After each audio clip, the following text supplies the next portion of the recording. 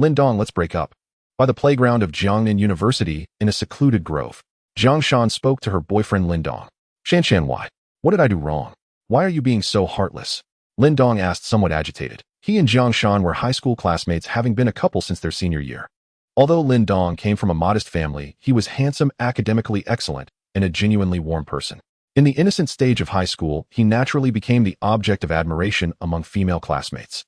Jiang Shan was also outstanding. The class beauty, slightly behind Lindong in studies, but still top. When they first got together, they were often criticized by their teacher. They repeatedly promised not to let it affect their studies and agreed to break up if their grades slipped, which made the teacher turn a blind eye. And indeed, as they promised, both were admitted to a top national university, Jiangnan University, earning the envy of countless people. But Lindong never imagined that less than a year into university, Jiang Shan would start to become distant, and now she was directly asking to break up. In fact, since the beginning of this semester, he had noticed changes in Jiang Shan. She was absent-minded every time they were together and repeatedly refused to go on dates with him on various pretexts. One Saturday, he even saw Jiang Shan getting into the car of a known playboy in their class, but he kept reassuring himself that it was just a casual class gathering. But today, Jiang Shan's breakup proposal shattered Lindong's illusions. Lindong, let's part on good terms and leave each other with beautiful memories, okay? Shanshan, tell me, is it because of Huang Junlang? What if it is a? Shanshan, Huang Junlang is a notorious playboy on campus. Last semester, he even got a female student pregnant, don't you know? Junlang explained it to me. It was a mistake after everyone got drunk and the girl was the one who made the first move. He compensated her afterward. Shanshan, don't believe him, he's lying to you. He's seeing many other girls at the same time. Enough, Lindong. I'm just here to inform you.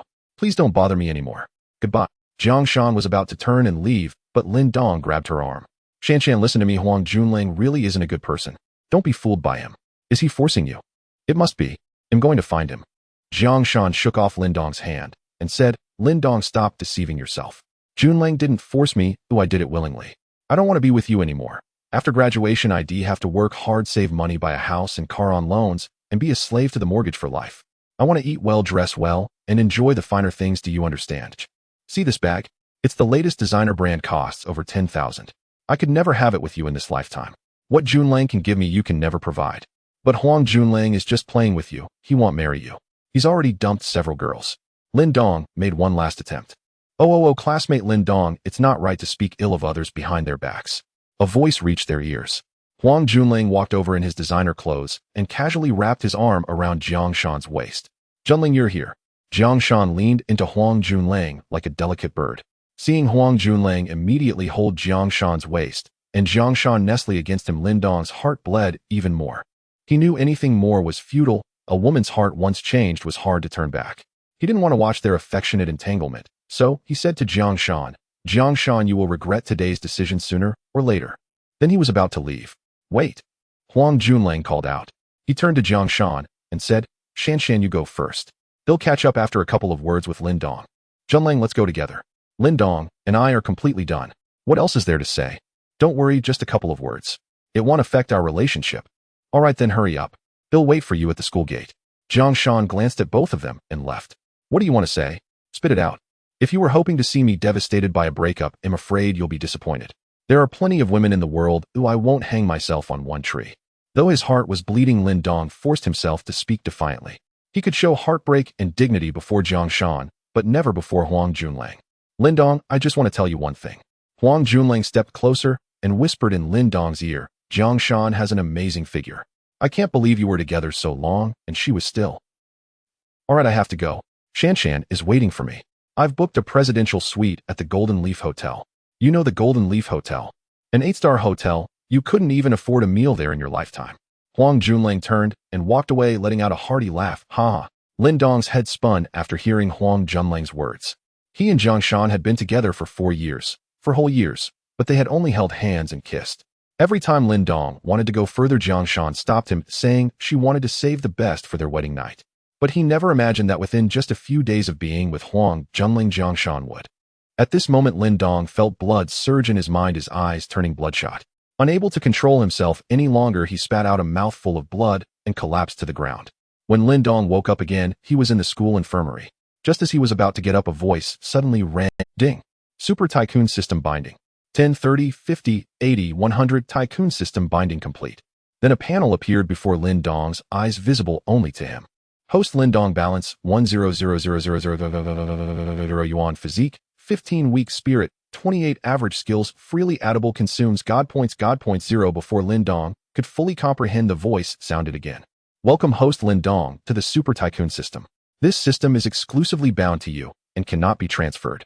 If the host dies, the system will disappear. The host's balance has been linked to all major banks in the world. Payment can be made directly via fingerprint facial recognition or iris scan. System gameplay: every time the host spends 100 million yuan, he will earn 1 God point. God points can be used to improve physique, enhance wisdom, add skills, and upgrade skill levels. Rule: the system has only one rule. The host must never haggle when buying anything. A cheapskate does not deserve this system. Lindong was still pondering the authenticity of the so-called Super Divine Tycoon system when the door to his infirmary opened. A stunning woman in her 30s dressed in a white medical uniform walked in. This was the school infirmary doctor named Chun Xian, 32 years old, married for several years without children, and her husband was the boss of a small company. However, it was rumored that she and her husband were not on good terms and were recently going through a divorce. There were whispers at school that her husband, in order to secure a partnership with a large company, had asked her to accompany clients for drinks, even drugging her to make her spend the night with the company boss. But she discovered it early, took the opportunity of going to the bathroom to escape back to school, and then lived at the school without returning home. She was currently looking for a lawyer to file for divorce. Young man, since you're awake, you can leave. Remember to eat more blood-nourishing food when you get back. Your body is very weak. You can't go on like this. Take things lightly, and don't let anger consume your vital energy. Chun Xian, seeing Lindong awake and lying on the bed, said to him, "Thank you, Dr. Chun, I understand." Lindong got up and staggered out of the infirmary. He still felt a bit dizzy.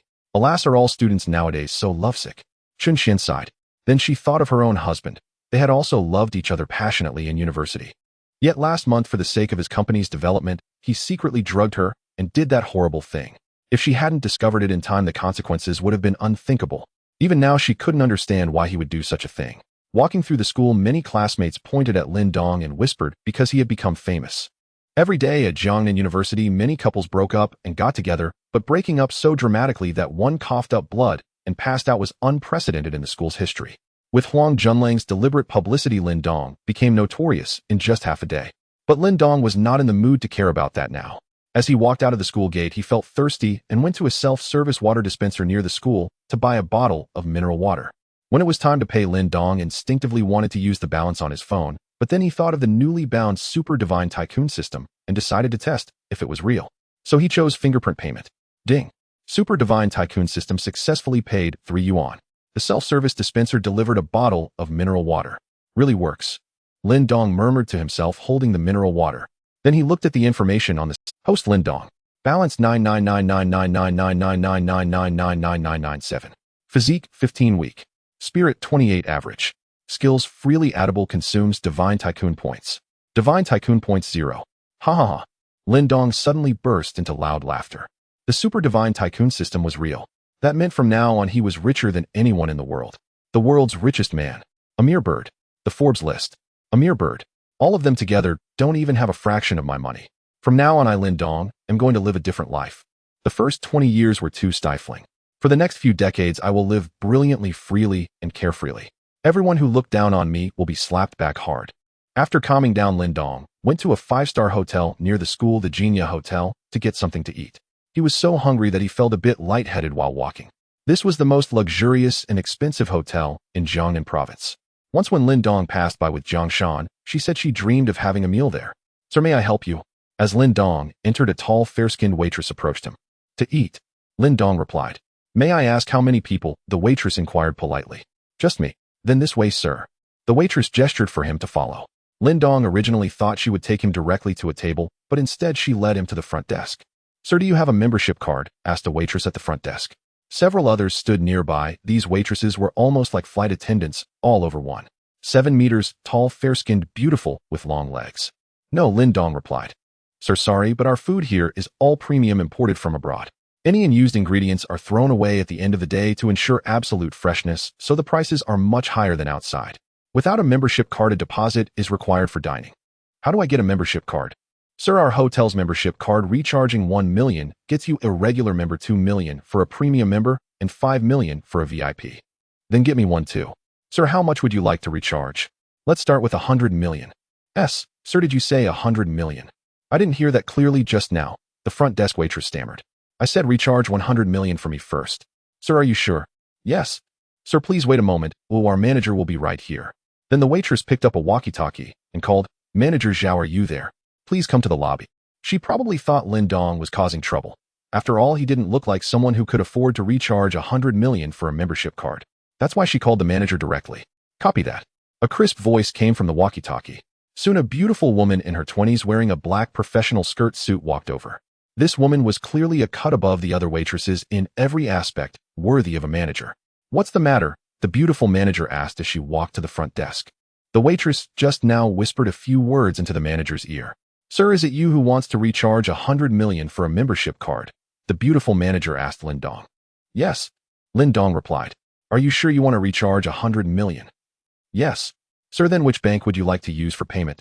The beautiful manager began operating the computer at the front desk. Any bank will do. Payment method. Fingerprint. Okay, sir, please verify the amount and confirm, then place your finger on this. The beautiful manager turned the computer toward Lin Dong so he could see the amount. Lin Dong checked. It was indeed 100 million.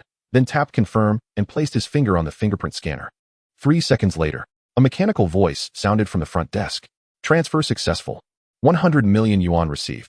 At that instant, the 6 or 7 tall waitresses at the front desk, including the manager, all gasped in unison. Their gaze toward Lin Dong instantly changed from the earlier disdain to full adoration. It was as if they wanted to devour him. Zhao Xian had been the lobby manager of this 8-star hotel for over 3 years and had seen countless wealthy patrons, many with fortunes in the tens or even hundreds of billions. After all, those who could frequent this place were people of means. Although the membership cards here were refundable and large conglomerates often topped up millions for clients, Zhao Xian had never before seen someone recharge a membership with 100 million in a single stroke. Whoever could play like that must be worth tens of billions or more. Zhao Xian had admired the Forbes lists, but once she drew closer to that world, she discovered how many invisible magnates existed. Those on Forbes likely accounted for less than 1% of the truly wealthy. Most tycoons kept a low profile, and the young man before her was clearly one of those hidden fortunes, undeniably top tier. So young, undoubtedly a super-rich scion of a concealed family. In truth, when she first saw Lin Dong, Zhao Xian had looked down on him. His outfit probably cost no more than 200 yuan, and people like that were a dime a dozen on the street. When the front desk announced that Lin Dong intended to top up a membership with 100 million, Zhao Xian immediately assumed he was joking with them. But out of professional courtesy, she questioned him carefully and began the payment process. She inwardly hoped the transfer would fail so she could watch him make a fool of himself. She had even prepared to call security. To her surprise, the payment went through. One truly cannot judge a person by appearances. Having brushed shoulders with high society, Zhao Xian yearned for that echelon and dreamed of entering that. Many nouveau riche had made advances toward her, but she held little esteem for those corpulent show-offs. Most merely desired her body. From what she knew, none of those who flirted with her were genuinely wealthy. They were all pretenders. She aspired to catch the favor of true aristocracy, those who were understated. The young man before her was evidently a monarch among them, spending 100 million on a dining account without batting an eye. He matched her criteria: perfectly young, wealthy, discreet. She resolved to attach herself to that great tree. This was her best chance to change her fate. She would not let it slip. She was supremely confident in her own assets. The front desk clerk who had called the manager over was now filled with regret. Had she handled Lin Dong's request herself, the business would have been hers. By summoning the manager, she had forfeited the opportunity. Zhao Xian recovered her composure and said to Lin Dong, Sir, please present your ID. I will process your membership. Lin Dong handed his identification to her. He had long seen through their perfunctory attitude. They hadn't even asked for his ID before. What membership card were they processing? Only after the transfer succeeded did they request identification. It was obvious they did not believe he would truly top up 100 million. Lin Dong did not care. He had endured disdain for 2 decades, and these attendants were at least polite. Elsewhere, he might have been tossed out by security. I am a student at nearby Jiangnan University. From today on, I will dine here 3 times a day, breakfast, lunch, and dinner. Prepare the finest ingredients for each meal. If I do not show up, discard the meal and continue preparing for the next one. No sooner had he spoken than those present were taken aback. Serving the best ingredients for 3 meals a day would cost an astonishing sum. Even one person's daily dining could run into tens of thousands. Discard the meal if he did not come. Such extravagance transcended the label nouveau riche. This was godlike opulence. And he was a Jiangnan University student, so young and so lavish. He was the very archetype of a top-tier handsome scion of wealth. All eyes turned to Lin Dong with stars in them. Everyone wanted to climb up this tree, even at some cost. They did not expect to marry into such a family, but any connection, however slight, promised boundless benefits. With a single hint from him, many would line up for his favor. Very well, Mr. Lin, we will fulfill your requests, the staff replied. After the membership was processed, Lin Dong was escorted into a sumptuous private room. Mr. Lin, this is our finest suite. Your dishes will be served shortly. Here is my card. Call me if you need anything, and I will provide you with the highest level of service, Zhao Xian said. She handed him her personal business card, not hotel-issued, but privately printed, reserved for those who met her standard. Lin Dong accepted the card. As she returned it, she casually brushed the back of his hand with her pale, slender fingers, sending a pleasant shiver through him. Such delicate hands. This woman knows how to entice a true enchantress, Lin Dong thought. Soon the table was heaped with dishes. Lobster, abalone, king crab, shark fin, bird's nest, a Japanese tomahawk steak, French foie gras, Spanish ham, caviar. The world's finest ingredients were all present. Each dish looked exquisite and highly appetizing. There was also a bottle of 1983 Lafite. This banquet surely cost well into the millions. Lin Dong could not eat it all, but he did not mind. He now possessed a kind of poverty that consisted only of having too much money. What he could not finish would be discarded. He sampled everything.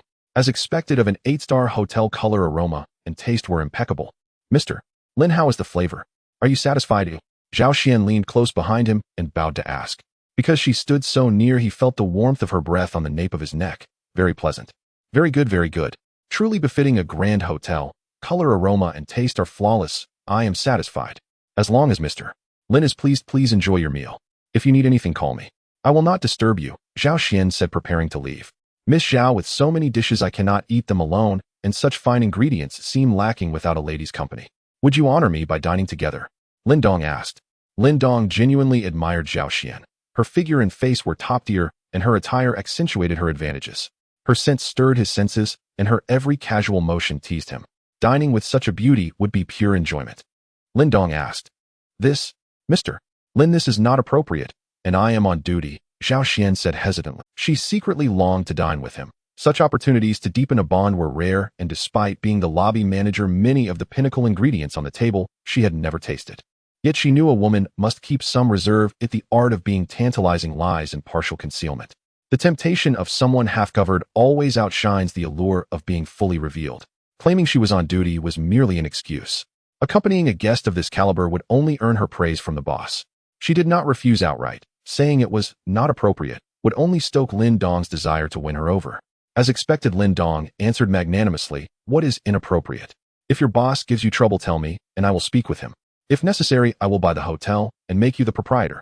Then this humble woman will gladly accept your command," she replied. Zhao Xian abandoned further pretense, sat down, and began pouring wine for him. Pressing the moment was essential. Too many excuses might anger him. As for his offhand remark about buying the hotel and making her the boss, she merely smiled and let it pass. What a jest! The Jinya Hotel would not be bought for less than 15 billion. Although she held Lin Dong in high regard, she did not believe he possessed such means. Of course, her belief that he personally lacked that power did not mean his family lacked it. These days, many claimed fortunes of tens or hundreds of billions, even into the trillions on paper, but most of that wealth existed in stocks and other virtual assets. Few could actually produce hundreds of billions in cash. Those were the true aristocrats. If Lin Dong truly bought the Jinya Hotel and made her its manager, she would follow him with absolute devotion, willing to sacrifice herself for him. Lin Dong had no idea what Zhao Xian was thinking. If he had, he might well have purchased the place on the spot. What did it matter? Not just 15 billion, 30 billion, and he would still buy it. The two finished the lavish meal amid laughter and light conversation. Lin Dong stepped out of the 5-star hotel after finishing his meal, glancing back at the hotel entrance, where Zhao Xian, accompanied by several waitstaff, bowed to see him off. Lin Dong felt as if the world had suddenly become so beautiful. What does Zhongshan count for? If I wished, I could easily establish a harem of 3,000 beauties. What to do next? Naturally, it's time to buy a house. Lin Dong had long ceased wanting to live in the school dormitory. The room, originally for 4 people, now only housed 2, as the other 2 had girlfriends and rented places outside. Moreover, the remaining roommate was said to be getting along well with his girlfriend and planning to move out. Lin Dong had also considered renting a place outside to live with Zhongshan, but she absolutely refused. Thinking about how Zhongshan had been in bed with Huang Junlang just a few days after their breakup made Lin Dong's heart ache. Damn, I should have been more forceful back then. Now look, that little punk, Huang Junlang, has taken advantage of it. Lin Dong cursed inwardly. At that moment, his shabby second-hand phone rang. He picked it up to see that it was a call from his roommate Lu Peng. Although he was now living with his girlfriend in a shameless manner, they had lived together for over a year, so their relationship was still quite good. Moreover, the accommodation fee for the school was bundled with the tuition, so even if he didn't stay on campus, he had already paid for it. Hence, with no one else living there, they would occasionally return to the dormitory to play games together. Lin Dong answered the phone. Dongzi, where are you? We three are in the infirmary now. Dr. Chen said you have already left. We heard about your situation. Oh, please don't do anything foolish. Try to think positively. Out with the old and in with the new. Once you're feeling better, we'll set up a gathering to help you find someone better. Lu Peng's somewhat anxious voice came through the phone. Lin Dong felt somewhat comforted and replied, Da Peng, where do you think I'm going to do something foolish? Don't worry about me, I'll be back soon. Really no problem. Really no problem. Then tell me, where are you now? We'll come find you. No, I've already gone home. Don't worry, I'll definitely be back in 2 or 3 days. Really? Of course it's true. It's good to go back and relax. Think about the family that loves you and us. Okay, I'm not that foolish. Rest assured. I'm hanging up now. Jiangnan International Mansion. The houses here are the most expensive in Jiangnan province. The average price starts at 200,000. Of course, the geographical location here is also the best. Jiangnan International Mansion is surrounded by rivers with only one exit and 3 sides bordered by water. The scenery is breathtaking. There are only 6 buildings here, each 38 stories high, with the smallest units over 200 square meters and the largest exceeding 1,000 square meters. This is truly a gathering place for the wealthy. The parking lot is filled with luxury cars of vehicles worth less than $1 million are embarrassed to enter. Lin Dong arrived at the sales office of Jiangnan International Mansion.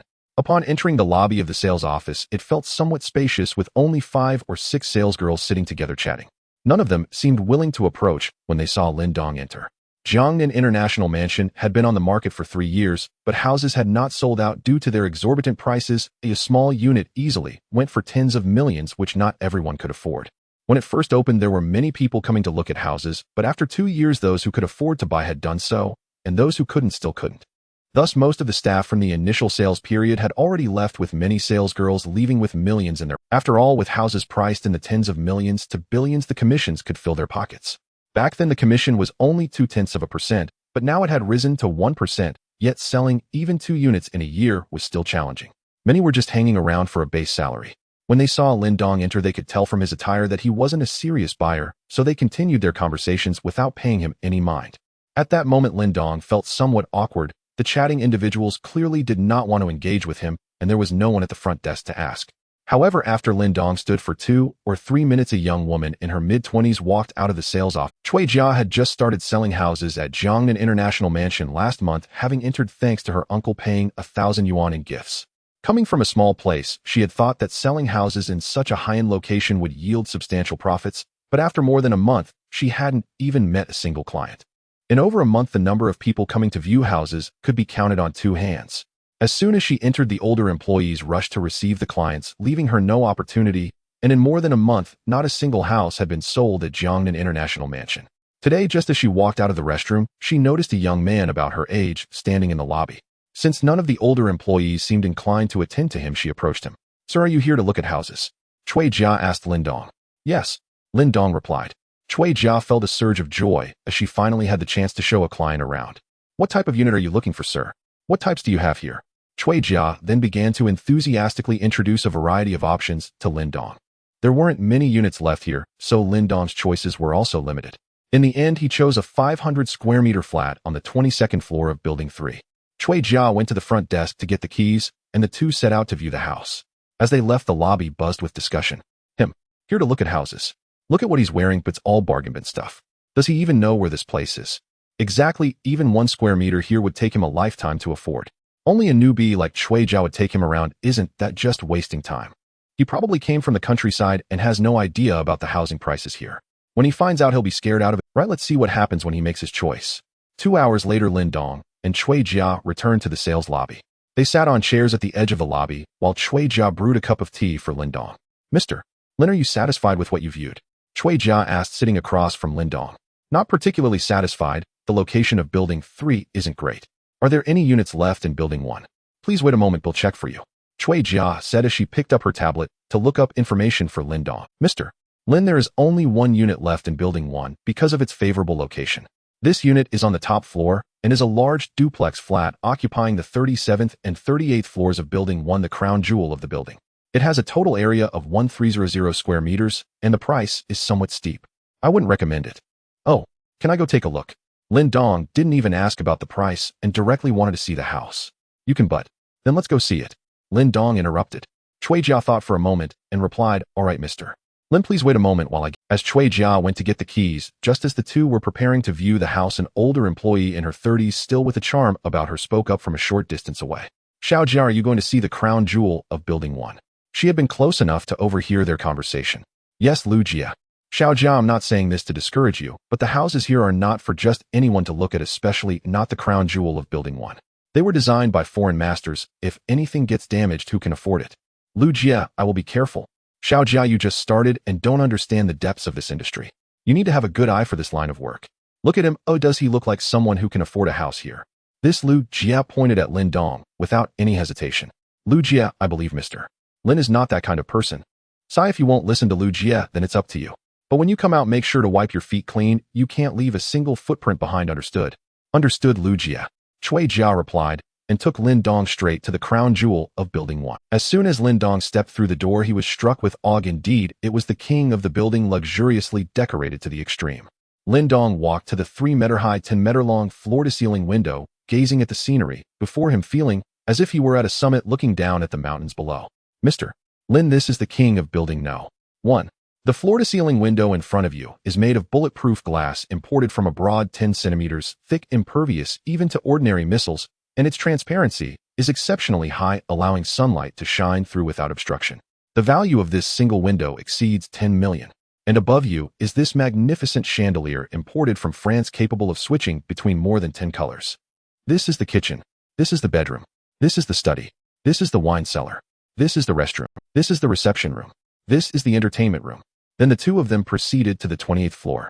Here is an indoor swimming pool with water changes scheduled every morning, and the water is purified sterile water that can be consumed directly. After saying this, Cui Jia cupped some water in her hands and took a sip, intending to make Lin Dong feel that the water was very clean. After over an hour of this, when they finished viewing the house and stepped outside, Cui Jia said to Lin Dong, Mr. Lin, why don't you return to the sales office to rest a bit? They'll finish cleaning and come right away. No need to clean. Oh, I want this house. Cui Jia trembled at Lin Dong's words. Mr. Lin, what did you just say? I said no need to clean. I want this house. Really? Of course. Lin Dong replied affirmatively. Thank you, Mr. Lin. Shall we go handle the paperwork now? Cui Jia asked excitedly. Sure. The two returned to the sales office. On the way, Cui Jia felt somewhat unreal. Lin Dong actually intended to buy this house. Just now she calculated that the total price of this house was 398 million and her commission would be 3,980,000. Having grown up, she had never seen so much money. With that amount, she could buy 10 houses in her small county. This was why Cui Jia, coming from a small place and just starting her career, believed Lin Dong's words without question. If it had been someone else, they wouldn't believe he could buy this house. He looked like a loser. How could someone like him afford to spend 400 million on a house? She wouldn't have believed it, even if you beat her to death. Of course, they wouldn't have brought Lin Dong to see it. After returning to the sales office, Cui Jia hurriedly prepared the contract and called the manager, who came with the finance team. By the time all the paperwork was completed, it was already evening, but not a single employee from the sales office had left. They found it hard to believe that Cui Jia had actually sold the king of Building No. 1. It was only after the payment was made that they had to accept this fact, while their hearts bled. Oh, 4 million. This was indeed 4 million. Just a moment ago, Lin Dong stood in the lobby for a few minutes, and no one approached him. At that time, whoever had gone to him would have been the one to claim that 4 million. That Lu Jia was practically itching to slap herself. Oh, 4 million. Last year, she had to accompany a big-bellied tycoon for a whole month just to finalize a contract for a house worth 800,000. After a whole month of discomfort, she only earned 80,000, while just recently Cui Jia made 4 million in merely half a day, making her feel like she could spit blood. After leaving the Jiangnan International Mansion, Lin Dong called Zhao Xian, had dinner at a hotel, and then spent over 10,000 on a new model phone, tossing his old second-hand phone into the trash. Returning to the top floor of Building No. 1 at Jiangnan International Mansion, this was already Lin Dong's home, where he would likely reside for a long time.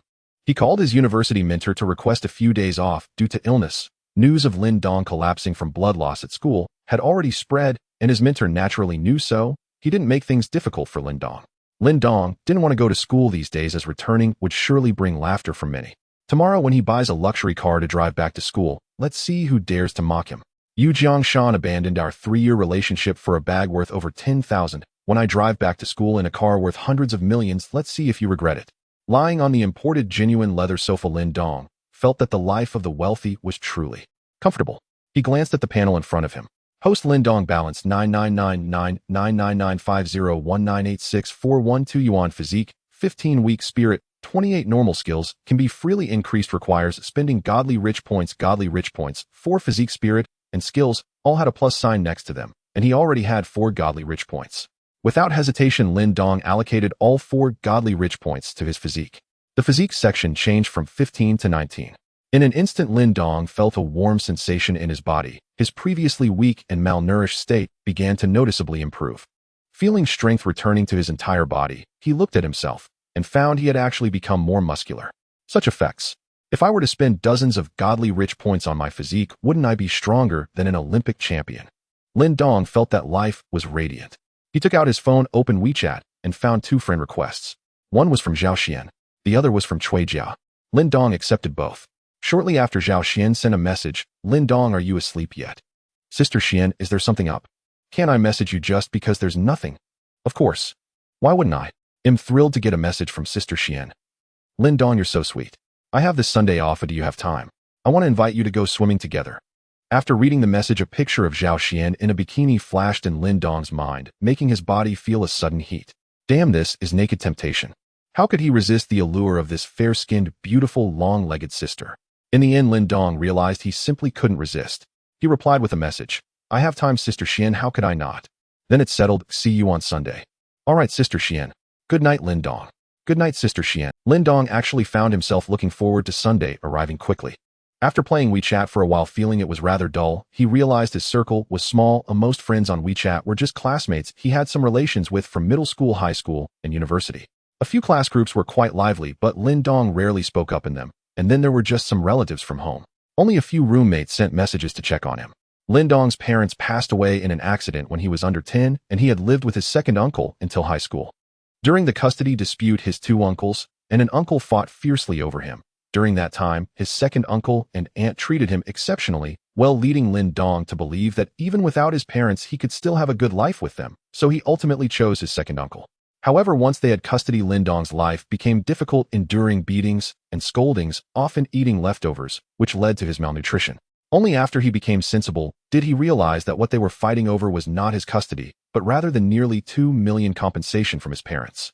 Since he started high school at 16, they never gave Lin Dong a single penny.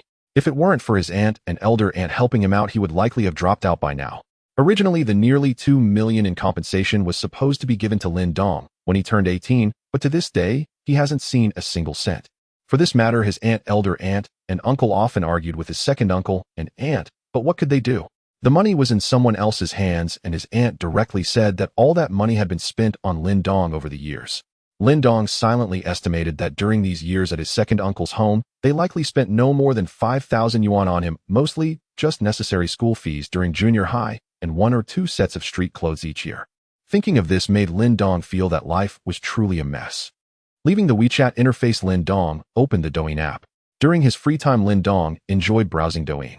He saw that his followed streamer Shui Wire was live streaming, so he clicked in. Shui Wire is a streamer that Lin Dong had followed on Douyin since her very first broadcast, and it's been over a year. Lin Dong can be considered one of her first fans. From just a few fans initially, she now has 50,000 followers. Her live stream room went from just a few people to now having 200 to 300. However, Lin Dong had never sent her gifts. He simply enjoyed listening to her voice and her songs. Given Shui Wire's conditions, she could be doing better, but her streaming only involved her voice without showing her face. Such streams find it hard to capture the attention of big spenders on Douyin, as how many people are there that specifically enjoy listening to songs? Most viewers are there to see the girls. So despite her beautiful voice and singing, she remained a small streamer, neither hot nor cold. Due to the recent events with Jiangshan, Lin Dong had not entered Shui Wire's live stream for nearly a month. As soon as he entered, he heard her familiar voice singing Foolish Heart. The kind of heartbreak I give to you you'll never understand. Why should I force myself to love everything about you? You have forcefully pushed back my defenses, tightly closing the door while I silently count my tears. Upon hearing this song, Lin Dong's eyes immediately welled up. A humble love often leads to no resolution. A dogged admirer ends up with nothing in the end. After the song finished, gifts started flying in the live stream again. However, they were just small gifts, a few or a dozen, with none reaching 100. Nevertheless, Shui Wire still thanked each of them individually. She was just a small streamer, so receiving gifts at all was a good thing. Thanks for the gift from Brother Xin. Thank you to Brother Gaoshan Lu Shui for the gift. Thank you to Sister Xin for the gift. Lin Dong felt that he was no longer short on money and should send some gifts to the streamer he liked. So he topped up his Douyin account with a large sum of 10 million. Then he began sending gifts to Shui Wire, choosing the most expensive gift, the World Star. Shui Wire was thanking the brothers and sisters who sent gifts in the live stream. She could receive a few hundred gifts after a few hours of streaming each day, and taking 100 or 200 for herself made her quite satisfied. She wasn't unwilling to show her face, it was just inconvenient in her school dormitory where she lived with 3 other roommates. They dressed casually in the dorm, and as a music major, she hoped that people would like her singing enough to send gifts rather than liking her looks.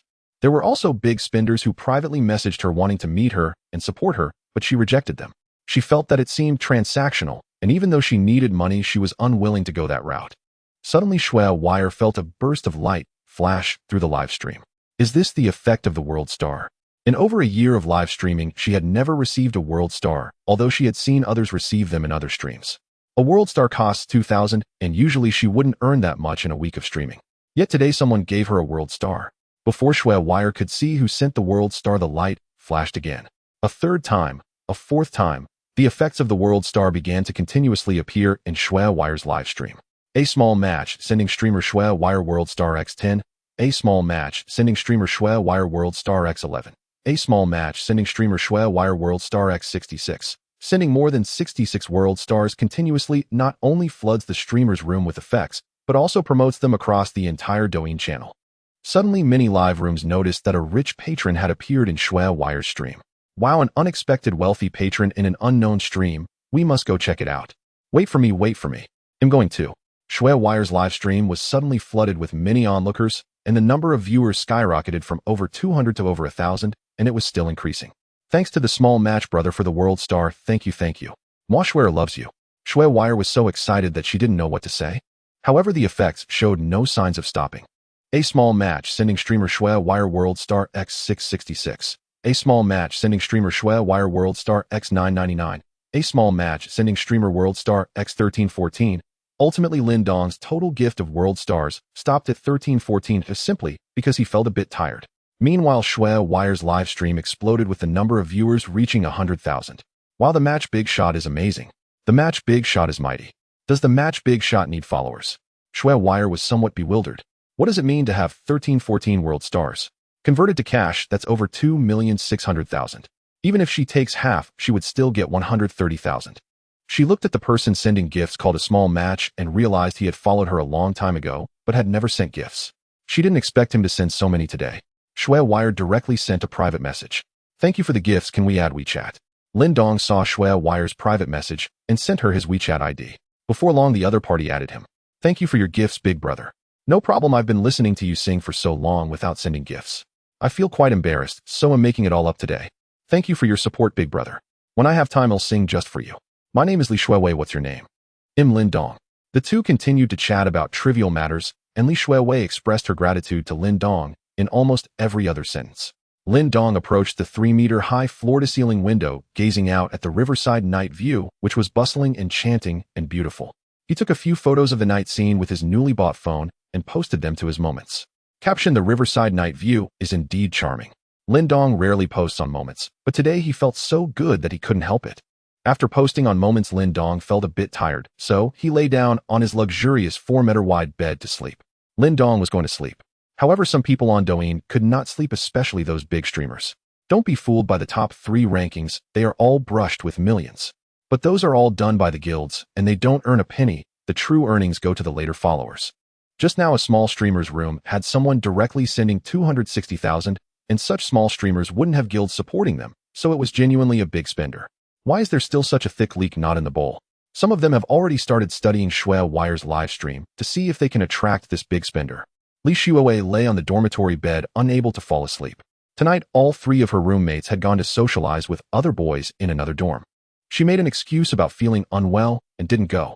In reality, she rarely participated in such activities. After all, her family couldn't compare to the other 3. Her family had nearly gone bankrupt just to support her admission to the music academy, and she would only attend if she really couldn't refuse. Now she was truly grateful that she hadn't gone, otherwise she would have missed out on the generous reward from this rich supporter. A one-time reward of 260,000 something, even big streamers rarely encountered, let alone a small streamer like her. Before she even finished her broadcast, a guild had already contacted her expressing their desire to promote her, to help her gain recognition, and to connect her with a couple of somewhat famous streamers to entice this wealthy supporter. Given this supporter's lavishness, a single reward could potentially reach tens of millions. The temperaments of these wealthy supporters were well understood by the guild. What did they value the most? It was, of course, face. They absolutely could not lose face in front of their favorite streamers. As long as this point was grasped, these supporters would continuously shower gifts. However, the guild's goal in promoting was to exploit the streamers. She wouldn't see any money from it, and would even have to share the proceeds. But Li Shuowei refused. She didn't want to exploit Lindong's money in such a manner, and in the end she was threatened, being told that she would be unable to survive in the streaming world. Li Shuowei didn't know if she would regret her decision or if Lindong was just acting on a whim. She needed to think about how to wisely use the more than 1 million from this share to improve her family's situation. So she was destined to spend the night awake. Meanwhile, Lindong's WeChat moments were bustling with activity. His post about the riverside night view had already garnered over 100 comments. The angle he shot from was simply too great, and it was obvious that the photo was taken from a building above the 30th floor of the Jiangnan International Mansion. What is the Jiangnan International Mansion? It's the most expensive property in the entire Jiangnan province, starting at 200,000 per square meter. Even a small apartment costs at least 50 million. Lindong actually posted a photo taken here. Comment 1, Lindong, where did you steal this picture? Great angle. Comment 2, Dongzi, are you working part-time here? Could you introduce me? I might meet some wealthy friends here. Comment 3, Dongzi, are you being supported by a rich woman here? Is there any way in? I don't want to work hard anymore. Comments were varied, but no one asked if Lindong actually bought a house here. The next day, Lindong woke up well past noon. He washed up and walked to the window, gazing at the riverside scenery, feeling as if he were dreaming. What should I do today? Oh right, I need to buy a car. Then Lindong suddenly realized, I don't know how to drive. What to do? Should I find a driver? How can I enjoy driving if I have a driver? Besides, do I need to find a driver for a sports car? Isn't that ridiculous? If I sign up now, it will take at least a month. Lindong felt he couldn't wait that long. Then Lindong remembered that there was a skill panel in the system where skills could be freely added. So he opened the panel. He gained another rich point, having spent 10 million on Douyin last night, bringing his total to over 500 million, thus earning another rich point. Lindong clicked the plus sign next to the skill point and entered car driving. Immediately, the system began to load. A few seconds later, Lindong felt a surge of knowledge suddenly fill his mind, all related to car driving. Which was the brake? Which was the accelerator? Which was the clutch? How to start? How to shift gears? How to turn? How to reverse? It felt as if he had personally driven before, and everything was crystal clear. Lindong was thrilled. This system was truly amazing. He couldn't wait to have a car in front of him to try it out. He stepped out of the International Mansion. Lindong then arrived at the Golden Leaf Hotel. Just as he reached the entrance, Zhao Xian came out to greet him. Mr. Lin, breakfast is ready, please follow me. Lindong felt that Zhao Xian was truly capable and very measured. Last night she had affectionately called him brother, but today she addressed him as Mr. Lin. This clear distinction between public and private impressed Lindong.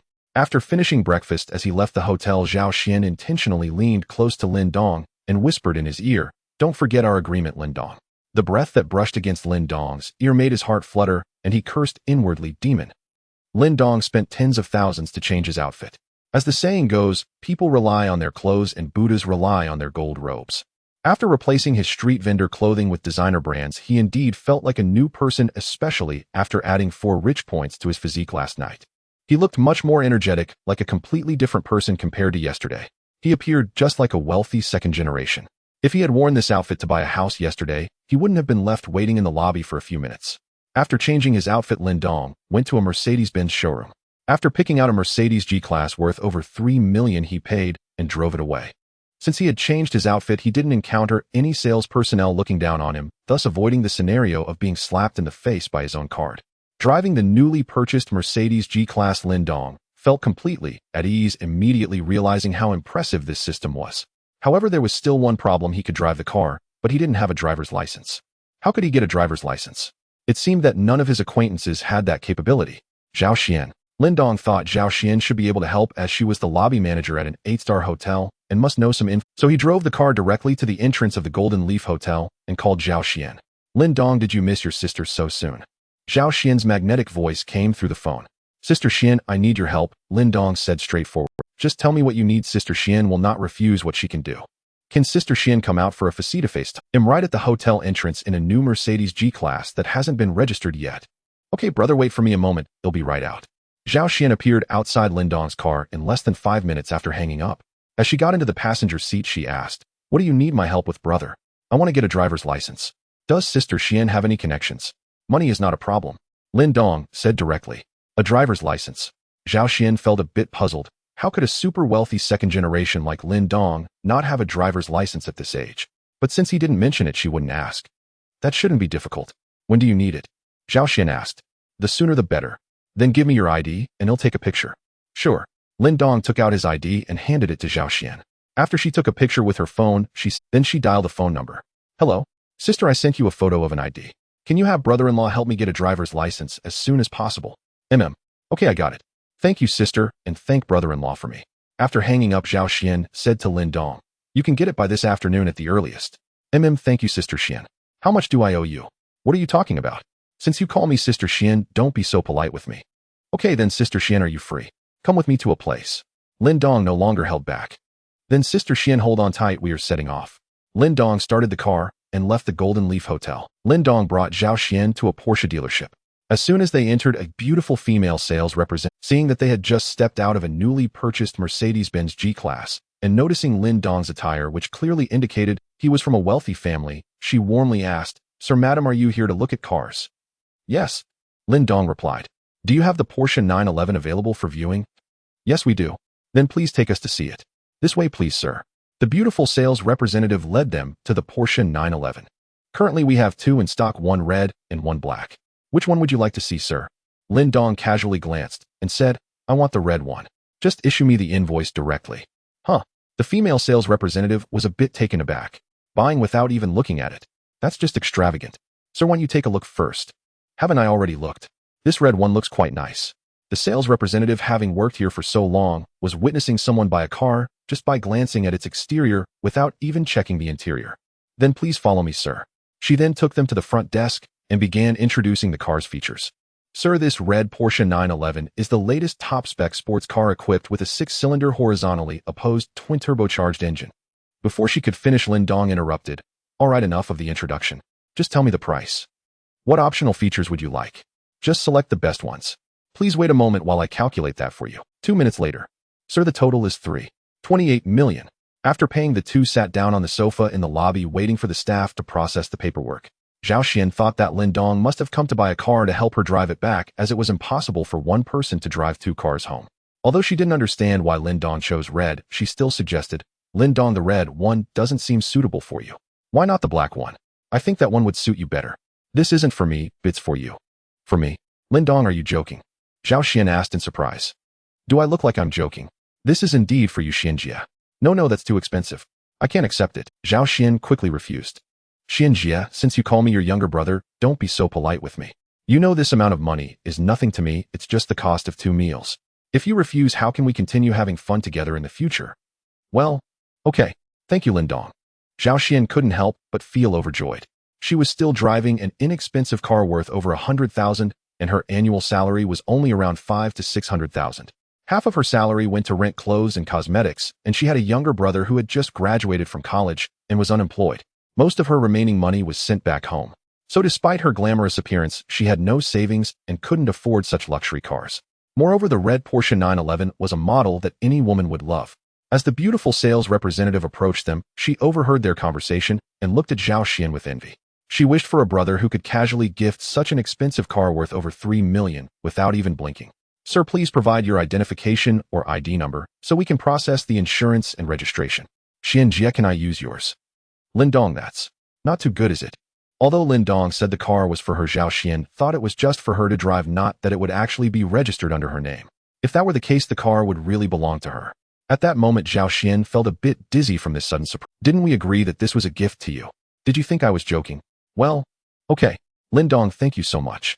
Zhao Xian still handed her ID to the beautiful sales representative. About 10 minutes later, the sales representative returned. Sir, the paperwork is complete. Here are the keys and documents. You can take the car now. Xianjia, take this.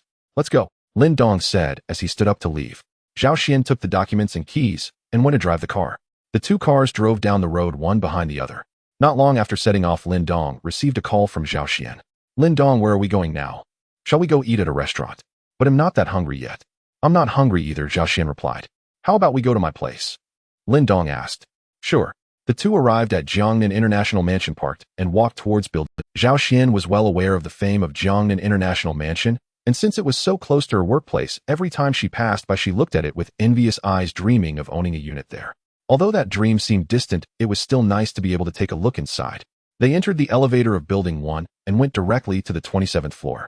Even though Zhao Xian had mentally prepared herself before entering, she was still a bit dizzy from the magnificent chandelier above the floor-to-ceiling windows that spanned the entire wall facing the riverside, and the luxurious sofa, television, and wall paintings. Each piece exuded an air of opulence. Living in such a lavish home every day, Zhao Xian felt she would be willing to live 10 years less. Please have a seat, Lin Dong said, letting Zhao Xian sit down, and poured her a glass of water. Lin Dong, your house is truly beautiful. The night view of the riverside must be stunning from here. Zhao Xian pointed at the huge floor-to-ceiling window and asked. It's all right. If you want to see it, you can come anytime. Really? Zhao Xian asked uncertainly. Of course. By the way, where are you from? Xianjia. I'm from Yun City and have been working in Jiang City for 3 or 4 years. Have you bought a house in Jiang City? No, the housing prices are so high in Jiang City. I don't know when I'll be able to afford one, Zhao Xian sighed. With your salary, Xianjia, getting a mortgage for a house in Jiang City shouldn't be too much of a burden, right? Lin Dong asked, somewhat puzzled. Actually, my salary isn't high. I have to support my parents and younger brother. Renting a place, buying clothes and cosmetics are significant expenses. I can hardly save any money at all, Zhao Xian said with a somewhat desolate tone. Why don't you move in with me? This big house is too much for me to handle alone, and you could save on rent. Lin Dong himself didn't know why he said that. Logically, he had only known Zhao Xian for 2 days, and inviting someone to live together felt a bit abrupt, yet the words slipped out accompanied by a hint of anticipation in his heart. What Lin Dong didn't know was that when he was with Jiang Shan, he was very submissive, mostly following her lead, having little say in their relationship. But things were different with Zhao Xian, as she always prioritized his opinions in her words and actions, seeking his input for everything. As a man who doesn't have a bit of masculinity, who doesn't wish for a woman to take him as the center. Thus, Zhao Xian's approach and demeanor instinctively made Lin Dong feel comfortable, and he subconsciously enjoyed being with her. Is that okay? Zhao Xian asked hesitantly. Although she said this, her heart was racing with excitement, and as long as she moved in, she would be able to lean on Lin Dong. As for whether Lin Dong would do something inappropriate, she didn't care at all, and might even deliberately tempt him. After all, she was a woman. Everyone goes through that day. Zhao Xian had always been a person with strong opinions. From high school to university, she was the campus beauty pursued by many, including some handsome boys and wealthy second-generation heirs, but she rejected them all. This meant that Zhao Xian had never been in a relationship. She knew what she wanted. If she only wanted to find an ordinary man to spend her life with, she could date 10 or 8 without any issue. But she didn't want that, as she wanted to realize her own value, to change her fate and that of her family. For those who could help her achieve her life's worth, the difference between used and original was like heaven and earth. So she had never dated waiting for this day. Lin Dong was the target for her to realize her life value. As long as she could climb up this big tree, she didn't need to reach the top. Just the first branch would be enough. She had never considered marrying someone like Lin Dong, a super-rich heir of families like his would find him a suitable. She positioned herself correctly. Since she decided to take this path, she never thought about marriage in her life. Thus, when Lin Dong invited her to live with him, she felt happiness come too suddenly for her to react. What's wrong with that? I can't even fill this big house alone. Having someone to talk to is good. Of course, if you have a boyfriend, just pretend I didn't say anything to avoid unnecessary misunderstandings. Lin Dong replied. No, I don't have a boyfriend. Honestly, I'm embarrassed to admit this, but I've never been in a relationship. I just wonder if it will bother you. Zhao Xian hurriedly said, afraid Lin Dong might misunderstand. Not been in a relationship. Impossible, Lin Dong thought to himself, but said aloud, it won't bother me. I like a lively atmosphere. Living in such a big house alone feels a bit empty. If you don't come, I would invite a couple of friends over to liven things up. Since you said that, I'll thank you then. You'll move in tomorrow. It's settled then. Do you need help? No. I can handle it myself. Besides, I don't have much stuff. All right then. You can take a look around now and see which room you want to stay in. You can choose any room on this floor, while I live on the upper floor. Of course, if you want to stay upstairs, that's fine too, but remember to close the door at night. Lin Dong teased a bit. Lin Dong, I'm staying down here to keep the door open for you. You can come in any time. Zhao Xian said with a hint of flirtation. A seductress indeed. Lin Dong thought to himself. Sister Xian, didn't you want to invite me swimming? You can anytime. There's a swimming pool upstairs.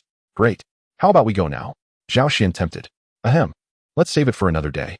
Lin Dong felt that he was no match for Zhao Xian in conversation. Moreover, the way she lay there so alluring made him feel like she was naturally seductive. He thought if this continued, his little brother would surely stand up. Zhao Xian stood up, walked in front of Lin Dong, leaned down, and whispered in his ear, "Then Lin Dong, feel free to invite me anytime. I've already bought my swimsuit, but no one has appreciated it yet." Lin Dong felt a rush of heat from Zhao Xian's teasing. He wanted to push this seductress down and take action, but restrained himself, standing up and saying, "Sister Xian, feel free to look around. I'll go upstairs to get something, or we'll head back to the hotel later." Lin Dong blushed, finding an excuse to go upstairs. He couldn't take it anymore. He now felt that inviting Zhao Xian to live together was a complete mistake. Who could endure being teased like this every day? Wasn't this asking for his life? Zhao Xian stayed behind, giggling, as she found Lin Dong too adorable. Moreover, she could confirm that Lin Dong was most likely a virgin. A super-rich heir like him was actually a virgin. Who would believe that? Could there be a problem in that regard? No way. If that were true, where would her advantage lie? How would she climb up this big tree? No, Zhao Xian could only silently reassure herself. If Lin Dong knew what she was thinking now, he would probably take action right then and there. How could she doubt him in that regard? That was simply too insulting. He would show her what it meant to be a nighttime champion. Reaching the top floor, he arrived. Lin Dong threw her onto the luxurious bed. He came up here to escape Zhao Xian. This woman was too tempting, and he found it hard to resist, though he felt no aversion. He took out his phone and opened WeChat. He found that the few photos he posted of the riverside night view yesterday had garnered over 100 comments. He read a few comments, mostly mocking him. He only replied to a few close friends and didn't mention that he had bought a house here, as no one would believe it. Cui Jia sent a good morning message. Another was from his cousin Wang Li, the eldest daughter of his aunt, who was 2 years younger than him and studying at university in another city. They had a good relationship. During high school, he lived at his aunt's house for the first 2 years, only staying at his elder aunt's house in the final year. Due to the pressures of the final year and his younger cousin's mischievous behavior affecting his studies, he moved to live with his elder aunt, who only had one daughter 2 years older than Lin Dong and now working after graduation. Wang Li, brother Lin Dong, where did you take that beautiful photo? Lin Dong replied, this was taken in Jiangxing. If you like it, come visit Jiangxing during your break, they'll take you to see it. Wang Li quickly replied, really? Don't lie to me. Lin Dong, absolutely true. When have I ever lied to you? Wang Li, alright, it's settled then. As soon as the holiday starts, I'll come find you. Lin Dong, okay. Wang Li, brother Lin Dong, I'm now a streamer on Whale Live at night. Remember to support me. Lin Dong, little girl, you stream now? Wang Li, brother Lin Dong, you're so outdated. All 4 of us in the dorm are streaming. It's not only fun, but also a way to earn some pocket money.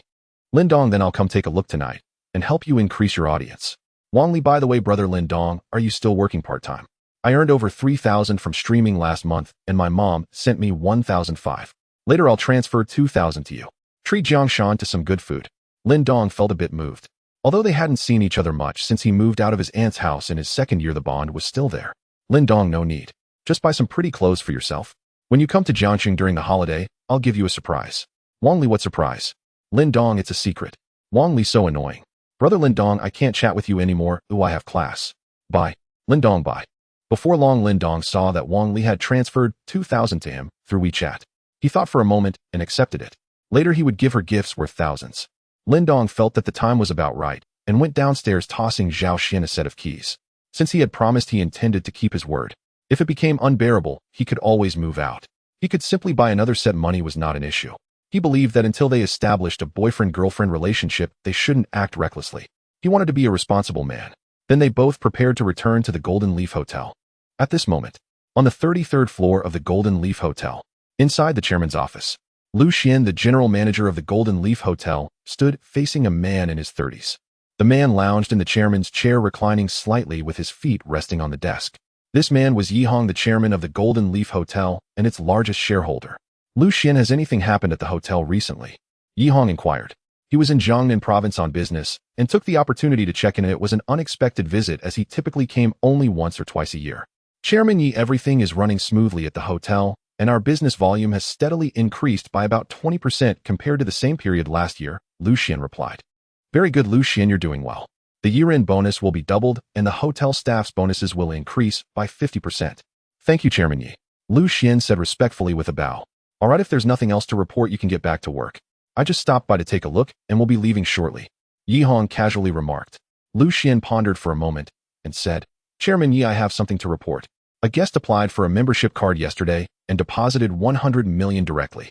Oh, was it under a personal name or a company name? Yi Hong showed interest. under a personal name, and yesterday, he spent $1,500,000 in one meal, stating that he wanted the hotel to prepare a meal for him every day, the best quality, and if he couldn't come, it would be thrown away. Why does this sound like a nouveau riche? How old is he?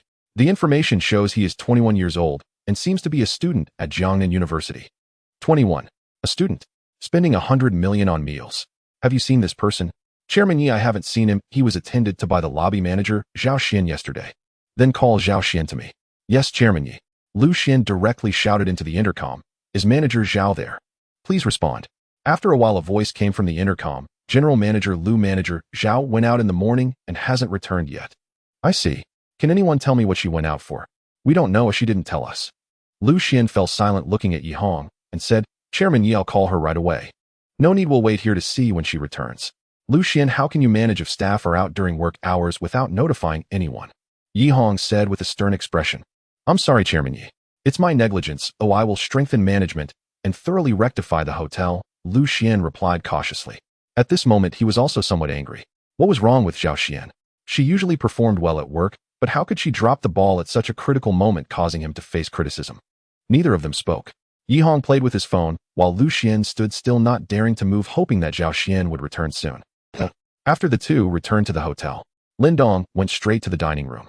Zhao Xian headed directly to General Manager Lu Xian's office, where someone at the front desk had already informed her that General Manager Lu was looking for her. Upon finding the office empty, Zhao Xian took out her intercom and called, General Manager Lu, hello, I am Zhao Xian. I am currently at your office door. Where are you? Lu Xian, whose legs were getting sore from standing in front of the chairman, finally heard Zhao Xian's voice over the intercom. He replied, Zhao Xian, come to the chairman's office. When Zhao Xian heard Lu Xian asking her to go to the chairman's office, she was startled, and his tone seemed a bit off. Being called to the chairman's office definitely meant that Chairman Yi had arrived. This Yi Hong was a mysterious figure. Having worked at the hotel for over 3 years, she had only seen him once a year during the annual meeting. Now he suddenly wanted to see her, and she hadn't been at the hotel during work hours. If this situation was not handled well, she could lose her job. She didn't have a firm grasp on things with Lin Dong, and losing her job would be troublesome. Zhao Xian hurried to the chairman's office. A few minutes later, she arrived in front of the chairman's office door.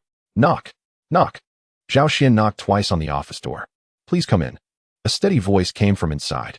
Zhao Xian pushed the door open and saw General Manager Lu Xian standing there facing Chairman Yi Hong. Chairman Yi, General Manager Lu, hello. I am Zhao Xian, she said, closing the door and walking over, trembling slightly. Seeing Zhao Xian enter and introduce herself, Yi Hong carefully observed her. She was beautiful with a great figure. Her work attire accentuated the charm of a professional woman. He hadn't expected the hotel to have such an outstanding woman. Being a lobby manager seemed to be a bit of a waste of her talents. Manager Zhao, how can you leave your post without permission during work hours and not even notify anyone? How did you become the lobby manager? Yi Hong asked sternly. Hearing Yi Hong's immediate reprimand made Zhao Xian even more nervous. The aura emitted by these higher-ups was quite overwhelming. However, she still explained, I'm sorry, Chairman Yi. I left the hotel without permission to accompany a client. Accompany a client? When did our hotel require the lobby manager to accompany clients? Is it because of the hotel's needs, or is it because you personally want to connect with these people? Yi Hong said sharply. He was very familiar with women who wanted to climb the social ladder at any cost, and he obviously thought Zhao Xian was one of those. Initially, Yi Hong had a good impression of Zhao Xian when he first saw her, but upon hearing her say she had accompanied a client, he assumed she was that kind of woman. After all, they often engaged in such activities. Accompanying clients meant accompanying them for meals, drinks, and even more. Chairman Yi, you can punish me or fire me, but please don't insult me. Today it was because Mr. Lin wanted to buy a car, and since he drove one to the hotel, he asked me to help return it. Mr. Lin is also one of our hotel's VIPs, which is why I went. Zhao Xian said somewhat angrily. Feeling aggrieved, Zhao Xian could not accept being viewed as a woman who would sleep with rich men. After all, she was still pure.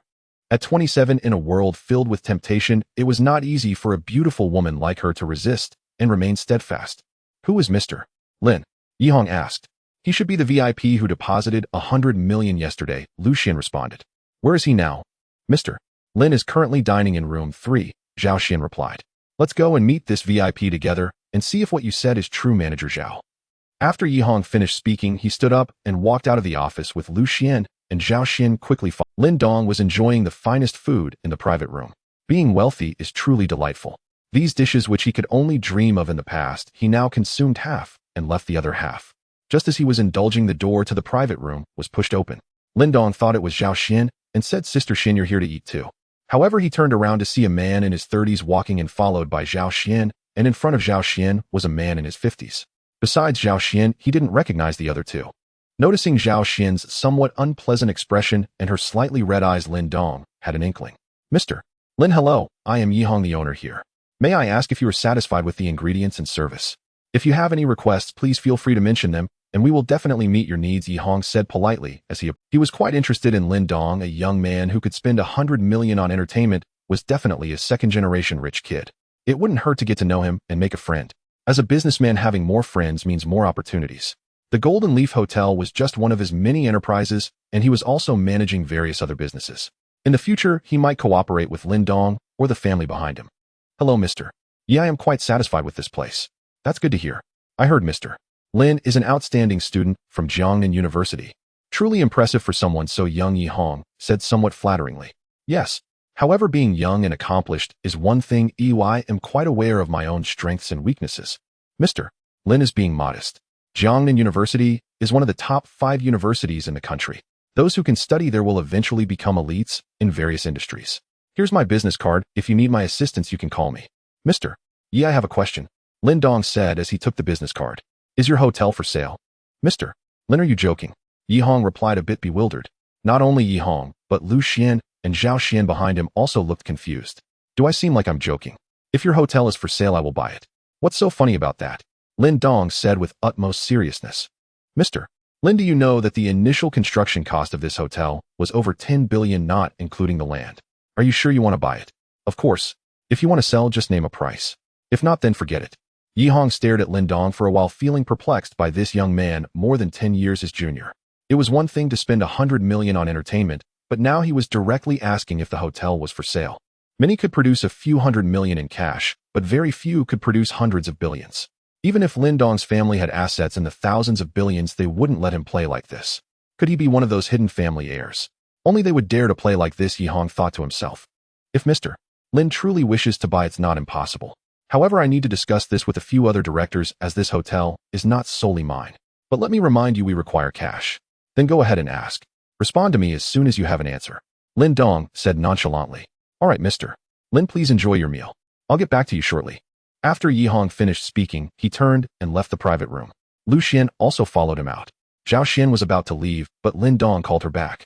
Sister Xian, wait a moment, I have something to discuss with you. Zhao Xian thought for a moment and decided to stay.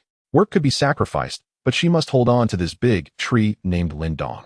Just now, when Lin Dong mentioned buying the hotel, she was genuinely startled. This was a matter of hundreds of billions, and it had to be in cash. If Lin Dong really bought it, given their relationship over the past 2 days, he would definitely not dismiss her. There might even be a chance for a promotion. She genuinely hoped the boss would sell the hotel to Lin Dong, and that Lin Dong was indeed capable of buying it. She had already registered with the boss, and if the boss didn't change, it was uncertain whether she could keep her job. Yihong returned to his office, took out his phone, and opened WeChat, sending a message in a small group of only 4 members. Guys, someone wants to buy our Golden Leaf Hotel located in Jiangxing. Are we selling it? Soon a response came from someone named Chen Dongsheng. Chen Dongsheng, who is it? So extravagant. Yihong, a university student named Lin Dong studying in Jiangxing. A university student? Old year, you being fooled. Can a university student come up with hundreds of billions to buy our hotel? I think so too. Yihong, do I look like someone who would be easily fooled? Li Bin, yes. I'm not joking with you guys. Seriously, are we selling or not? Others are waiting for my response. Chen Dongxing, that depends on you. You are the largest shareholder. You guys have more shares combined than I do. If I say sell, and you all unite to say no, then I have no choice. Liang Jie, is he really going to buy? What's his background? Are you sure he has that capability? It should be reliable. He just spent 100 million on a membership card at the hotel yesterday for dining, so it seems he's not just joking. What do you think he is? How can he come up with so much cash at such a young age? He might be one of those hidden family heirs. Li Bin, you should know, haven't you interacted with these heirs before? If he can truly produce hundreds of billions in cash to buy the Golden Leaf Hotel, it's basically certain he belongs to those families. They are usually sent out to experience hardship, and once the time comes, they will take over part of the family business. Should we investigate? Li Bin, absolutely not. If it gets discovered, you wouldn't even know how you died. Is it really that serious? What kind of society is this now? Are you overreacting? Li Bin, there are some things you haven't encountered and don't know the depths of. Their influence can be quite terrifying. I'll take you to see them when we have a chance. Liang Jie, I've always wanted to see how impressive these so-called hidden figures really are. I'm in too. Yihong, so is the Golden Leaf Hotel still for sale? Li Bin, what price is he offering? He asked me to quote a price. Li Bin, what about you two? I'm indifferent, you decide. We're not short on this money. If the deal goes through, I'd like to meet this person. I think we can sell for 18 billion. The hotel was originally built for about 12 billion. We've made back tens of billions over the years, so selling for 18 billion would be about double the profit. I have a good project on my side and we can invest the funds there. What project? Liang Jia, it's not finalized yet. Once it is, we'll find a time to gather and discuss it. I think it sounds good. Old, you just quote him 20 billion. If he tries to negotiate, hold firm at 18 billion. If he wants to go lower, just say we won't sell. All right, I'll quote him directly at 20 billion and see how he responds. I'm heading down now, I'll get back to you shortly.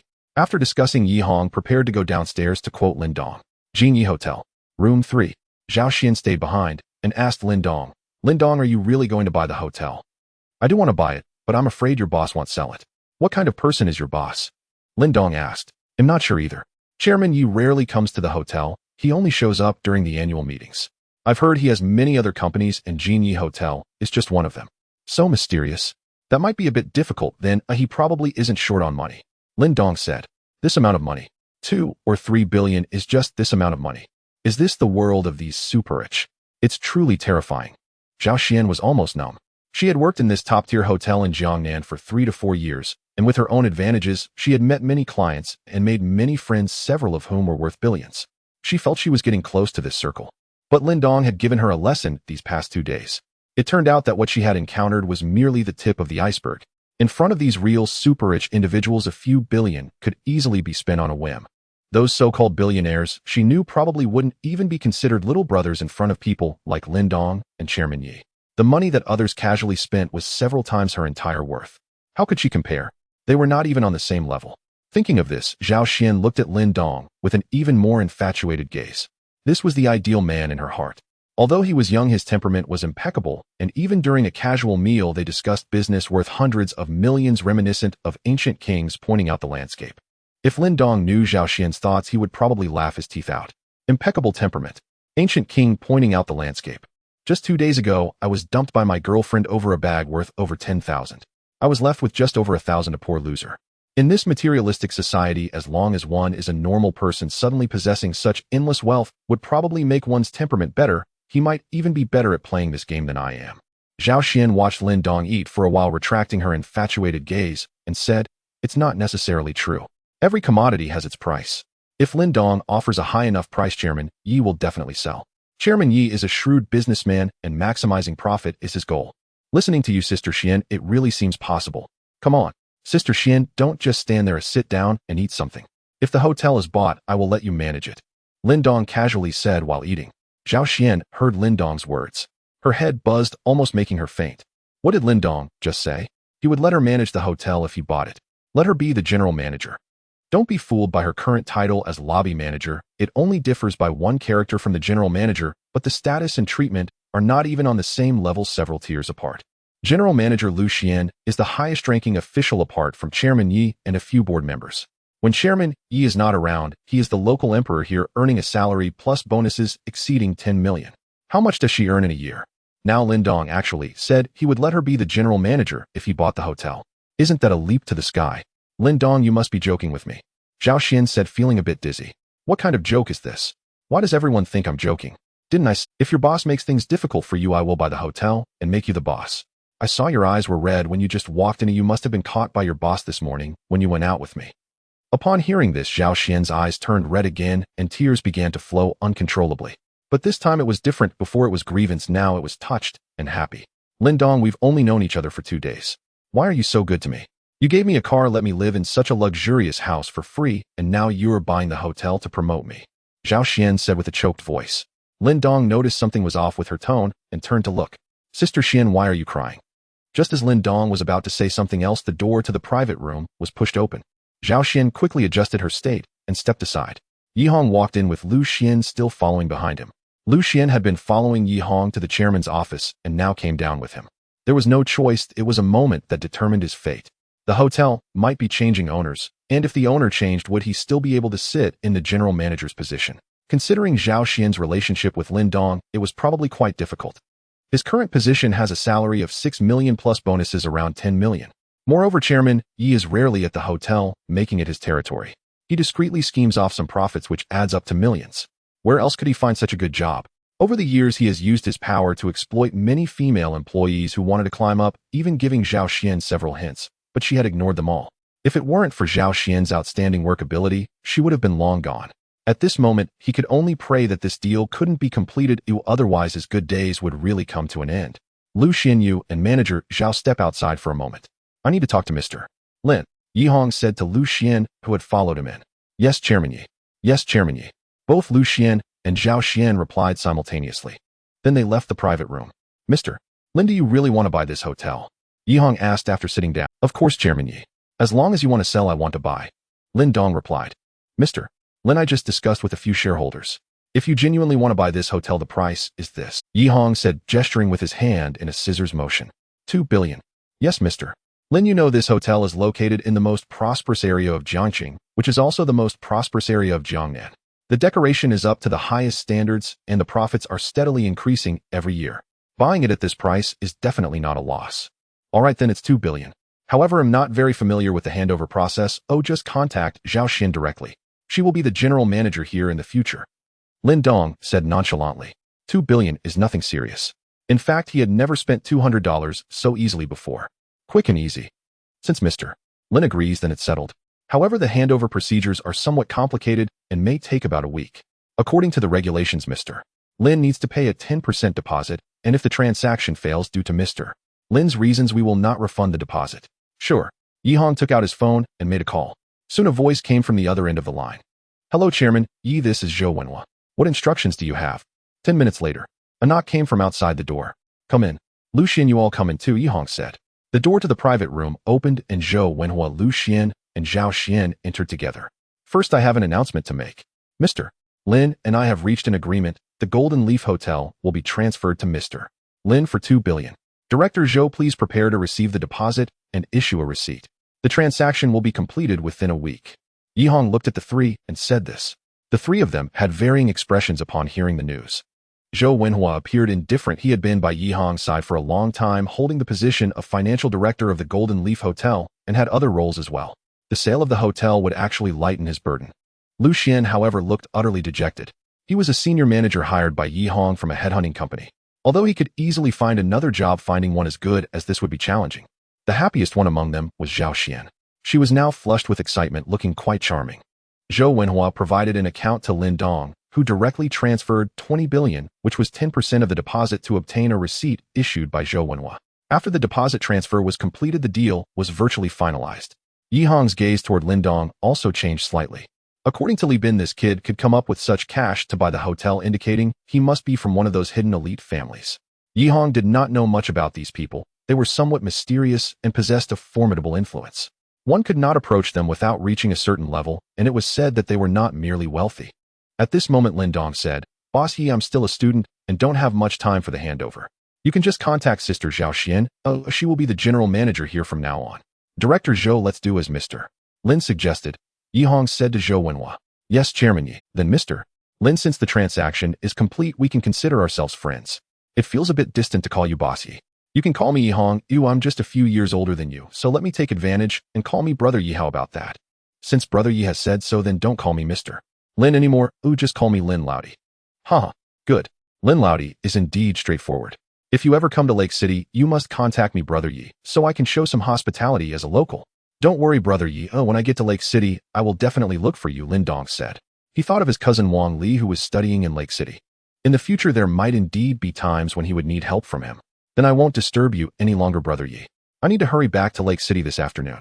Lin Laudi, remember, when you get to Lake City, you must find me. I have some connections there as well. Definitely, definitely. Yi Hong left, followed by Zhou Wenhua and Lu Xian.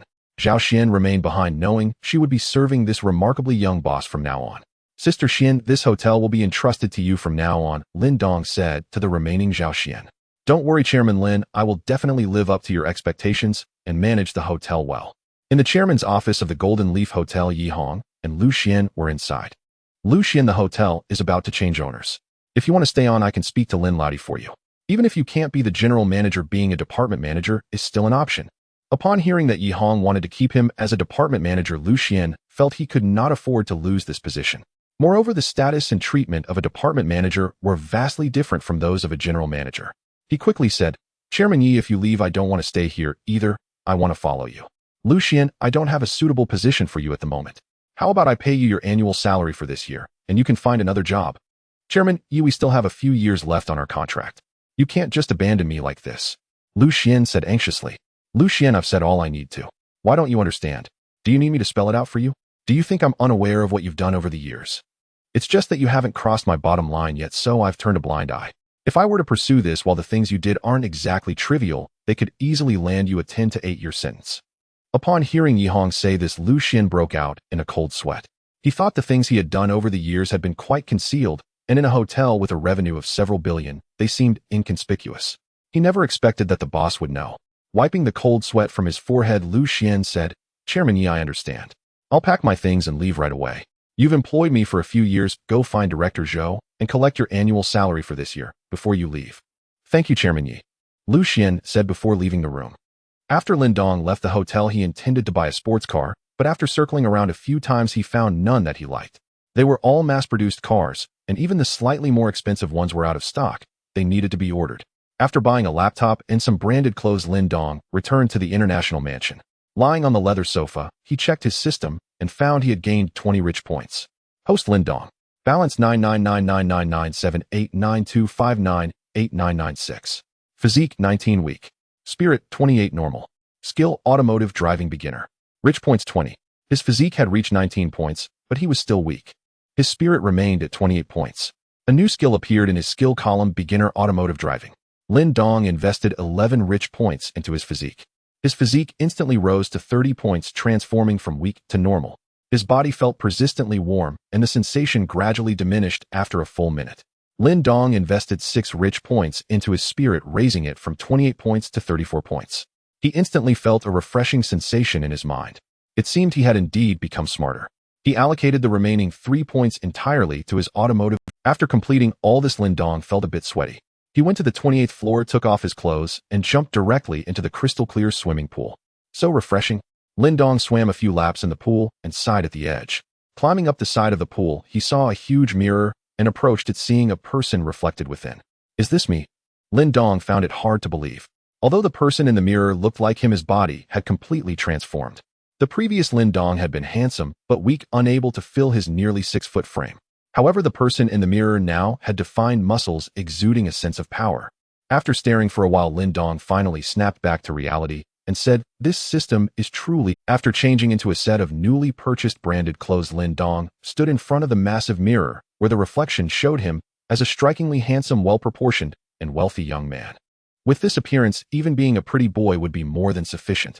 Lindong smugly declared, Gentlemen, please keep an eye on your girlfriend's sisters and cousins because I'm heading out. Evening. Lindong walked into the Golden Leaf Hotel with a confident stride. Hello, Director Lin. Hello, Director Lin. For beautiful receptionists greeted Lindong with adoring eyes. Word has spread around the hotel that Lindong is about to become the new owner, and Zhao Xian has already begun taking over the responsibilities of the general manager, while the former general manager Lu Xian has packed up and left. After Lindong entered the lobby, the 4 receptionists began to gossip. Director Lin is so young and handsome. Indeed. So handsome and wealthy. He is truly the dream lover of us all. You flirt, Director Lin wouldn't even glance at you. How do you know? What if Director Lin actually prefers someone like me?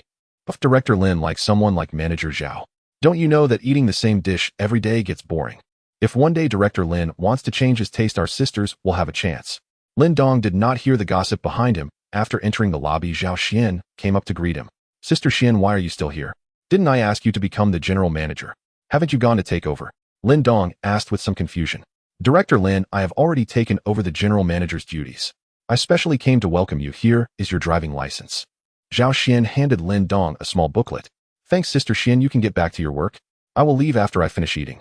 By the way, could you ask when your sister and brother-in-law are free? I want to invite them to dinner to show my gratitude. Sure, I will ask them. I am quite busy right now and not very familiar with many things, so I won't keep... Zhao Xian called a front desk attendant to lead Lindong to dinner, and she left. Director Lin, please, the front desk girl said respectfully. I can find it myself. You don't need to come with me. Director Lin, we have already reserved a private room for you today. Let me take you there, the front desk girl said. A private room? Why? Lindong asked. Director Lin, you were a VIP at the hotel yesterday, so you used room 3, but today you are the chairman, and the chairman's exclusive room is room 1. The front desk girl explained. All right then, lead the way ahead. Lin Dong did not dwell on it further. After finishing dinner, Lin Dong wandered around Jiangxing for a while. Although it was getting dark, Jiangxing is a city that never sleeps, with many shops staying open until midnight. However, Lin Dong still couldn't find the sports car he desired and learned through inquiries. The limited edition sports cars are basically sold out as soon as they are released and will not reach the dealerships. Only some top car dealerships have them for sale at prices significantly higher than the retail price. Lin Dong thought for a moment and realized the only person he knew with connections was Yi Hong, the former owner of the Golden Leaf Hotel. So he called Yi Hong. The call connected quickly. Lin bro, you're already in Huqing. Yi Hong's voice came through the phone. Brother Yi, I'm still in Jiangxing. However, I have a favor to ask. I want to buy a globally limited sports car. Do you have any connections? Lin Dong inquired. You also like collecting limited edition sports cars, huh? Brother Yi, what man doesn't like cars? Huh, that's true. Lin, you've come to the right person. I just so happen to have a car dealership with friends specializing in reselling some secondhand cars. Yi Hong indeed partnered with friends to open a dealership, but they only deal with top-tier models, dismissing any car below 10 million. That sounds great, brother Yi. Please help me find something suitable for me. Lin, I have a Bugatti Chiron limited edition supercar that was released 3 years ago. There are only 8 in the world. The original price was 60 million, but since it's a limited edition, the price has risen to around 80 million. What do you think? Sounds good. Brother Yi, do you have any pictures? Send me a couple so I can take a look. Sure, I'll send them to you shortly. I think this car suits you perfectly. Driving it into Jiangnan University will definitely make a statement. Huh, Brother Yi understands me. They'll just transfer the money directly to you. Are you coming to Huqing to drive it, or should I have it shipped to you? I'll come over during the May Day holiday. I have some matters to attend to in Huqing then, Lin Dong said. He planned to visit his cousin Wang Li during the May Day holiday and improve her living standards, as some things were hard to explain over the phone. Lin Dong directly transferred 80 million to Yi Hong. For him, money was now just a number. After securing the sports car, Lin Dong returned to the international mansion. He opened the newly purchased laptop, downloaded Whale Live, and registered an account under the name One Matchstick. Lin Dong had never watched Whale Live before, mainly because he couldn't afford a computer. Whale Live is the largest live streaming platform on computers, while Douyin is the largest on mobile. The two dominate their respective territories, holding about 80% of the market share. Entering his cousin Wang Li's live stream room number, Lin Dong noticed it was almost 11 o'clock, and this girl was in the midst of an exciting live session. Upon entering the live stream, Wang Li was thanking the people who sent gifts, but the gifts were rather meager, just 10 or 8 yuan each. Lin Dong glanced at the top donor, and it was just over 10,000, while the second place had dropped to a few hundred. Lin Dong felt that when May Day came, he needed to remind this girl that her brother is now a billionaire. Is this gratitude too cheap? If others knew, where would he put his face? He charged 10 million into his account, preparing to send gifts to Wang Li. Initially, he wanted to send a few million, but after thinking it over, he decided against it, worried it might scare the girl. He planned to wait until May Day to go to Huqing and leave some money for this girl, so she could give a heads up to her and avoiding any suspicion that he was involved in illegal activities. Thanks for the gifts from Brother Wang. Thanks for the gifts from Little Star. Thanks for the supercar from Senior Brother. Lin Dong noticed that someone named Senior Brother had sent Wang Li a supercar which costs 200 each. This Senior Brother was the top donor. Lin Dong sent a comment. Little sister, call me brother, and I'll help you take the top spot instantly. Huqing, Yunhu University Dormitory. Wang Li was live streaming, thanking the people who sent gifts. A comment caught her attention, and without hesitation, One Matchstick, is it true that you'll help me take the top spot? Of course. Lin Dong continued to send gifts. Then I'll thank you first, Brother Matchstick. At this moment, the top donor, named Senior Brother, sent a message. Trying to steal my top spot. Let's see if you have what it takes. Lin Dong didn't bother to reply. He directly chose the most expensive super rocket. Take off. One Matchstick sent a Super Rocket X1 to the streamer. Lin Dong sent a message. Our Senior Brother sent a Super Rocket X1 to the streamer.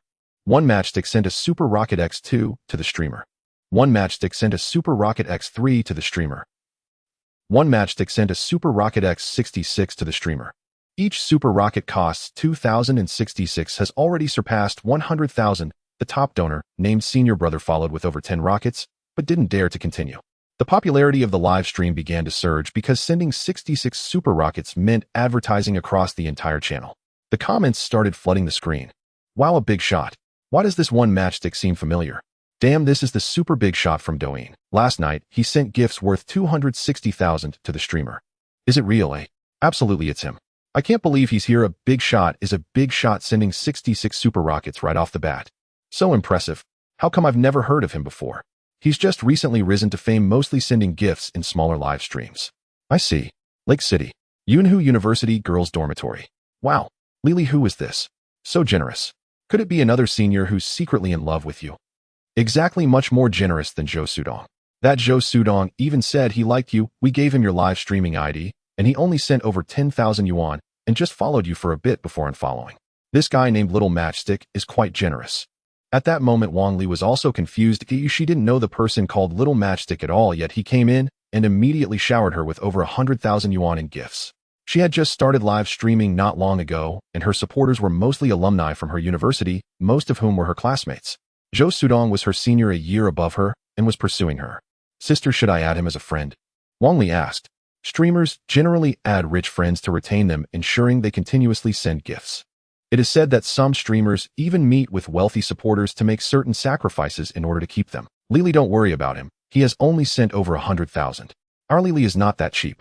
If he wants to pursue you, he will definitely expose himself at school. Lindong stopped after sending over 100,000, not because he was unwilling to spend money. Even if he were to send this cousin hundreds of millions, he wouldn't bat an eye. However, he was worried about scaring the girl. Maybe he should visit Lake City during the May Day holiday. After sending gifts, Lindong didn't reveal his identity and exited the live stream, casually browsing on Whale Live. He would enter the live streams of any streamer that fit his preference and send a wave of 66 Superfire. After an hour of browsing, he had sent gifts more than 10 times, giving away over 1 million yuan, and appeared in the news several times.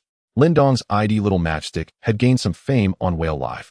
Many small streamers were looking forward to this big shot entering their streams. Once he did, he would directly send a wave of 66 Superfire, which could also drive traffic. After wandering for over an hour, just as Lindong was about to head downstairs, he noticed the words "new area" in the upper right corner of his computer screen. Lindong clicked it, and the computer interface switched instantly. It displayed locating, please wait. In less than 10 seconds, a batch of new live streams appeared. These streams were likely close to Lindong, many of which might still be in Jiang City. Lindong chose a popular stream to enter, and to his surprise, the streamer was actually Han Shiyun, one of the 3 main beauties of Jiangnan University. Han Shiyun was a prominent figure at Jiangnan University, though not only was she beautiful, but she was also talented. At the freshman gala, her sexy and enchanting dance directly captivated over 80% of the male students. Since then, she has been the talk of the town. It was rumored that she had flings with several rich and handsome students, but none had successfully pursued her. Huang Junlang was one of them. These wealthy and handsome students competed for her affection by sending imported foods, designer clothes, luxury bags, and even one super rich second-generation heir gifted her a BMW sports car worth hundreds of thousands.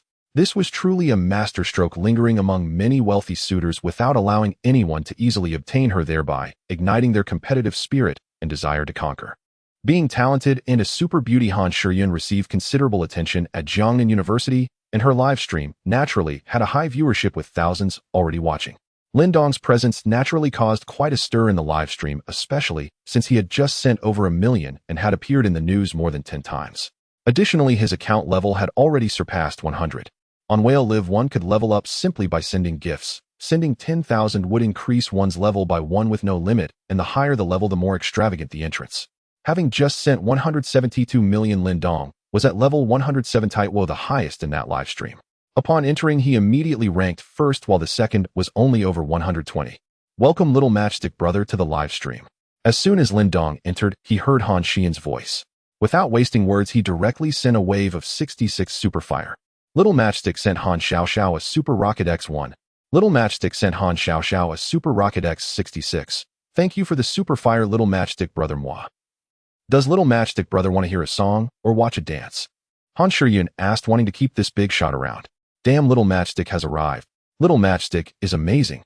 No matter which live stream he enters, a wave of 66 Superfire is a given. Worship Little Matchstick. I chased you for half a day and finally see you. Does Little Matchstick still need a bag carrier? Countless comments flooded the screen. At this moment, another big shot entered the live stream, and his level was even higher than Lindong's, reaching 298, immediately pushing Lindong to second place. This big shot named Lang Lang sent a comment as soon as he entered. Because of his high level, the comment's font shone brightly, easily attracting everyone's attention. Shiyun, tonight, I'll take the top spot from you in a second. Oh, will you really go on a date with me? Yes. Junlang, if you take the top spot tonight, I'll go on a date with you tomorrow. Han Shiyun replied in a soft and melodious voice. The onlookers instantly exploded. What the hell, who is this? Is the goddess about to be taken away? This is our school's rich and handsome guy Huang Junlang. His family is very wealthy. Looks like Huang Junlang is determined to win Han Shiyun tonight. There will be big news tomorrow. I've already thought of a title. Rich and handsome Huang Junlang spends millions to win over campus beauty Han Shiyun. This one is good. It can definitely top the campus headlines. Lin Dong was originally prepared to leave. Upon seeing this, damn, Huang Junlang has Jiang Shan, yet still comes here to pursue Han Shiyun and even wants to take the top spot and go on a date with her. Beautiful thoughts. Damn it. I must ruin your good deeds. Tonight I'll collect some interest from you, and later I'll slowly gather the principal. Huang Junlang was also prepared to completely win over Han Shiyun tonight. After pursuing her for so long and spending quite a bit of money, he still hadn't succeeded, but he hadn't been rejected either. Each time just made him itch. Han Shiyun was indeed a woman who could provoke excessive male hormones. His parents were in business and were somewhat well known in Jiang City with a net worth of over $1 billion. Thus, he spent money lavishly and was well known as a rich and handsome guy in school. During these 3 years of university, any woman he fancied, he would simply spend money on, and he had never failed. Moreover, he had played with several female streamers, but with Han Shiyun, he found himself ineffective. In a few months, he had spent hundreds of thousands and had barely even touched her hand. Of course, the other suitors were in the same situation. However, this only fueled Huang Junlang's desire to conquer. No matter how much he had to spend today, he was determined to win Han Shiyun, which would not only satisfy his desires, but also slap the faces of the other suitors. As for Jiang Shan, that was already in the past. He had nearly grown tired of it.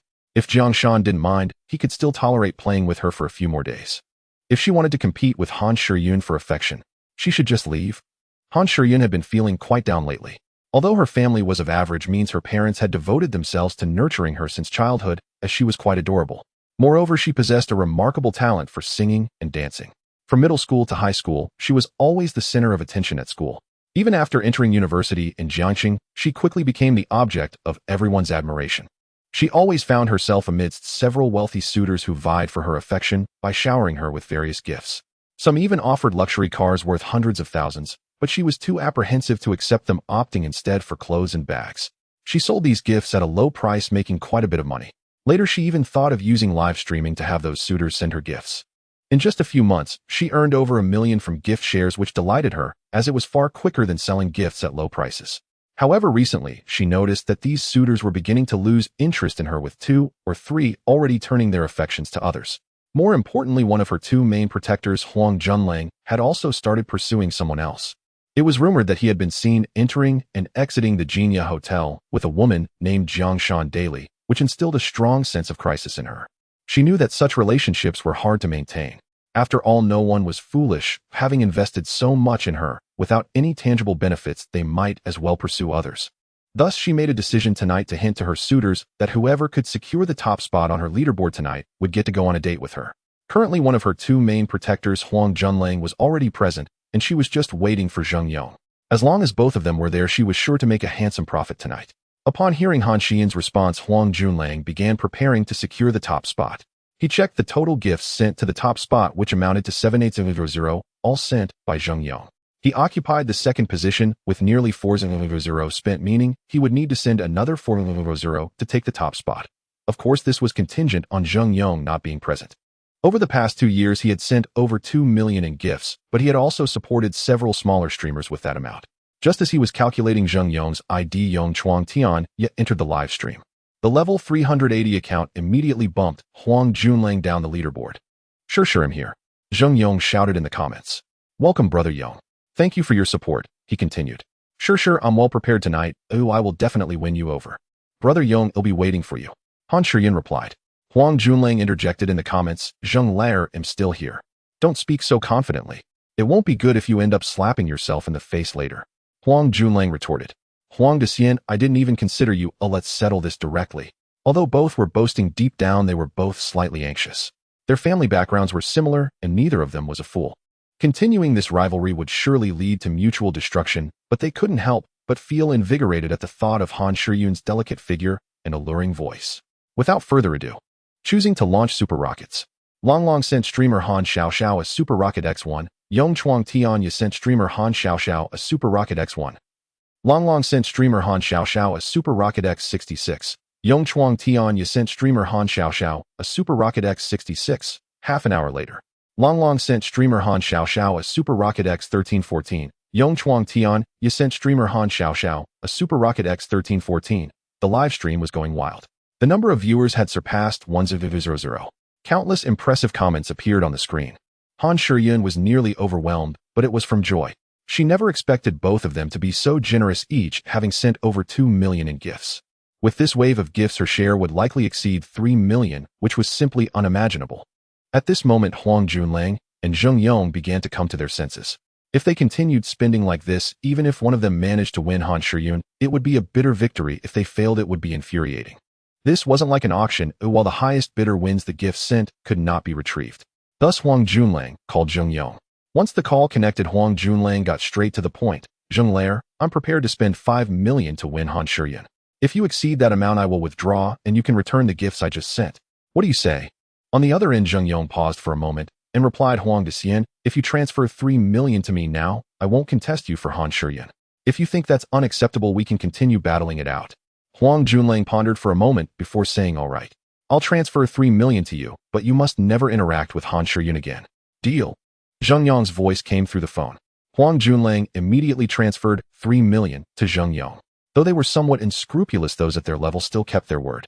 Huang Junlang calculated that to rise to the top position, he would need to spend nearly another 4,000, meaning he had already spent over 6 million on Han Shiyun. Even though his family was worth billions, spending over 6 million all at once was still somewhat painful. However, securing Han Shiyun made it all worthwhile. The reason he was willing to spend such a significant amount on Han Shiyun was that she had once mentioned she had never. Not having had a boyfriend meant her first time was still intact, and the allure of such a rare woman was far more stimulating to a man's hormones than someone like Jiang Shan. In the live stream, after receiving 3 million from Huang Junlang, Zheng Yong directly exited the stream, leaving his rockets at 1314. The audience was baffled. Just a moment ago, they were engaged in a fierce competition, and suddenly one person had left the stream. Huang Junlang immediately sent 200 rockets, just enough to surpass Zheng Yong and claim the top spot. Shiyun, I'm now number 1. Zheng Lair has conceded and left. I'll be waiting for you tomorrow night. The chat exploded with chaos. Wow, a date tonight. We all know what that entails. Oh no, my heart is... No. My goddess, please don't go. There's no way she won't go. The big shots have spent money. It seems another goddess is about to fall tonight. Instantly, the comments were filled with various reactions. This was the effect Huang Junlang desired. He was declaring his territory. Han Shiyun felt she had no options left. She didn't understand why Zheng Yong suddenly left. She was aware of the backgrounds of both men, and they were quite... Originally, she had planned for the two to engage in an intense competition, ultimately leading to them both sending gifts to the same position, allowing her to date both of them.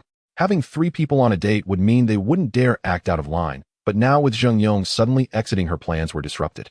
Although she had received over 5 million in gifts, going on a date with Huang Junlang alone would definitely lead to complications. With that thought, Han Shiyun silently sighed, realizing her once perfect plan had been thrown into disarray. At least, she had over 2 million in gift shares to comfort her. Junlang will be waiting for your call tomorrow. Han Shiyun's voice rang out in the live broadcast room. The chat exploded with excitement. It's over, my goddess. It hurts so much I can't breathe. Another goddess is about to leave us.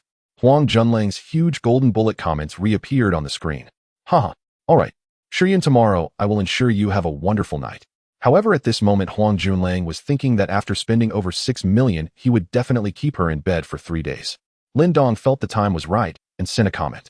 Since he was also a high-level player, his comment stood out. I heard that if you take down the number 1 spot, you can date the anchor. Lin Dong said, Firewood boss, please save our goddess. Yes, Firewood boss, quickly rescue the goddess from the hands of the demon. What do you mean save her? If Firewood boss takes down number 1, the goddess belongs to him. Then I also want Firewood boss to take down number 1. Normal comments flooded the screen. I just want to ask the anchor, if you take down number 1, can I date you? Lin Dong continued to ask. Yes. Han Shiyun replied. Good. Lin Dong stopped talking and launched a rocket. A small firewood sent to anchor Han Xiao Super Rocket X1 10 minutes later. A small firewood sent to anchor Han Xiao Super Rocket X 666 half an hour later. A small firewood sent to anchor Han Xiao Super Rocket X 1314 an hour later. A small firewood sent to anchor Han Xiao Super Rocket X 2520 2 hours later. A small firewood sent to anchor Han Xiao Super Rocket X 5200 onlookers were dumbfounded. Huang Junlang was dumbfounded. Han Shiyun was also dumbfounded. The popularity of the live broadcast room had surged to over 300,000. What does 5,200 super rockets mean? That's over 10 million. It was the largest single donation since the establishment of Whale Life. Boss Chai is awesome. Boss Chai is mighty. Boss Chai is domineering. Boss Chai, you are my idol. Boss Chai, I want to have your children. Numerous comments like this appeared on the screen. At this moment, Huang Junlang felt as if he had swallowed a fly. Over 6 million had just gone down the drain, and he gained nothing. He was now filled with murderous intent. He took out his phone and called Jiang Shan, needing to vent his frustration. Hello? Junling, what's the matter? Why are you calling me so late? Jiang Shan's voice came through the phone. Shan, come out right now. I'm waiting for you at the school gate. Huang Junlang said into the phone. Junlang, it's already past 2 in the morning. Can we talk about this tomorrow? I want you to come out right now. Huang Junlang gritted his teeth. But there are no buts. You need to come out immediately. If you don't come out tonight, you know the consequences. With that, Huang Junlang hung up the phone with a snap. On the other end, Jiang Shan had just been woken up by Huang Junlang's call and was startled by his tone. After hesitating for a moment, Jiang Shan slowly got up. To avoid waking her roommate, she carefully felt her way while putting on her clothes. When she was with Lin Dong, such a situation would never have occurred. Lin Dong truly loved her to the core and would think of everything for her. As long as she said she was hungry, no matter the time, Lin Dong would deliver food to her dormitory building and then call her. Lin Dong had never spoken to her in such a tone. Moreover, Lin Dong respected her. After being together for 4 years, just because she said she wasn't ready, he never crossed the line. But after being with Huang Junlang, he initially treated her well, giving her gifts, but once he got what he wanted, his true colors began to show. Last month, he even pressured her during her period, showing no concern for her health. Now it was already 2:30 in the morning, and she was being forced to get up to meet him. It was definitely just lust taking over. Thinking of this, Jiang Shan couldn't hold back her tears any longer. She could only blame herself for being too foolish, too naive, and too enamored with vanity. Jiang Shan's roommate and best friend Zhu Yin woke up from the noise and saw some movement on Jiang Shan's bed. Shan, what are you doing? Nothing, Yin. Yin, you should go back to sleep. I'm a bit hungry. Junlang is waiting for me at the school gate to take me out for food. Jiang Shan replied. Zhu Yin noticed that Jiang Shan's tone was off. Since there were only the two of them in the dorm, she got up and turned on the light, only to see Jiang Shan on her bed, putting on clothes while sobbing. Zhu Yin hurriedly walked over and hugged Jiang Shan tightly. Shan, what's wrong? Did Huang Junlang bully you again? No. What do you mean no? I can tell something is definitely wrong. Shan, I told you long ago that Huang Junlang is not a good person. I warned you to stay away from him, but you didn't listen. Now look at what happened. Yin, I'm fine. You're still trying to lie to me. I've noticed you've secretly cried several times at night. Shan, I really don't understand. Lin Dong loves you so much. Why did you choose Huang Junlang? Just because he has money. Yin, stop talking. Shan, leave Huang Junlang. Get Lin Dong back. He's the one who truly loves you and can bring you happiness. Huang Junlang is just looking for something fresh. He's had at least 10 girlfriends in the past few years, and he discards them after a few days. Yin, it's too late. Everything can't go back. Jiang Shan could no longer control herself and started to cry in Zhu Yan's embrace.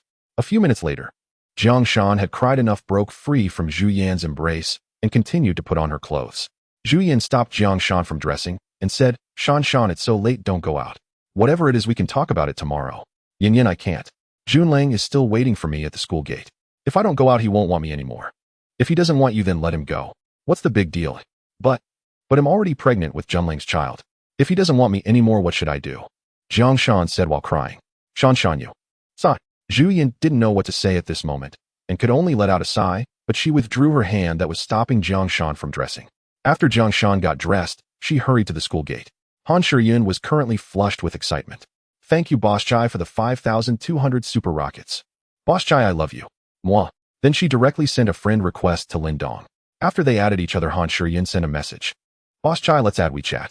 Here's my phone number. I'll wait for your notification tomorrow. The two successfully added each other on WeChat. The next day, Lin Dong slept until noon before getting up. After freshening up, he arrived at the Golden Leaf Hotel. As he entered the hotel, he was greeted by many on his way. After lunch, Lin Dong went straight to the chairman's office. Before long, a knock came at the door. Knock. Come in. Zhao Xin pushed the door open. Lin Dong, the handover of the hotel has already started. When will you have time? Sister Xian, I told you I won't get involved in the handover matters. Oh, just take charge. Notify me when payment is. Damn it. I got flirted with again. Lin Dong sat in his chair scrolling through his phone. He opened WeChat. Dongzi, when are you going back to school? Tomorrow, I guess. Lin Dong replied. Dongzi, I have something to tell you. You must hold back. What is it? That bastard Huang Junlang posted the photo of you fainting and spitting blood on the campus website along with some of your stories. You're now famous. Damn it, send it to me. Before long, Lin Dong received the image from Lupong. Sure enough, it was a photo of himself fainting in the small woods. That bastard, I only charged a bit of interest last night. Just wait and see how I make you suffer in the future, Lin Dong cursed inwardly. Lin Dong played with his phone for a while longer. Then he sent a message to Han Shiyun. 6 o'clock tonight, see you at the Golden Leaf Hotel. Just report your name when you arrive. Okay, General Chai, I'm looking forward to meeting you. Han Shiyun replied. Han Shiyun was in class at the moment, but she had been keeping an eye on her phone since morning, afraid of missing a call or message from the influential Lin Dong. Compared to the half-hearted playboy rich second-generation Huang Junlang and Zheng Yong, Han Shiyun preferred to deal with someone like Lin Dong, an influential figure. She was indeed looking forward to meeting this person who casually gifted over 10 million. So when she saw Lin Dong's message, she immediately replied. Although she was a bit worried what if she encountered a fat and hairy pervert. But she also secretly hoped that Lin Dong would turn out to be a truly capable and handsome rich man. She knew of the Golden Leaf Hotel because it was close to the school and the only 8-star hotel in Jiangnan province, renowned in Jiangnan University, rumored to have meals starting from tens of thousands. She had never eaten there, but if she wanted to, she believed many rich second generation would invite her. The afternoon quickly passed. At 5:30, Han Shiyun arrived at the Golden Leaf Hotel, wearing a pair of tight jeans and a fitted shirt. I must say, Han Shiyun indeed had the capital to be proud. No wonder so many rich second generation were surrounding her, completely captivated. Having danced since childhood, she had fully developed in all the right places with an angelic face and a devilish figure. Upon entering the lobby of the Golden Leaf Hotel, a waiter approached her. Excuse me, miss, are you here to stay or dine? Hello, my name is Han Shiyun. Someone invited me here, Han Shiyun replied politely. Miss Han, hello. Please follow me. The waiter led Han Shiyun to the private room number 1, having received a message earlier that Lin Dong wanted to treat Miss Han Shiyun to dinner. Upon entering the private room, there was no one inside. Han Shiyun casually found a seat, feeling a bit nervous. After a moment, the door opened. Han Shiyun shivered, looking up towards the door. The door to the private room opened, and a young figure walked in. Seeing the person who entered, Han Shiyun felt a sense of familiarity. You are Lin Dong. Han Shiyun stood up, asking uncertainly. Hello, Han Shiyun. I'm Lin Dong. I didn't expect you to know me. It seems I am truly famous at school. Is it really you, Lin Dong? Han Shiyun asked again. Absolutely. You are the one who gifted over 10 million last night, right? What doesn't it look like? How is that possible? If you are Lin Dong, how could you?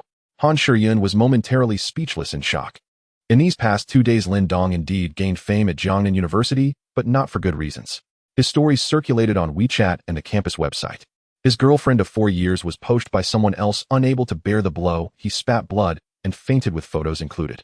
If this person was Lin Dong, how could he have been the one to lose his girlfriend? He might be the one to poach someone else's girlfriend who would break up with such a powerful figure. Has everyone lost their minds? Han Shiyun sighed. It's a long story. Let's sit down and chat while we eat. Han Shiyun sat down, but her eyes were fixed on Lin Dong, unable to believe that this person was indeed the Lin Dong from the rumors at school. Soon the door to the private room opened again and dishes began to be served. In less than 2 minutes, a lavish spread was set on the table. Chairman Lin, the dishes are all served. Enjoy your meal, and if you need anything, just call me. After the newly appointed manager finished speaking, he left the private room. Chairman Lin, or Lin Dong. The waiter wouldn't directly call the guest by name, so it should be Chairman Lin. But why call him Chairman Lin? Han Shiyun had many questions in her mind. Han Shiyun, let's eat first. You must be hungry as well, Lin Dong said. He then poured her a bit of red wine. Han Shiyun looked at the lavish spread before her. Many dishes were ones she had only seen on television, and now they appeared right in front of her. She picked a dish to taste a little, and it was indeed delicious. No wonder it was an 8-star hotel. The two of them had nearly finished eating. Han Shiyun couldn't help but ask, Lin Dong, is it really you that everyone's been talking about at school these past? Indeed, it is me, Lin Dong replied. How could this be? There's nothing impossible, Han Shiyun. I've always believed that love should not be mixed with anything, so I never revealed my identity, but, as you can see, the result is clear. So that's how it is. Han Shiyun finally understood. He had been pretending to be poor. No wonder. Who in their right mind would break up with such a powerful figure? Actually, I just wanted to annoy Huang Junlang last night, because he was the one who took my girlfriend away. Just wanting to annoy someone, and he casually spent over 10 million. Lin Dong's true identity was indeed a bit frightening. Your girlfriend is Jiang Shan. Yes. Lin Dong, you don't have to be sad. Let go of one tree, and there's a whole forest waiting for you. Han Shiyun comforted him. I'm okay. It's not that sad. After being dumped, I realized I might as well utilize these conditions. Don't you think so, Han Shiyun? You're right, Lin Dong. But I ask you to keep today's events confidential. I am used to being low-key. As a return, how about all your meals here in the future being free? Han Shiyun exited the Golden Leaf Hotel still in a state of bewilderment. Over the past few days, rumors at school suggested that the seemingly average Lin Dong was actually a hidden super tycoon. Who would dare to believe it? He is the boss of the Golden Leaf Hotel. How much is the Golden Leaf Hotel worth? 100 billion. Or 200 billion. It seems that the Golden Leaf Hotel is insignificant in front of Lin Dong. Just how much money does Lin Dong have? 1,000 billion. Or 2,000 billion. Even more absurd is that such a big shot was actually dumped by Jiang Shan. Jiang Shan knew that they were both members of the school's dance club. Although they weren't very familiar, they were acquainted. If Jiang Shan knew about Lin Dong's background, she would probably regret it deeply, realizing she had picked up a sesame seed while throwing away a big plane. Since Lin Dong wanted her to keep it a secret and continue to lay low, she would do just that. After all, no one was competing with her for Lin Dong's attention. She had already decided to get close to him. It seemed that live streaming was no longer an option. As soon as she went live, she would undoubtedly be criticized, and everything could be said in the streaming room. In the eyes of most people, she was probably already Lin Dong's person. Yet in reality, apart from sharing meals, nothing had happened between them. Han Shiyun also didn't want to be insulted by others. After all, she already had over 7 million in gift earnings, enough to buy a larger house for her family. As long as she got close to Lin Dong, would she ever have to worry about money? After finishing his meal, Lin Dong drove around Jiang City for a bit, bought some ordinary clothes, and prepared to return to school the next day, thinking it was better to stay low-key. Returning to the international mansion, Zhao Xian had already moved in and was tidying up the place. Lin Dong didn't disturb her and went straight upstairs. The next day, Lin Dong woke up early. After washing up, he went downstairs. Upon coming down, he found that Zhao Xian was already ready to go to work. Good morning, Xianjia. Mr. Lin, why are you up so early today? Xianjia, I'm still a student. I haven't been to class for 3 days and am planning to return today. Then let's go together. 2 cars, one red and one black, exited the international mansion and arrived at the Golden Leaf Hotel. After breakfast, Lin Dong walked to school. He didn't drive the luxury car to school, as the Golden Leaf Hotel was very close to the school, just about a 10-minute walk. Moreover, the luxury car didn't quite fit in. Many rich second-generation students had cars worth 3 to 4 million. He had seen 2 or 3 luxury cars, and there were even better ones than his. Lin Dong planned to wait until he brought back the limited edition Bugatti after the May Day holiday before driving back to school, keeping a low profile for a few days. What he wanted was complete dominance. As he entered the school, many students passed by. Due to the Lin Dong incident, news had spread, and the situation had reached its peak after 3 days. Thus, most students were curious when they saw Lin Dong. The female students were slightly better. They would smile at him and whisper to each other once he walked away. The male students, however, were more direct and began discussing him right next to him. Hey, isn't that Lin Dong? It seems so. I heard he spat out a lot of blood in the woods 3 days ago. I thought he would be hospitalized for 10 days or half a month, but he returned so quickly. He's really healthy. He probably didn't spit that much. There wasn't much blood on the ground in the photos.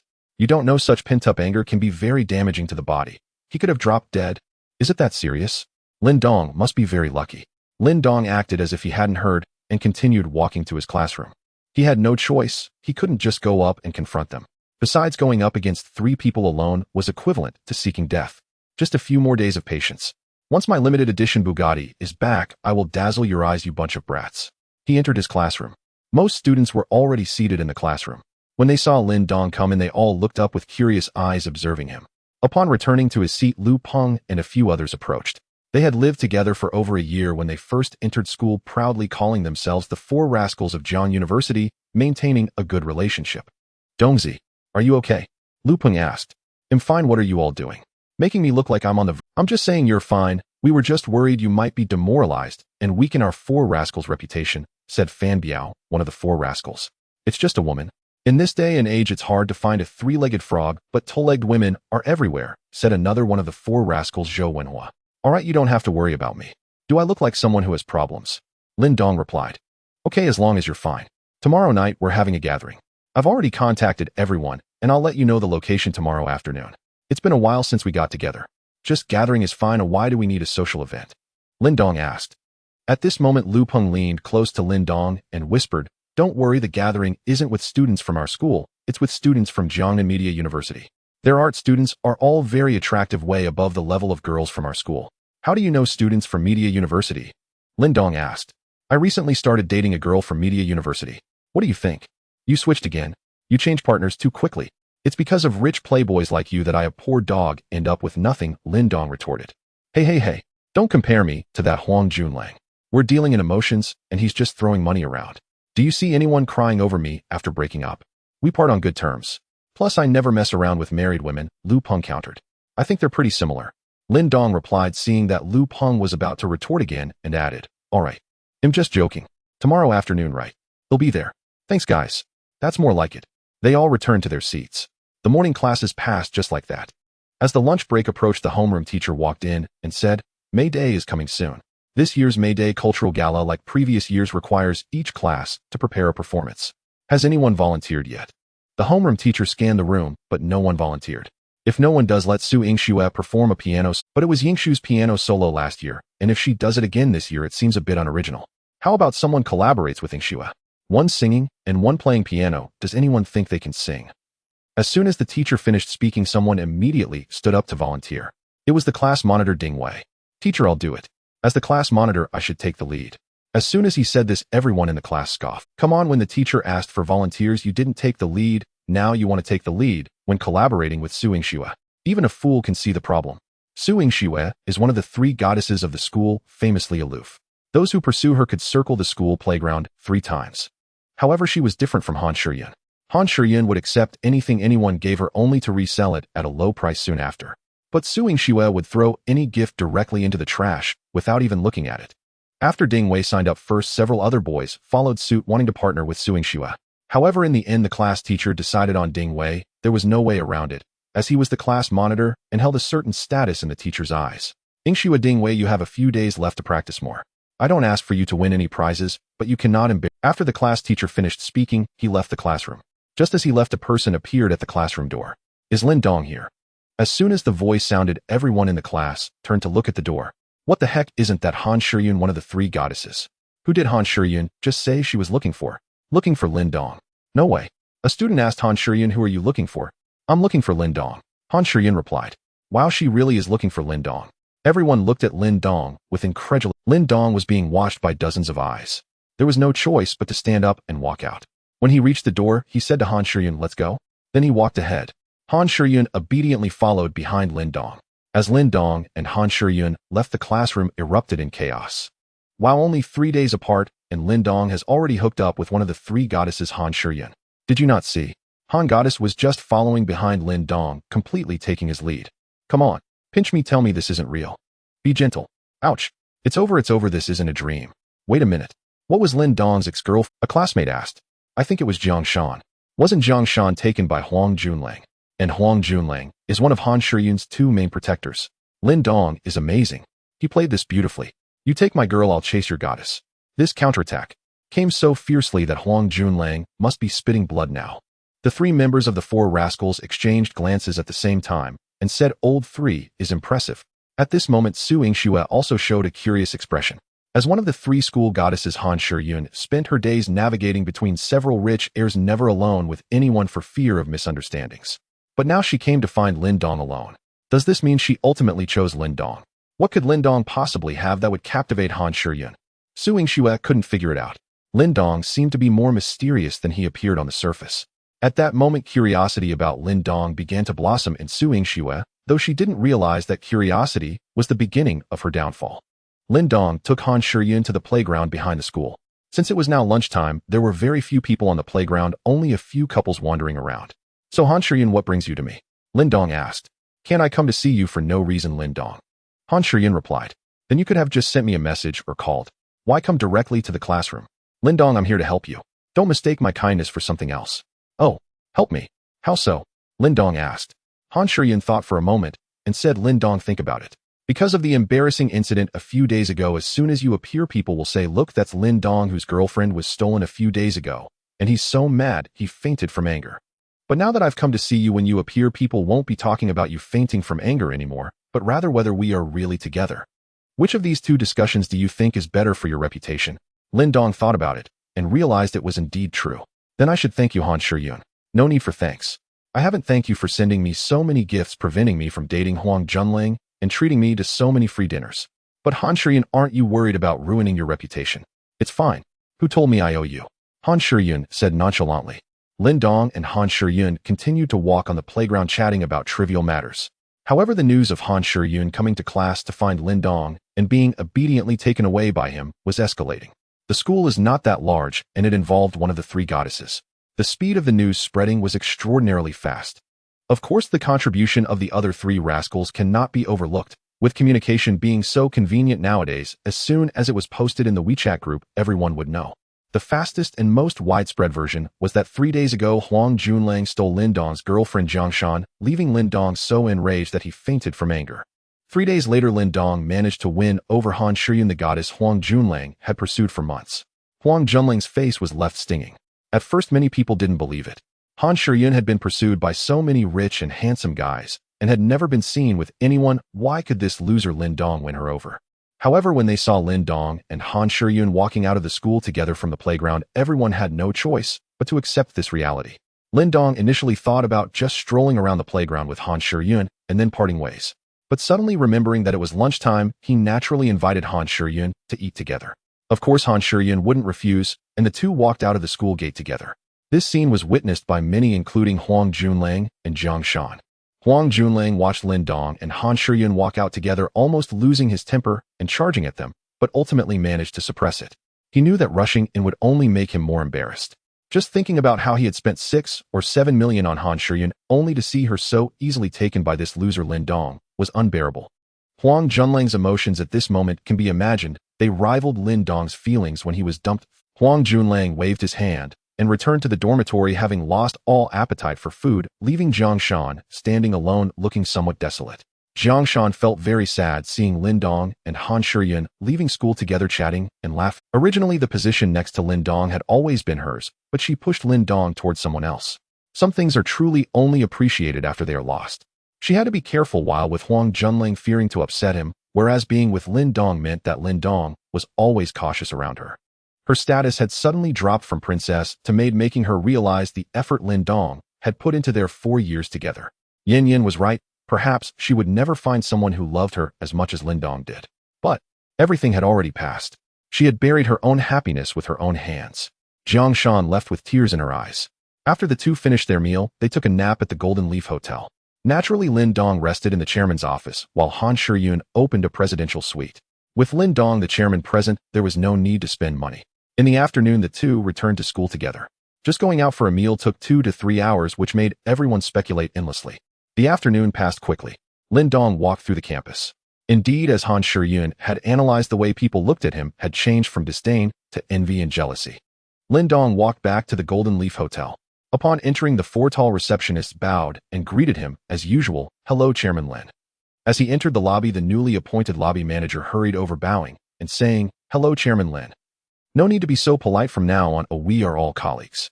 You go about your business. I can go up by myself," Lin Dong said to the new lobby manager. "Yes, Chairman Lin." Lin Dong then entered the elevator, disappearing from the lobby. However, Lin Dong did not notice. In the lobby's designated resting area for guests sat a beautiful woman who had been observing him. Sun Si had already been sitting in the resting area of the Golden Leaf Hotel for over an hour. She was a third-year student in the Performing Arts Department at Jiangnan Media University.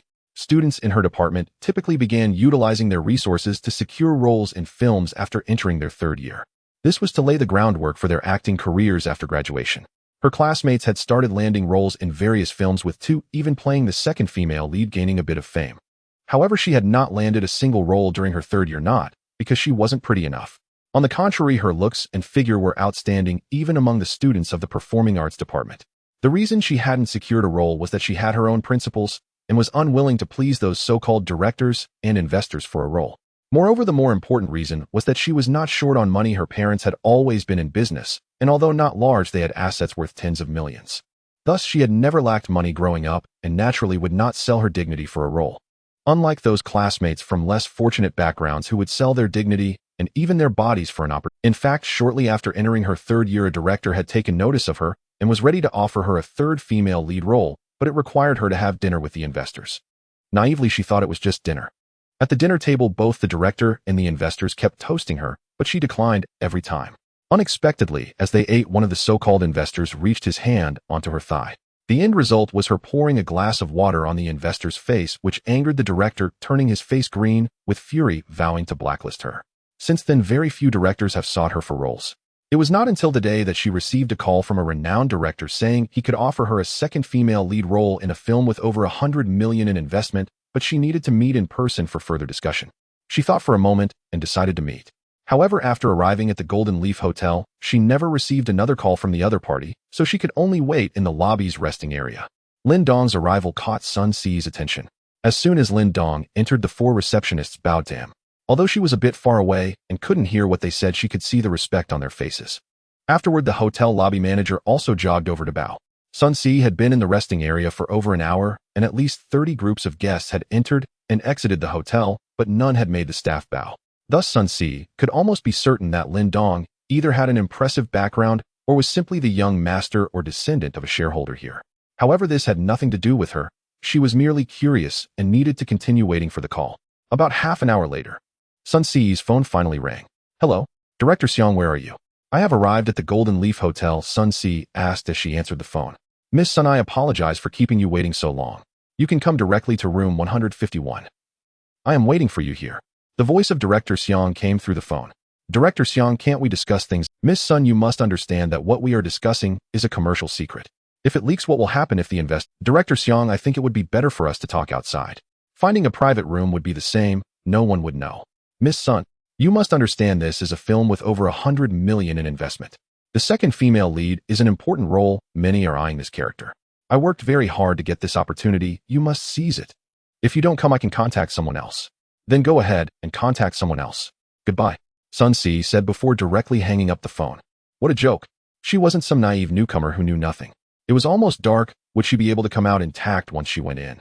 After hanging up, Sun Si picked up her bag and left the hotel, then took a taxi back to school to ask her to sacrifice her body for a second female lead role. Dream on. On the 15th floor of the Golden Leaf Hotel, room number 1.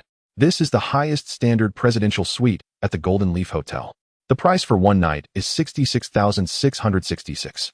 At this moment inside the room, besides the 30-something Chen Xiang, there was also a middle-aged man in his 40s and a woman in her 20s dressed like a secretary. Chen Xiang's face turned green and red with anger after Sun Si hung up the phone. "Director Xiang, with your reputation in the industry, how could anyone dare to refuse you?" The short and plump middle-aged man remarked, full of disdain. "They probably don't want to stay in the entertainment industry anymore. Mister, this girl is still a novice and doesn't understand the rules of our industry. She probably has a bit of money at home, so she hasn't made up her mind to enter this field yet," Chen Xiang replied. "Oh, still a novice. That's great. I like this kind. Can you get her for me? I'll add an extra 20 million investment." "Mister, that's a bit difficult. You just heard this girl is completely resistant to persuasion," Chen Xiang said awkwardly. "Then just let her take the lead role. Let's see if she can resist this temptation. But the first female lead has already been given to Yao Shui. If we change it at the last minute, it will definitely upset her side. The contract hasn't been signed yet, it can be changed at any time. What can she do if she's upset?" Yu Chenghai said nonchalantly. "Then I will do my best to try. It's not about trying, it's about making it happen." At this moment, Chen Xiang's heart felt like 1,000 wild horses galloping. These wicked capitalists, for the sake of their own interests, were meddling in everything. They want a junior student who hasn't even graduated and has never acted before to play the lead role in a film with an investment of over 100 million. Moreover, they are letting a top-tier actress take on the second female lead. If this news gets out, won't Yao Shui's fans tear them to shreds? If the lead actress acting is good, it would be somewhat acceptable. She would be an instant sensation. However, if her acting is subpar, the film would be ruined.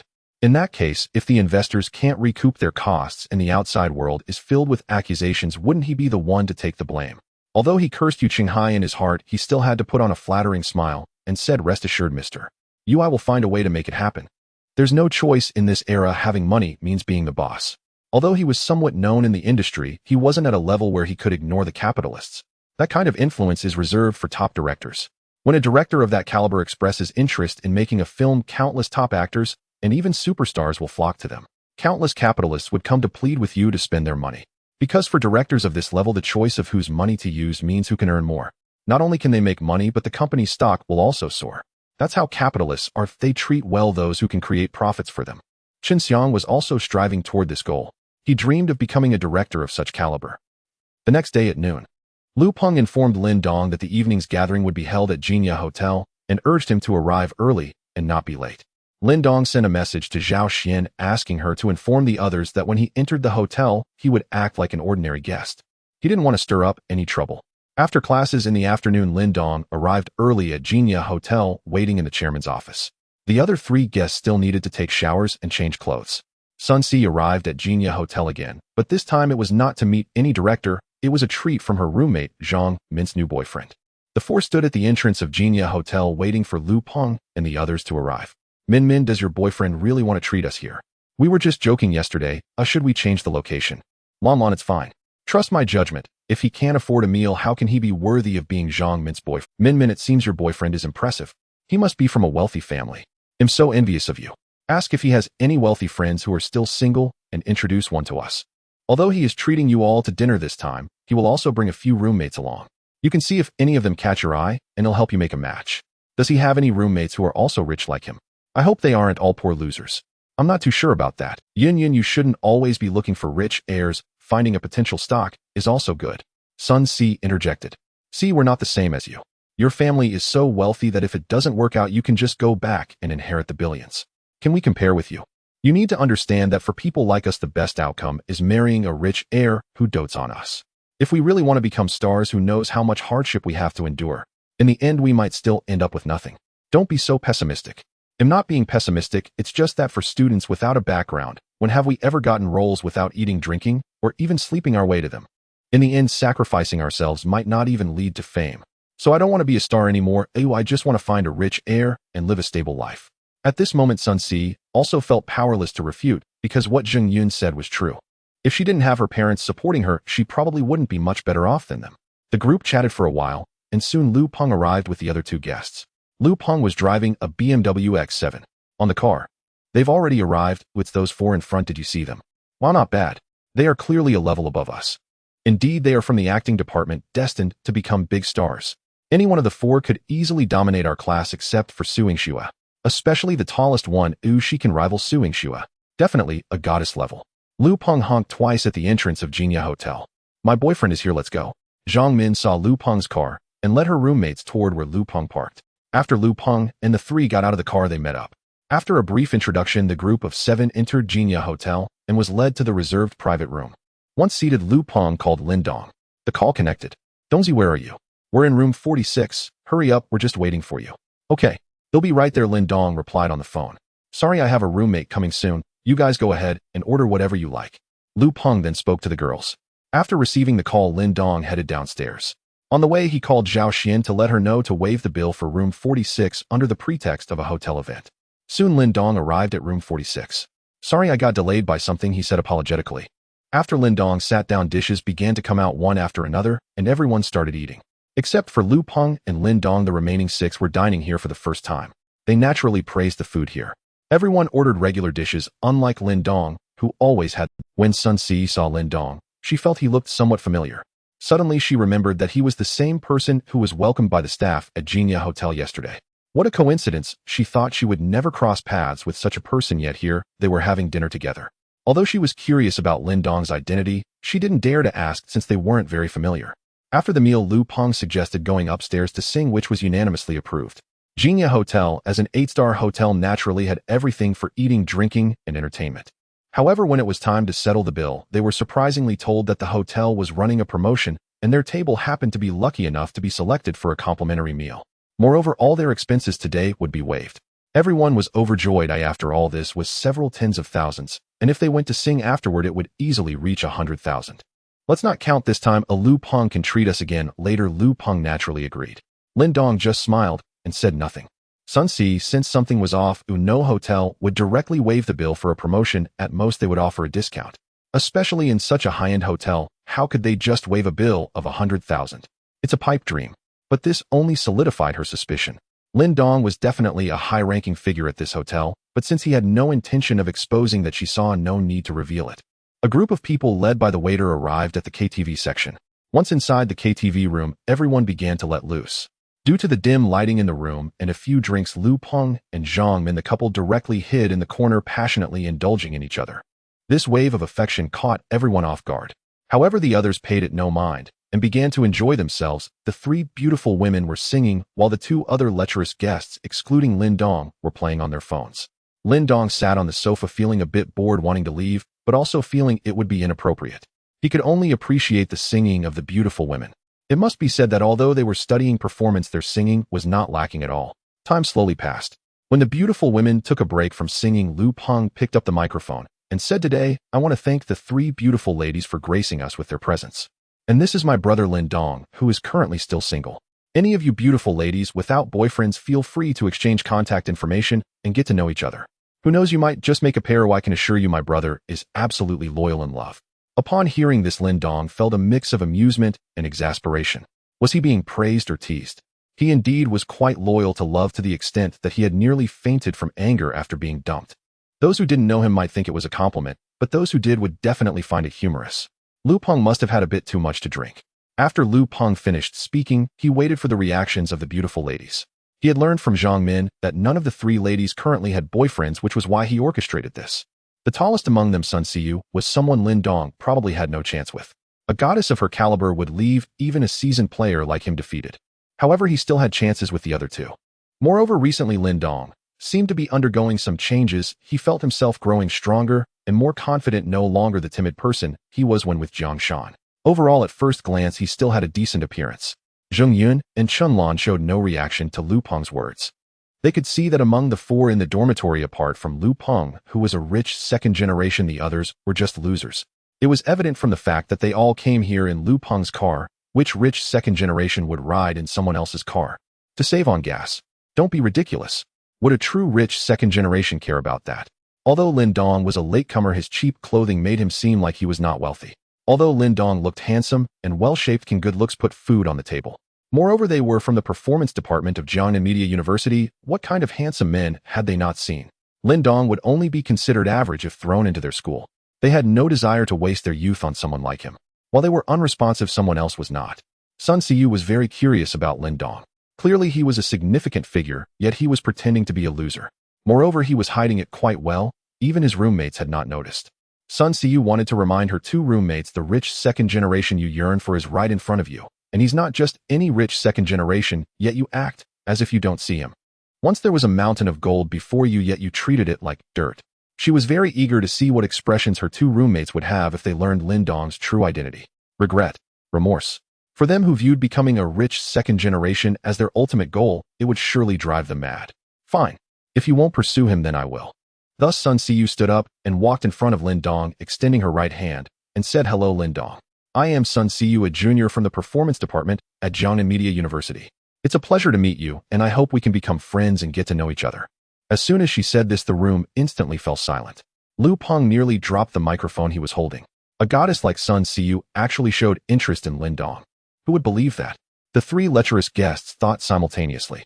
Just yesterday noon, the goddess Han Shiyun came to find Lin Dong. What charm did Lin Dong possess that attracted these goddesses? One was a coincidence. But what about the second? Would there be a third or fourth? Had he started to turn the tide after being dumped? At this moment, Lin Dong was also a bit stunned. He felt that ever since he acquired the system, his romantic prospects had become quite abundant. First Zhao Xian, then Han Shiyun. Now it was Sun Siyu. All were goddess-level characters. Which one should I choose? Only children make choices. I want them all. Quickly regaining his composure, Lin Dong stood up and said, "Hello, Sun classmate. I am also very glad to meet you." They shook hands briefly, then exchanged phone numbers and WeChat. Just then the door to the room was opened. A few thought it was the waiter. However, the first to enter was a short and plump middle-aged man, followed closely by the director Qin Xiang, who had met Sun Siyu yesterday. Qin Xiang and Yu Chenghai were accompanying two other investors tonight, but on their way they spotted Sun Siyu and her classmates here. Yu Chenghai instructed his secretary to follow them to see which room they entered, and after arranging the two investors, he hurried over here. Upon entering the room, Qin Xiang introduced himself. "Hello, students, I am Qin Xiang." Then he introduced the short and plump middle-aged man next to him. "This is Mr. Yu from Xin Yuan Entertainment. We are here primarily to get to know you all. You are students from Jiangnan Media University, right? Mr. Yu and I have come to Jiangcheng to select roles for a film that has over 100 million in investment. Would you mind having a drink with us?" As soon as Qin Xiang finished speaking, Yu Chenghai eagerly walked up to Sun Siyu and said, "You must be classmates. I am Yu Chenghai from Xin Yuan Entertainment. It's a pleasure to meet you. I think you have a great aura, perfect for the leading lady role in a film we are investing in." Yu Chenghai looked at Sun Siyu, his eyes gleaming. She was stunningly beautiful and had an impressive presence, plus she was taller than him, making him have to slightly tilt his head to speak to her. He particularly liked women who were taller than him. So what if she was tall? She would still be pressed under his hefty body. This only fueled his desire to conquer her. He absolutely had to win her over. "Sorry, Mr. Yu, I'm not interested in acting in your film," Sun Siyu replied calmly. She understood who Qin Xiang and Yu Chenghai were, realizing that Qin Xiang must have invited her yesterday to accompany Mr. Yu. Looking at Yu Chenghai's short and plump figure, Sun Siyu felt a wave of disgust. To have to accompany someone like him was worse than dying. What leading lady role? I don't care at all. Classmate Sun, you might not understand our film has over 100 million in investment, and we might increase the budget later. Plus we have popular star Yao Shui as the supporting role. If you take this film, you could become famous overnight. Yu Chenghai continued to entice her. As he spoke, Sun Siyu remained unmoved, while Zheng Yun, Qianlan, and Zhang Min were all extremely interested. Playing the leading lady, Yao Shui as support. This could definitely go viral. Since they chose the performance department, who would not want to be famous? Who wouldn't want to be a star? I'm sorry, Mr. Yu, I truly have no interest. Sun Siyu remained steadfast. Mr. Yu, I'm interested too. Zheng Yun and Qianlan hurriedly chimed in. Zhang Min, due to her boyfriend Lu Peng's presence, didn't dare to join in. She had finally found a rich second-generation boyfriend. She didn't want to risk losing it all. Yu Chenghai had little interest in Zheng Yun and Qianlan. He had no idea how many such women he had already been with. He gave Qinxiang a look signaling him to persuade them. However, Sun Siyu didn't give them the chance and directly said to Zhang Min, I have something else to do, so I'll leave first. Have fun. Then she turned to Lin Dong and asked Lin Dong, could you give me a ride? Oh, sure. Lin Dong quickly replied he had been wanting to leave and now had an excuse. After saying their goodbyes, the two left together. Lin Dong and Sun Siyu left. Yu Chenghai, who remained in the private room, wore a somewhat grim expression. Since becoming the general manager of Xin Yuan Entertainment, it had been a long time since he encountered such a woman who showed him no respect. For a woman who was disinterested in the entertainment industry and impervious to persuasion, Yu Chenghai had no good way to handle her. Zheng Yun and Qianlan supported Yu Chenghai on either side as they sat down, and then they began to toast. They genuinely desired to secure this role. Apart from Lu Peng, who continued to act as usual, the other two began to flatter Qinxiang. After all, Qinxiang was a somewhat renowned director, which made him quite significant for Fan Biao and the others. A group of people drank while each harbored their own thoughts. Lin Dong and Sun Siyu were in the elevator going downstairs. Suddenly Sun Siyu asked Lin Dong, is this hotel your family's? Huh? Lin Dong momentarily failed to respond. No need to make excuses to hide it. I know you must have a deep connection with this hotel. I haven't concealed anything, and I don't know what you're talking about. Lin Dong replied. Lin Dong, it's impossible for a hotel to waive the bill for events, and when they do, it's usually tens of thousands. You went a bit too far. A discount would be more appropriate. What does it have to do with me if the hotel waives the bill? Lin Dong, it's fine if you don't admit it, but you should know that a woman's sixth sense is usually very accurate. The waiver was definitely something you instructed the hotel to do, and the one who could accomplish this must be an important figure at the hotel. When Min and the others return, we will analyze together to see who has such authority. Lin Dong felt this woman was a bit formidable. Her IQ seemed a bit too high. Just from a bill waiver she could analyze who was responsible. It was a pity she wasn't a detective. What he didn't know was that Sun Siyu had determined this from how the staff had bowed and scraped when he entered the hotel yesterday. All right. Sun Siyu, you win, and the waiver was indeed my doing. Lin Dong admitted as he realized he couldn't evade it. So what's your relationship with this hotel? Seeing Lin Dong's admission, Sun Siyu asked curiously, just as you said, this hotel belongs to my family. The young master. I suppose that's accurate. Not bad. Lin Dong, I didn't expect you to be a super rich second generation. Sun Siyu, you're not doing too badly either. Directors and investors have approached you for the leading female role, and you've turned them down. You're still a bit more privileged than me. The two chatted as they exited the hotel. Sun Siyu, how about I give you a ride home? Lin Dong asked while standing at the hotel entrance. Of course. Do you expect me to take a taxi? Sun Siyu replied, as if it were a matter of course. Lin Dong shrugged, went to fetch his luxury car, and then drove Sun Siyu back to Jiangnan Media University. After dropping off Sun Siyu, Lin Dong returned to the international mansion. Zhao Xian was already asleep. Lin Dong figured Zhao Xian must be exhausted after these days. Handling the hotel work should be quite tedious. After taking a shower, Lin Dong lay on the bed. He opened his laptop and went to Whale Live. Han Shiyan wasn't broadcasting. His cousin Wang Li wasn't either. Lin Dong was just aimlessly browsing. However, his level was indeed somewhat intimidating. Over 1,000 levels. Anyone over 1,000 levels was considered a king. Lin Dong casually clicked on a game live stream.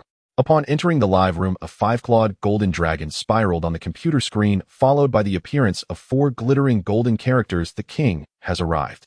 This entrance was simply spectacular. The live room exploded instantaneously. While the legendary Chairman Chai has appeared. Welcome Chairman Chai. Welcome Chairman Chai to guide us. The streamer was playing Survival Island. She was a cute girl named Jasmine. Upon seeing Lin Dong's king-level account enter, she immediately looked for a corner to hide. Then she stood up, pinched her fingers in a graceful pose, slightly crouched, and softly said, Welcome Chairman Chai to my live room. This little sister is here to pay her respects. This was a super big shot, and she had to serve him well. The streamer's performance made Lin Dong find it somewhat amusing. Indeed, money could make even a ghost push a millstone. Lin Dong directly sent a bullet screen message. Little Jasmine, focus on the game. If you win a chicken dinner, I'll send you 666 superfire gifts to celebrate. Upon seeing Lin Dong's message, Jasmine was overjoyed. If she succeeded in this round, it would be worth more than winning 100 or even 1,000 rounds. She hurriedly sat at her position, resumed the game, and while playing said, "Thank you for Chairman Che's support. I will definitely strive to win a chicken dinner." The audience's bullet screens began to flood in. Chairman Chai is awesome. Chairman Chai is mighty. Chairman Chai is indeed extraordinary. He truly stands. Jasmine cautiously manipulated her game character. Her skills were decent, generally winning 8 out of 10, but she was afraid of setbacks. If she stumbled over 1,000,000 in gifts would vanish, so she was exceptionally tense. As she battled her way through when only 3 players remained, Jasmine breathed a sigh of relief. This round seemed stable for winning a chicken dinner. But suddenly a grenade flew by her side, and Jasmine quickly jumped to the side, but it was too late. With a loud bang, Jasmine was blown up. In that instant, she felt a surge of murderous intent. Just like that, over 1,000,000 in gifts flew away, and Jasmine sat frozen in front of the computer, speechless for a long time. The live room was also filled with regret. Lin Dong felt that the streamer's skills were decent, and he was also feeling a bit restless, so he sent another bullet screen message. "Little Jasmine, how about playing a game with me?" Seeing Lin Dong's message, Jasmine finally came to her senses and hurriedly replied, "Sure. Sure. Where is Chairman Chai? He'll come find you." Lin Dong entered the game, and the two teamed up to start a new round. They landed in a valley and began to gather equipment and arm themselves. Jasmine consistently stayed close to Lin Dong, offering him any good equipment she found. Lin Dong didn't refuse. To be honest, his skills were a bit lacking since he hadn't played much before. However, their luck was quite good. There didn't seem to be any formidable opponents in this round. In the end, Jasmine successfully led Lin Dong to the top and secured a chicken dinner. This was also Lin Dong's first chicken dinner. Although his skills were poor, strangely no one in the live room criticized him. They all said he played well. Who would dare criticize such a big shot? Anyone who could send over 10,000,000 in gifts in a live stream surely wasn't lacking in reality. If they offended this big shot, they would be found no matter how deep they buried themselves. Lin Dong was in a good mood. He directly sent a superfire gift. A small matchstick sent to the streamer Jasmine Super Rocket X1. A small matchstick sent to the streamer Jasmine Super Rocket X666 when everyone thought it was over. A small matchstick sent to the streamer Jasmine Super Rocket X888. A small matchstick sent to the streamer Jasmine Super Rocket X1314. In the end, the total came to 1,314. Valued at over 2 million. The most expensive gaming companion on Whale Live was born. Companionship for Survival Island, winning a chicken dinner in one round with gifts worth over 260,000. Jasmine added Lin Dong as a friend, telling him to find her whenever he wanted to play games in the future. Due to the upcoming Labor Day holiday, there will be no break this weekend. The Labor Day Cultural Gala will also be held the day before the holiday. During this time, Lin Dong continued his normal routine of eating and attending classes. As time passed, the heat surrounding the Lin Dong incident gradually diminished, yet he had become somewhat of a celebrity at school. The handover of the Golden Leaf Hotel has been completed, and Lin Dong officially became the owner of the hotel. He also successfully spent 18 billion, earning himself 180 godly wealth points. After spending 40 godly wealth points to increase both his physique and spirit to 50 points, Lin Dong decided not to spend any more. He felt that the difference between 45 points and 50 points was not significant. Upon reaching 50 points, both his physique and spirit entered the realm of strong. He chose not to use the remaining 140 points, keeping them in reserve in case he needed to acquire any skills. The day before the Labor Day holiday, Lin Dong had no classes in the afternoon and was resting in his dormitory, preparing to attend the school's Labor Day Cultural Gala in the evening. Jiangnan Media University had already commenced its holiday, and those living nearby had begun to leave campus one after another. Sun Siyu was packing her things in her dormitory, getting ready to go home. Suddenly the phone rang. Sun Siyu picked up the phone and saw it was her mother calling, so she hurriedly answered. However, after the call, she was left in a daze. Her mother told her not to come home for the time being and sent her 1,000 yuan, advising her to save some for expenses.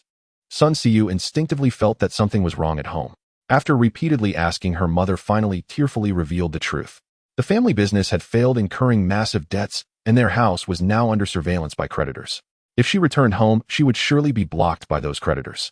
They could only temporarily hide at her grandparents' house. Her father had not eaten or drunk anything for 2 days, losing a significant amount of weight, and no amount of persuasion could move him. In Sun Siyu's heart, her father was like a pillar of strength, but now that pillar had crumbled. She couldn't fathom how their family, which had been in business for so many years, could suddenly go bankrupt. She needed to rush back and clarify the situation. If she didn't return now, she was afraid she might never see her parents again. After packing a few essentials, Sun Siyu hurried home. Her home was in Yangqing, not far from Jiangxing. It would take just over half an hour by train and only 2 to 3 hours by car. By the time she arrived at her grandparents' house, it was nearly evening. Knock, knock. Sun Siyu calmed herself and started knocking on the door. No one responded. Knock, knock. Sun Siyu knocked again. Still no one answered. Could it be? No, it couldn't be. It couldn't be. Sun Siyu's heart trembled. She quickly took out her phone and dialed her mother's number. The call connected. Mom, I'm back. I'm right outside Grandma's house. Please open the door. Sun Siyu said anxiously. Siyu, you're back? Didn't I tell you not to come back? Hearing her mother's voice through the phone, Sun Siyu finally felt relieved. Though her voice was weary, at least she was still alive. Soon the door finally opened. The moment she saw her mother, Sun Siyu couldn't hold back any longer and burst into tears, embracing her. After they cried for a while, they went inside. Seeing that the house was empty, Sun Siyu asked, Mom, what on earth happened? Where's Dad? Where are Grandma and Grandpa? Where's my little sister? Your grandparents and little sister were taken away by your uncle. Your dad has locked himself in his room and refuses to come out. Siyu, you need to go persuade your dad. He hasn't eaten for 2 days, and if this continues, his health will deteriorate. Sun Siyu entered the room and saw the man sitting there smoking. She couldn't reconcile this man, whose hair had turned mostly white, with her father. Once he was so vibrant, having come from the countryside to build a life in the city, the most successful person in the family. Whenever anyone spoke of him, they would give a thumbs up. But the man in front of her now looked lifeless, a man in his 40s appearing as if he were in his 60s. Sun Siyu cried out with tears in her eyes. The man did not respond, continuing to smoke, finishing one cigarette before lighting another. Mom, what happened?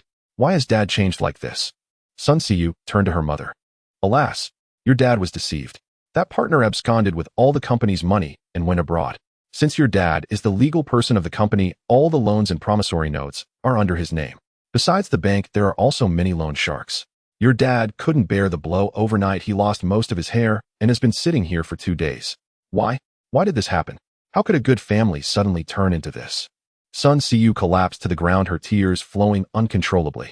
A few months ago, when she left home, the family was harmonious and filled with warmth. Her dad was still the man she had. Her mother was still the middle-aged woman who loved to chatter in front of her daughters. What a fortunate family, and why had it suddenly become on the verge of collapse? Quadrillion squatted down and embraced her daughter. Her eyes felt dry, but no tears flowed, as she had already shed too many over the past few days. She did not blame her husband, as she knew he was suffering even more. She only lamented that those fraudsters were too good at disguising themselves and plotting. Siyu, this is a hurdle your father and I cannot overcome. If something happens to us, you must take good care of your little sister. You are already an adult. You need to take on the responsibility of caring for her, understand? Quadrillion said to Sun Siyu. Hearing her mother's words, Sun Siyu's heart trembled, and she hurriedly said, Mom, please don't do anything foolish, okay? Please, I'm begging you. Quadrillion continued as if she hadn't heard her daughter's plea. But you don't have to worry too much. Your dad and I have saved a little money with your uncle. Though it's not much, it should be enough for you to live without worries. Mom, please don't do anything foolish. There must be a way. There must be a way. Quadrillion continued. However, you need to move to a place where they can't find you, because many of these creditors are loan sharks, and I'm afraid they might threaten your safety. Mom, wouldn't paying back the money solve the problem? Sun Siyu suddenly thought of Lin Dong, the young master of the Golden Leaf Hotel. His family must be wealthy, and if he were willing to lend her money, it could definitely resolve their family crisis. Later, she could slowly repay him, and if she couldn't pay him back, she could just be his lover, his mistress. At that moment, Sun Siyu thought, even if it were a guy like Yu Chunghai, who was short, fat, and ugly, as long as he could help her family resolve their crisis, she would definitely follow him without hesitation. Because in her heart, nothing was more important than her family. Silly girl, paying back the money could solve the problem, but we can't pay it back. Your dad and I have thought of many ways. We've sold everything we could sell and borrowed everything we could borrow. In the end, it was just a drop in the bucket. Jiangnan University. Over 10,000 students were neatly seated on the playground. The May Day Arts Gala was about to begin, starting with a speech from the school leaders. Then the students began to perform. Singing, dancing, skits, crosstalk, and magic shows were presented one by one. However, at this moment, Lin Dong was not sitting below to watch the program. Instead, he had been called back to the classroom by the homeroom teacher, and not just him, the entire class was summoned back. Everyone felt somewhat puzzled. At this time, the homeroom teacher spoke. Today, there is a special situation. Because Suing Xue is feeling unwell, she cannot go on stage. Who among you can play the piano? Just go up and fill in. It doesn't have to be perfect, just manage it somehow. All eyes turned to Suing Xue. Indeed, her previously rosy cheeks had turned somewhat pale. After waiting for a while, and seeing no one volunteering, the homeroom teacher continued, "Whoever takes on this task, I will ensure that you have a smooth path for any future leave requests or anything else." With these words, many felt tempted, but playing the piano was a delicate skill, not something one could just pick up after a few days of practice.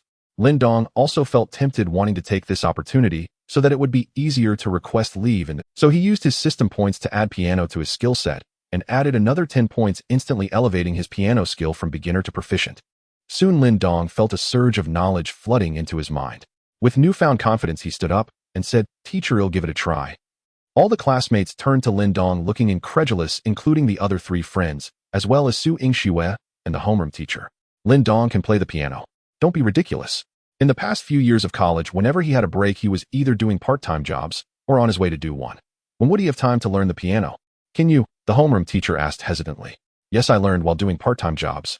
"Can you play a complete?" the homeroom teacher asked again. "I can." "All right then. Since no one else is volunteering, go give it a shot. Remember, I don't expect you to excel, just don't mess it up." At this moment, Ding Wei stood up looking pained and said, "Teacher, I'm not feeling well either. Let Lindong go up alone." He definitely didn't want to share the embarrassment with Lindong. He wouldn't believe that someone as poor as Lindong could play the piano. It's better to sit back and enjoy the show of Lindong's embarrassment. The classmates looked at Ding Wei, who was pretending to be in pain, and some wanted to laugh. The homeroom teacher noticed this, but didn't expose him. Instead, she asked Lindong, "Lindong, can you handle it alone?" "Yes," Lindong replied. He preferred that Ding Wei didn't go with him. Collaborating with a guy made no sense. However, he felt that playing the piano alone would be a bit dull, so he spent 30 system points to elevate the skills of lyric writing, composition, and singing directly to proficiency. Now everything was ready. The issue was resolved, and everyone returned to the playground to watch the performances.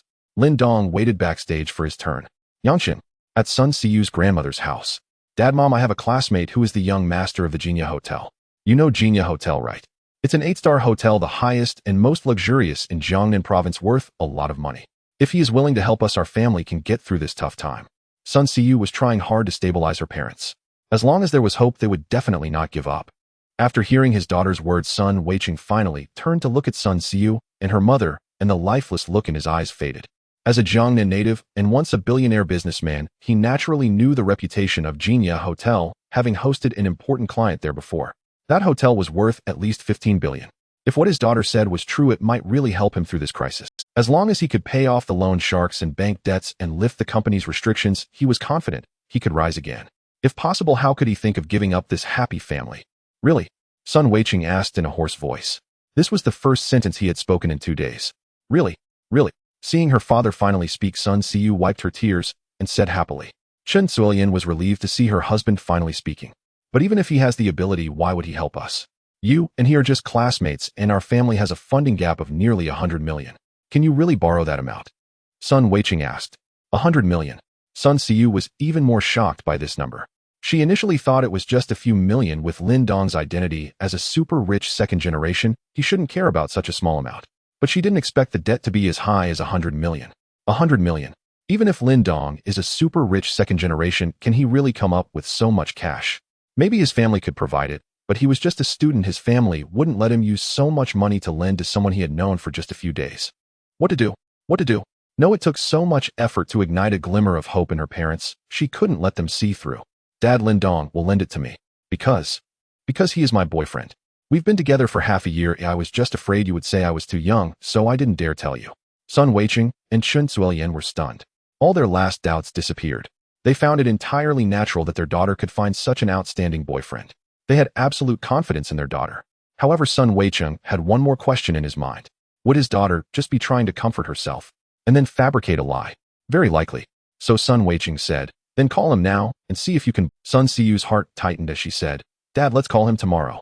You should eat something first, and I'm hungry too." Sun Weiqing, as a businessman who had been in the market for many years, could naturally see the subtle changes in his daughter. Indeed, Sun Weiqing sighed inwardly. This was just his daughter's stalling tactic.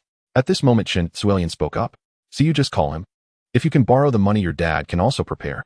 If you can't, we still need to settle you and your sister, otherwise your dad and I won't be able to rest in peace." Sun Siyu had no choice but to take out her phone and find Lindong's number to call. Although she felt desperate, she still hoped for a miracle to occur. Jiangnan University. Lindong was still waiting backstage for his turn. Suddenly his phone rang. He took out the phone and saw it was Sun Siyu. What does this girl want from me? Although he was puzzled, Lin Dong still answered the call. Hello? Classmate Sun, is there something you need from me? On the other end of the line, when Sun Weiqing heard Lin Dong call his daughter, classmate Sun, his last shred of hope shattered. No man would refer to his girlfriend like that. Sun Siyu, however, did not pay attention to these details. Lin Dong, are you free right now? I want to talk to you about something. Lin Dong looked at his program. There were still several acts before him, so he walked to a quieter spot. What is it? Lin Dong, I want to borrow some money from you. Lin Dong was taken aback. Borrow money?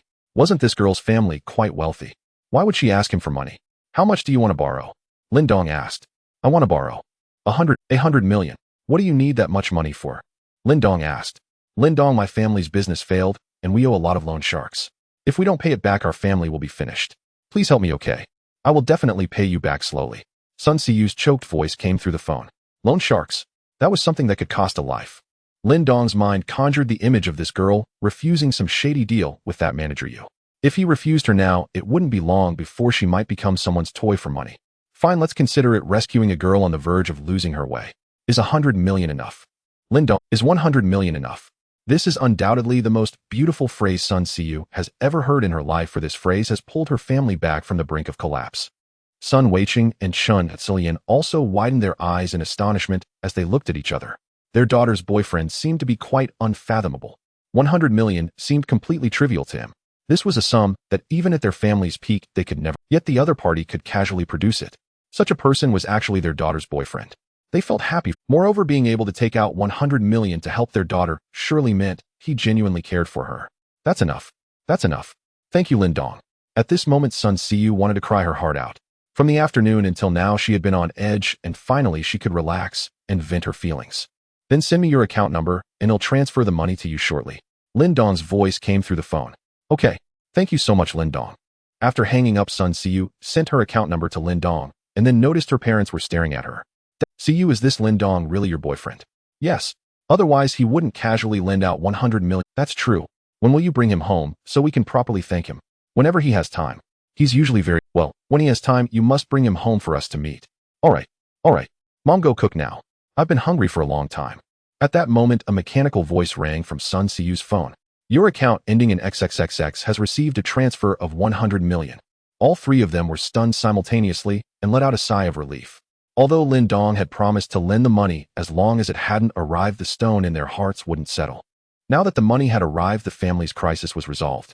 Chun Xian happily went to cook, and Sun Weiqing stepped out of the room he had been in for 2 days to drink some milk and shower. Sun Siyu sat on the sofa in the living room, reflecting on everything that had happened that day. She couldn't bear to imagine what would have happened if it weren't for Lin Dong's help. Her parents might have borne all of this and then left this world. She and her sister would have gone to a place without relatives, living in solitude.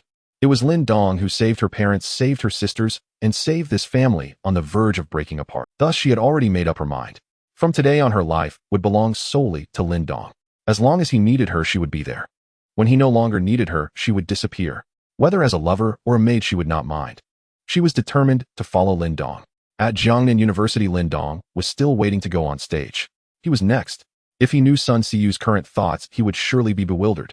100 million lent out, how could he be taken advantage of? At that moment, the host's booming voice echoed on. Due to the next performer, Su Yingxue, being unwell, let's invite Lin Dong to perform a piano solo for us. As soon as the host finished speaking, the audience erupted in chaos. What the hell? Why is it Lin Dong? Where's my goddess? They changed performers. Does Lin Dong know how to play the piano? He might as well be playing cotton. Hey, Lin Dong, why don't you perform how you coughed up blood that day? He'll learn from you. My girlfriend is about to break up with me too. Ha ha. Yes, let Lin Dong perform coughing up blood. Ha ha. The scene began to get chaotic. After Lin Dong took the stage, he heard the laughter of his classmates below. He ignored it. He walked straight to the piano, picked up the microphone, and said, "Good evening, teachers and fellow students. I am Lin Dong, and tonight I will present to you my original song, Boy. I hope you enjoy it." Sitting in front of the piano, Lin Dong placed his hands on the keys, calming his mind as he envisioned how to perform just as he had practiced countless times. His fingers began to dance across the keys. The notes from the piano slowly floated into the ears of everyone present. Wow, not bad. This is pretty impressive. Lin Dong actually knows how to play the piano. He's hidden it quite well. Lin Dong's voice then resonated in everyone's ears. Once upon a time, by chance, he and she fell in love. In an era without hesitation, thinking, understanding. So love is straightforward. A pair of hands that cannot let go. The persistence in the heart and the future. Unforgettable. Your love. But the ending is hard to change. I couldn't keep you, let alone him. Could give you an anticipated, naive boy. Oh, the first half of the song ended. The venue of over 10,000 people fell silent. Soon the second half began. Your care. Always carried with you. Open it in a deserted place. I want to ask, are you still sad? Like lying under the sun by the sea. Like colors applied with heart. Make you smile, make you brave. Unforgettable. Your love. But the ending is hard to change. I couldn't keep you, even less like him. Could give you an anticipated future. Naive boy. Oh, thinking of you. Just now. Thinking of you. Every time I wander again. All regrets. Are not the future. All love. In the end it is hard to avoid. Cannot escape harm. No need to start over. Oh, la. Now I. Just hope the pain. Comes faster. After all it cannot be redone. Oh. P.S. Everyone should see this book as a parallel world. The song is Boy by the champion of the voice Liang Bo. If interested you can go listen to it. The song ended, but the venue remained in profound silence. Was it shocking? Indeed. No one expected Lin Dong would sing such heartfelt lyrics. Every aspect from lyrics to composition to performance resonated deeply. Many who had experienced similar situations felt their eyes welling up. Jiang Shan was leaning in the arms of her best friend Zhu Yin, with tears streaming down her face. The song Lin Dong wrote reflected their past. Zhu Yin looked at her friend in her arms with a sigh. Such an excellent and devoted man, yet she broke up with him for a scumbag. She was destined not to deserve him. Suing Xue sat below staring blankly at Lin Dong on stage. This man she had been classmates with for 3 years seemed utterly unfamiliar to her. His piano skills, singing, and songwriting were all top-notch. Most importantly, he combined his own experiences to create such deeply moving lyrics. An outstanding man is like a firefly in the night, always so striking. Suing Xue wondered if Lin Dong had been stimulated after being dumped, revealing his hidden side. How many more secrets does he have? Suing Xue became increasingly curious. Han Shiyun felt a bit gloomy. She was not surprised at all by Lin Dong's excellence. Are you kidding? Would such a big shot lack depth? But didn't Lin Dong say he wanted to keep a low profile? Is this his version of low profile? Now it seemed that there would surely be many more competitors. While other students didn't concern Han Shiyun much, she felt a sense of crisis regarding Lin Dong's classmate Suing Xue. No, while everyone still had a limited understanding of Lin Dong, she needed to speed up and win him over. Otherwise she would miss this opportunity. Meanwhile, several music teachers in the school looked at Lin Dong with the eyes of someone encountering a rare treasure. Such a musically gifted student had gone unnoticed by them. No one knew who started the first round of applause. Then one after another over 10,000 people erupted into thunderous applause. Lin Dong stood up, bowed to the audience, and then left the stage. Tonight he was destined to be the most dazzling man. Lake City. It is a coastal city. Compared to the inland Jiang City, it is more developed in various aspects. At this moment Lin Dong is on a plane from Jiang City to Lake City, closing his eyes to rest. Behind him a beautiful and tall flight attendant is giving him a shoulder massage. He is seated in a super luxurious first-class cabin, not only with single occupancy rooms, but also with various top-tier food services and a stunning flight attendant providing unknown service. The service is excellent, but the price is somewhat outrageous, 50 times that of economy class, something not everyone can afford. Mr. Lin, do you need any food or water? While massaging Lin Dong's shoulders, Lan Xian asked. She had been massaging Lin Dong for almost an hour. Her hands were sore, but since Lin Dong didn't ask her to stop, she dared not cease, only inquired if he wanted something to eat. Lan Xian is a flight attendant for the airline's top luxurious first-class cabin, different from those in business and economy classes. They provide unknown services to first-class passengers, which is not only easy work, but also offers significantly higher pay than the other two classes. This job has very high requirements in every aspect, as those who can afford the top luxurious first-class cabin are absolute tycoons. She has only been responsible for this cabin for less than a month. Her predecessor, a fellow attendant, hooked up with a wealthy man and resigned to live as a rich wife. There is actually a high turnover in this job, as one never knows when a colleague might leave for a wealthy suitor. Thus there are many reserves, and they all hope to work on a plane as soon as possible. Upon entering the training program, they sign a long-term labor contract which imposes heavy penalties for resignation, as the cost is the company's training investment in them. Even so, many colleagues still leave every year. Some find success, while others fall into hardship. Lan Xian never considered hooking up with a wealthy man, she just wants to cherish this job. Mr. Lin. Seeing Lin Dong not responding, Lan Xian called out again. Lin Dong was enjoying his sleep. Mr. Lin. Lan Xian continued to call. Lin Dong still did not respond. After noticing Lin Dong had fallen asleep, Lan Xian finally breathed a sigh of relief, stopped the massage, and gently closed the cabin door as she exited. Half an hour later. Mr. Lin. Mr. Lin. Lan Xin's voice rang in Lin Dong's ear again. Only then did Lin Dong slowly wake up. Mr. Lin, we have arrived in Lake City. Oh, so soon? Lin Dong asked while yawning. Mr. Lin, you've been asleep for over an hour. Thank you, Miss Lan. Lin Dong said. You're welcome, Mr. Lin, it's our duty to do so. Lin Dong got up to stretch and then directly exited the plane carrying nothing but his phone. Upon leaving the airport, Lin Dong stood by the roadside in front of the airport. He had already called Yi Hong before boarding the plane. Yi Hong said he would come to pick him up, but for some reason he had not yet arrived. After waiting for about 10 minutes, a familiar voice sounded behind him. Mr. Lin. Lin Dong turned to see it was the flight attendant Lan Xian, who had given him a shoulder massage on the plane, now dressed in her flight attendant uniform and pulling a small suitcase. Hello, Miss Lan. Lin Dong replied. Are you waiting for a friend, Mr. Lin? Lan Xian asked. I was planning to take a taxi. Lin Dong indeed intended to take a taxi directly to Yi Hong's company. Take a taxi. Lan Xian was somewhat puzzled. How could someone who could afford the top luxurious first-class cabin want to take a taxi? As it happens, I was also planning to take a taxi back to the hotel, Mr. Lin. Where are you headed? How about we go together? Lan Xian suggested. Just as Lin Dong was about to decline, another voice interrupted. Lan Xian, is this your boyfriend? A flight attendant a few years older than Lan Xian approached, pulling a suitcase. Sisterly, don't misunderstand, this is Mr. Lin, who was just seated in my cabin on the plane. Lan Xian explained. Lan Xian, when looking for a man, you must keep your eyes wide open, as some people just like to sit in first class pretending to be wealthy to deceive you newcomers. Several of our crew have already been fooled, ending up with nothing. Sisterly, it's not what you think. I know young people like you look for handsome boyfriends, but when you grow older you'll realize that looks can't put food on the table. You need to find someone practical, good to you, and wealthy. Trust me, Sisterly won't deceive you. Lin Dong glanced at the heavily made-up Sisterly. Is this woman out of her mind? Or is she going through menopause? I'm just waiting for a taxi here. Did I provoke you? Just as he was about to retort. Beep. A Land Rover pulled up in front of the three. My boyfriend has come to pick me up, Lan Xian. Do you want me to give you a ride? Sisterly said somewhat pretentiously. At that moment the car door opened and a person stepped out. When Lin Dong saw Sisterly's boyfriend, he instantly lost his desire to confront her. The guy was about 1.60 meters tall, weighing 180, comparable to some entertainment company executives, and he was bald, probably around 40 to 50 years old.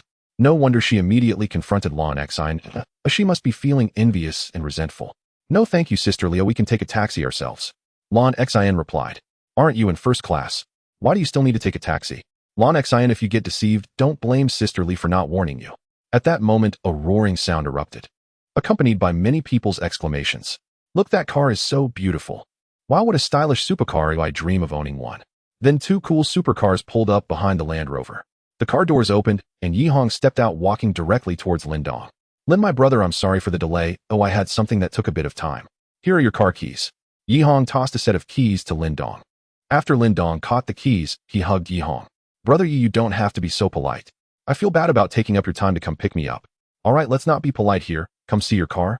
This car has been driven for less than 300 kilometers in 3. It's absolutely as good as new. Yi Hong said, putting his arm around Lin Dong's shoulder. Lin Dong walked up to his Bugatti Chiron, reaching out to touch the body of the car, feeling it was really nice, even more comfortable than touching a woman. So cool. So stylish. This car would definitely blind countless eyes when driven back to school. Brother Yi, this car is amazing. I love it so much. I'm glad you like it. Come on, let's get in the car. I'll take you somewhere to treat you. Then I'll follow your arrangements today, Brother Yi. At that moment, a person from the other equally cool sports car walked up to Yi Hong and handed him a set of car keys. Director Yi, here are your car keys. Literally take a taxi back to the company yourself. Yi Hong said. Yes, Director Yi. Lin Dong stood next to the Bugatti Chiron, preparing to get in. Suddenly, he noticed Lan Xian still standing by the roadside in shock. Miss Lan, where are you going? Can I give you a ride? Lin Dong asked her. Mr. Lin, there's no need to trouble yourself. I can just take a taxi. Lan Xian replied. Get in the car. Lin Dong said, and entered the driver's seat of the Bugatti Chiron. Lan Xian hesitated for a moment, but then walked up and got into the passenger seat beside Lin Dong. After Lin Dong got in, he called Yi Hong from the other car, saying he needed to drop someone off first. It turned out to be on the way. Yi Hong led Lin Dong ahead. The two super cool sports cars disappeared into the airport amidst the roar. Sisterly watched the supercars fade away, her expression somewhat unpleasant, mainly because she had just been slapped in the face too quickly and hadn't had time to react. Looking at her proud rich boyfriend in front of her sister, Li suddenly felt it was no longer appealing. Not far away, several flight attendants also witnessed the scene that had just unfolded. Did you see that? Lan Xian got into that supercar. Did anyone take a picture? Quickly search what kind of car that is. I've never seen one before. I took some searching. Oh my gosh, that's the latest limited edition Bugatti Chiron. Only 8 units were produced worldwide, and it launched at 60 million. What? 60 million? That's too outrageous. An even more outrageous 60 million was the launch price 3 years ago. Now it has skyrocketed to 80 million.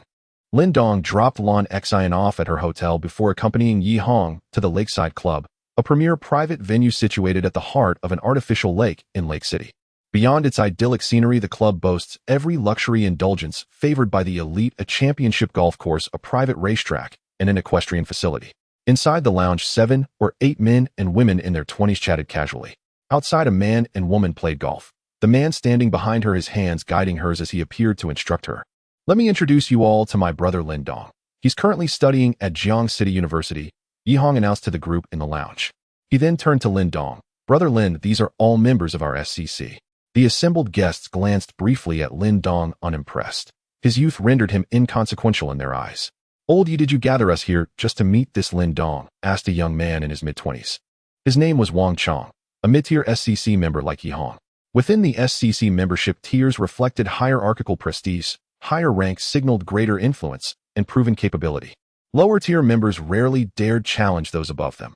Yet Wang Chong and Yi Hong stood on equal footing, affording him the liberty to speak plainly. Moreover, Yi Hong was a consummate diplomat, a genial, adaptable businessman. Wang Chong, I've summoned you today not merely for introductions, but to bear witness. I shall now exercise my privilege as a mid-tier member to formally nominate Lin Dong for SCC membership. The group exchanged startled glances, studying Lin Dong anew. For Yi Hong to invoke such a privilege was extraordinary. It was rarely done lightly. After all, each mid-tier member possessed only one such nomination right, a rarity so coveted that some had offered tens of millions to purchase it only to be rebuffed. Yet Yi Hong had bestowed his sole, irreplaceable nomination upon this seemingly unremarkable youth. Who then was Lin Dong? A man in his early 30s spoke up. Since old Yi has invoked his mid-tier privilege, brother Lin Dong is henceforth a full-fledged SCC member. Lin Dong, please add me on WeChat and send your ID number. I'll submit it to headquarters. Your official membership badge will arrive within 3 days, and I'll also forward our official SCC dossier. He produced his phone and prompted Lin Dong to add him as a contact. Lin Dong hesitated, bewildered. He had no idea what the SCC was nor what membership entailed. Still, if Yi Hong vouched for it, why not comply? They exchanged contacts, and Lin Dong sent his identification number, receiving in return a digital document. Lin Dong opened the file. SCC, he learned, was an acronym. Its full name, the Metropolis Supercar Club, headquartered in Modu. It maintained branches across numerous first-tier cities, including Jiang City, but conspicuously only in southern metropolises, with none established in the north. Originally founded as a casual gathering for automotive enthusiasts and amateur racers, the SCC had evolved into a rigorously structured, tightly knit organization. It was in essence the apex echelon of high society, a rarefied inner circle. Members convened not only for leisure, fine dining, racing, polo, golf, but also for strategic business dialogues, forging synergistic partnerships built on mutual advancement and resource integration. Countless nouveau riche billionaires strained relentlessly to gain entry, to connect with these elites, but found no pathway in. Wealth alone was insufficient. Admission demanded strict adherence to 3 criteria. First, ownership of a supercar valued at over 100 million yuan, a threshold easily surmountable. Second, personal net worth exceeding 1 billion yuan, or family assets surpassing 10 billion yuan. This too remained within reach for many. Third, and most formidable, endorsement by a mid-tier or higher SCC member. Such nominations were fiercely contested. Even whispers of availability would ignite frenzied bidding among aspirants. Though officially non-transferable, unofficial transactions occurred beyond public scrutiny. SCC membership comprised 4 ascending tiers: ordinary, mid-tier, senior, and core. Ordinary members held no nomination rights. Mid-tier members possessed 1 nomination privilege. Senior members commanded 3, core members faced no limits. Those attaining core status were titans, SCC's de facto leadership and power brokers. Advancement required demonstrable contributions to the club. Annually, the SCC hosted prestigious motorsport events and exclusive galas, deepening camaraderie and reinforcing collective identity. Having read the dossier, Lin Dong regarded Yi Hong with newfound respect. This was a connection worth cultivating. Without Yi Hong's guidance, such a world would have remained utterly inaccessible, no matter how vast one's fortune. What Lin Dong did not know was that Yi Hong had expended his sole nomination not out of mere goodwill, but because Li Bin had hinted that anyone capable of purchasing the Golden Leaf Hotel in Jiang City for 2 billion yuan must hail from a reclusive ancient lineage. Yi Hong had never met such families, or perhaps had without realizing it. These lineages operated in profound obscurity, wielding influence from the shadows. Brother Lin will also require formal proof of assets. Proof won't be necessary. I transferred full ownership of Jiang City's Golden Leaf Hotel to Brother Lin just days ago. He now holds 100% equity. Yi Hong replied. A ripple of astonishment passed through the group. The 8-star Golden Leaf Hotel was widely renowned, its acquisition price hovering near 2 billion yuan. To spend 2 billion on a single property implied a personal net worth exceeding 5 billion yuan. Clearly Lin Dong's ancestral house was formidable. Does your family operate in the hospitality industry? Wang Chong asked. He assumed Lin Dong's purchase was strategic, a bid for regional dominance in Jiang City's luxury lodging sector.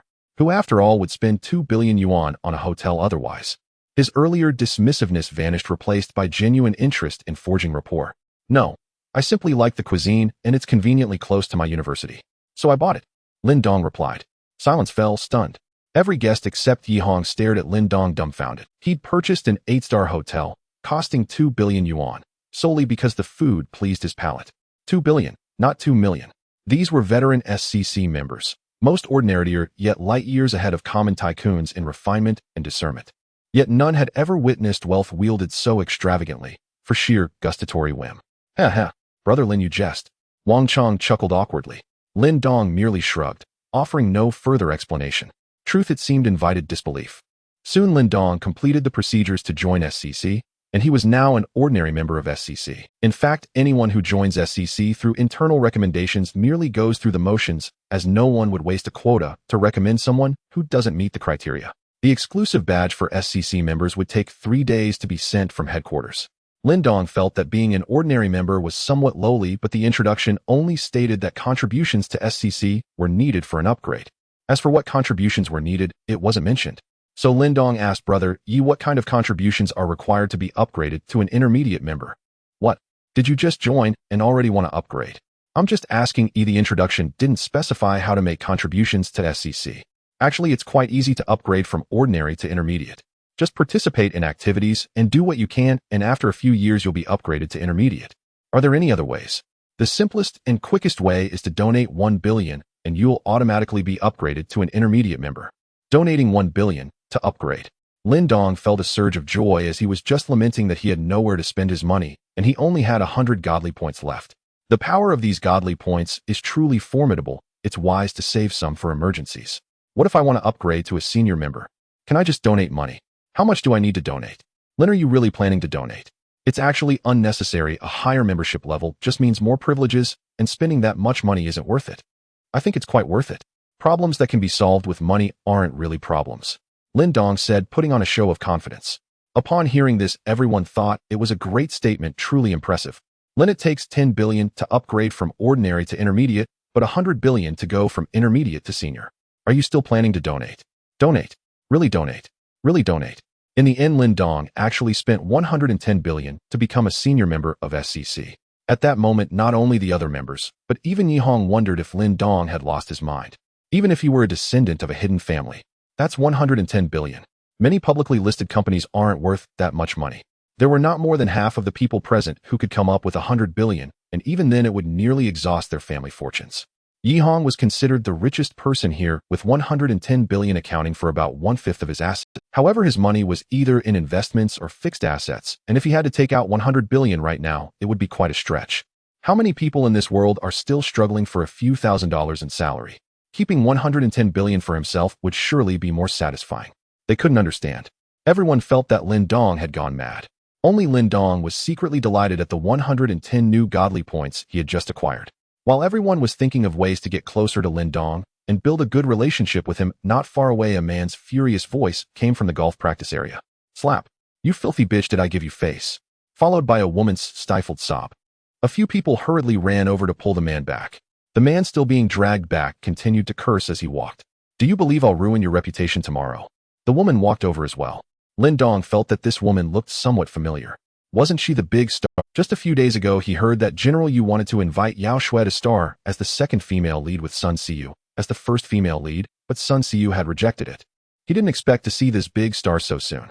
However, this big star didn't look as glamorous as she did on television. He noticed that the left side of her face was slightly swollen, likely from being hit. Just now, even Lin Dong could hear the sound. Lin Dong used to quite like Yao Shui as she starred in many TV dramas and movies, and was known as the killer of otaku. Back then, Lin Dong was indeed an otaku. Looking at the goddess he once admired, Lin Dong felt somewhat disheartened. Indeed, those goddesses who appeared glamorous in the eyes of the losers were merely tools to please the powerful. Having been taken advantage of, slapped, and still following him around, little did they know that Lin Dong was now also regarded as a big shot by others. Yao Shui gently covered her swollen face with her left hand, softly sobbing. She felt wronged. The man had actually touched her inappropriately, and when she merely tried to stop him, she was slapped. But she didn't dare to leave because her manager told her that if she angered these big shots, her future would be over. Not only would she be finished, but the company behind her would be too. So she could only stay here, hoping to calm the other party down. Yin Yong, can you just calm down a bit? Yi Hong furrowed his brow and said, Old, you don't get involved. It's just a few touches, and she's trying to act pure. I tell you, Yao Shui, if you don't clear your name for me tonight, be prepared. I'll make sure you ruin your reputation tomorrow. I'm sorry, General Yin. Yao Shui said softly. Sorry is of no use. You better clear your name for me tonight, understand? I'm sorry, General Yin. Did I ask if you heard me? General Yin, are you looking for a fight? After finishing, Yin Yong stood up and directly slapped Yao Shui again. Yao Shui was so frightened that she stood still and didn't move. However, this slap did not land on her face. It turned out that Lin Dong, who was standing nearby, couldn't bear to watch any longer. After all, she was once his goddess, and he couldn't just stand by and watch her get hit. So he stepped in front of Yao Shui and caught Yin Yong's slap with his hand. Yin Yong was also taken aback, not expecting someone to dare to stop him. Kid, who the hell are you? Dare to meddle in my business? Are you tired of living? Yin Yong, right. You only hit women, are you even a man? Seeing that the two were about to fight, Yi Hong hurriedly stood between them, saying, Yin Yong, Lin, we are all on the same side, don't be impulsive. Who the hell is on his side? Do I know him?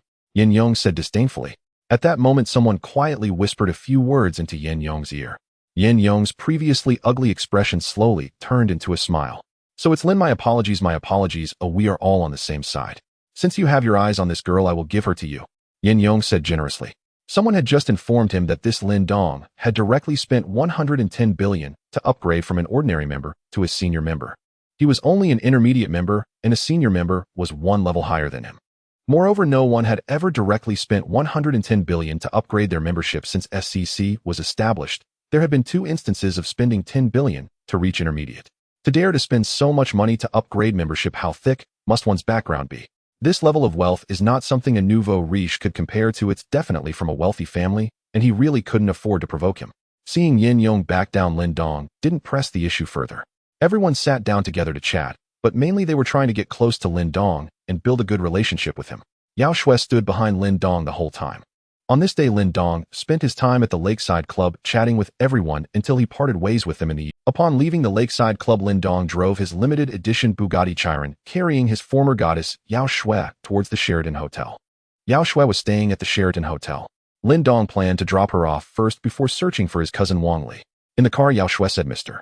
Lin, thank you. Without you today, I would have been in a dire situation. I would either have to submit to Yin Yong or wait for tomorrow to face disgrace. She had no doubt about Yin Yong's capabilities. Even her boss was afraid of him.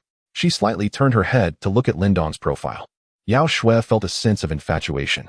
Whether it was his looks, physique, or personality, he was of the highest caliber, not to mention the intimidating background that even Yin Yong feared. Such a man was like a star in the night sky, dazzling wherever he went.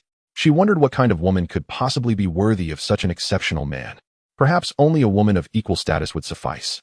Yao Shui could only hide this infatuation deep in her heart. It's nothing, just a small favor. Miss Yao, I actually quite like the movies you act in. Really? Mr. Lin, you really like my movies? Yao Shui exclaimed with delight. She didn't expect someone as significant as Lin Dong would pay attention to her. It genuinely surprised her. Lin Dong was taken aback. Was it really necessary to be this astonished? After all, she was the new darling of otaku. One of the 4 little flowers. Is it strange that I enjoy your movies? Many people at school like you. Not only do they enjoy your films, but there are also 2 of your swimsuit posters in my dormitory. However, that couldn't be revealed. I genuinely enjoy them.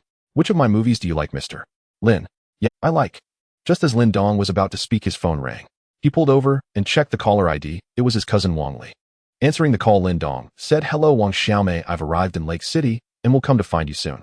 Brother, I'm at the Golden Splendor KTV. Hurry and save me, I think I've been drugged and my head feels dizzy. Wang Li's weak voice came through the phone. Lin Dong was startled, sensing the gravity of the situation. Send me your location quickly, they'll be there right away. Hang in there. I'm sorry, Miss Yao, I have an urgent matter to attend to. You see, Lin Dong turned to Yao Shui and said. Yao Shui noticed his anxiety and replied, Mr. Lin, you can go ahead with your business. My place is just ahead, so I can walk back. Thank you, Miss Yao. They'll treat you to a meal next time. After Lin Dong dropped Yao Shui off, he pressed the accelerator and sped away. Yao Shui stood there watching Lin Dong leave, feeling somewhat disappointed as she murmured, not even leaving a contact number. Yet, he says he'll treat me to a meal. How insincere. However, thinking that her crisis had finally been averted, her mood instantly brightened. She took out her sunglasses and hat from her bag, put them on, and headed towards the Sheraton Hotel. At Golden Splendor KTV, in a private room, Wang Li was locked in the restroom, calling Lin Dong. Originally, she had come to KTV with a few sisters to relax, but unexpectedly ran into several senior brothers from her school, and they ended up gathering in one room. Then a few unruly individuals came in midway, and they seemed to know the senior brothers quite well. This turned their small gathering into a crowd of more than 10, most of whom she didn't recognize. Several sisters discussed leaving, but they were blocked multiple times. After all, they were just a few weak girls against 7 or 8 men. The other side wouldn't let them leave, and they couldn't escape. Finally, after their desperate pleas, they agreed to let them. However, they had to drink a glass of alcohol each. They had no choice but to drink quickly so they could leave. Unexpectedly, after Wang Li finished her drink, she started feeling a bit dizzy and her body became weak. Being smart, she realized she had been drugged and took the opportunity to go to the restroom. After much thought, she could only call Lin Dong since he had mentioned he would come to Lake City today. Now she could only hope that Lin Dong would arrive quickly, otherwise the consequences would be unimaginable. Lin Dong was driving towards Golden Splendor, but since it was in the city, he couldn't speed. He checked the distance, estimating that at this speed, it would take about 20 minutes to arrive. He didn't know if his cousin Wang Li could hold on that long. So he called Yi Hong. Hello, Brother Lin, what's up? Yi Hong's voice came through the phone. Brother Yi, do you know the owner of Golden Splendor? Can you get in touch with him? Lin Dong said anxiously. Golden Splendor. I know him. Yi Hong replied. That kid Wang Chong is the owner of Golden Splendor. You should contact him. Before Yi Hong could finish, Lin Dong hung up. He didn't have time to explain. After hanging up, he called Wang Chong. Brother Lin. Wang, you need to listen to me. My cousin is currently in the private room at Golden Splendor, and she's been drugged. I'm on my way there, but it'll take 20 minutes. I don't know if she can hold on that long. Please have someone from Golden Splendor take care of her for me. Don't worry, Brother Lin. I will make sure everything is handled properly, and your cousin won't be harmed in the slightest. After Wang Chong hung up, he immediately called the manager of Golden Splendor. Once the manager received the call, he took over 20 security guards to the private room. Meanwhile, not long after Lin Dong had finished talking to Wang Chong, Wang Li's call came through again. Brother, where are you? Hurry. They're knocking on the door outside. Little sister, don't be afraid. Help is on the way. Just hold on for 5 minutes. No, just 2 minutes. As long as you can hold on for 2 minutes, someone will come to rescue you. Brother, I'm so scared. Hurry. Bang. Before Wang Li could finish her words, the restroom door was forced. Upon hearing his sister Wang Li scream on the phone, Lin Dong could no longer hold back. Even with heavy traffic on the road, he immediately switched to overtaking mode. One by one, he left the cars behind, narrowly avoiding collisions several times, all thanks to his advanced drive. In the luxurious KTV outside a private room, Wang Li was knocking on the bathroom door. Wang Li, who had just entered, had not yet come out, and the effects of the drug should have already kicked in, and he was prepared to force his way in. Thinking that such an exceptional student would soon belong to him, Wang Li felt an overwhelming excitement. Hadn't he gone to all this trouble to set up this scheme for the final moment? After knocking several times without a response, Wang Li grew impatient and kicked the door open. Seeing Wang Li on the phone, Wang Li rushed over, snatched the phone away, and hung up, then grabbed her hand. And pulling Wang Li out of the bathroom, he noticed others were already taking advantage of their targets. Unable to contain himself any longer, Wang Li directly embraced Wang Li from behind. Wang Li, weakened by the drug, was unable to resist. Even if she weren't drugged, how could she possibly match? She had already despaired. Dragged into the private room, she saw her friends being taken advantage of by men, with some even having hands inside their clothes. Although their minds were clear, the several girls could not muster any strength and could only submit. Wang Li could already foresee the fate awaiting them.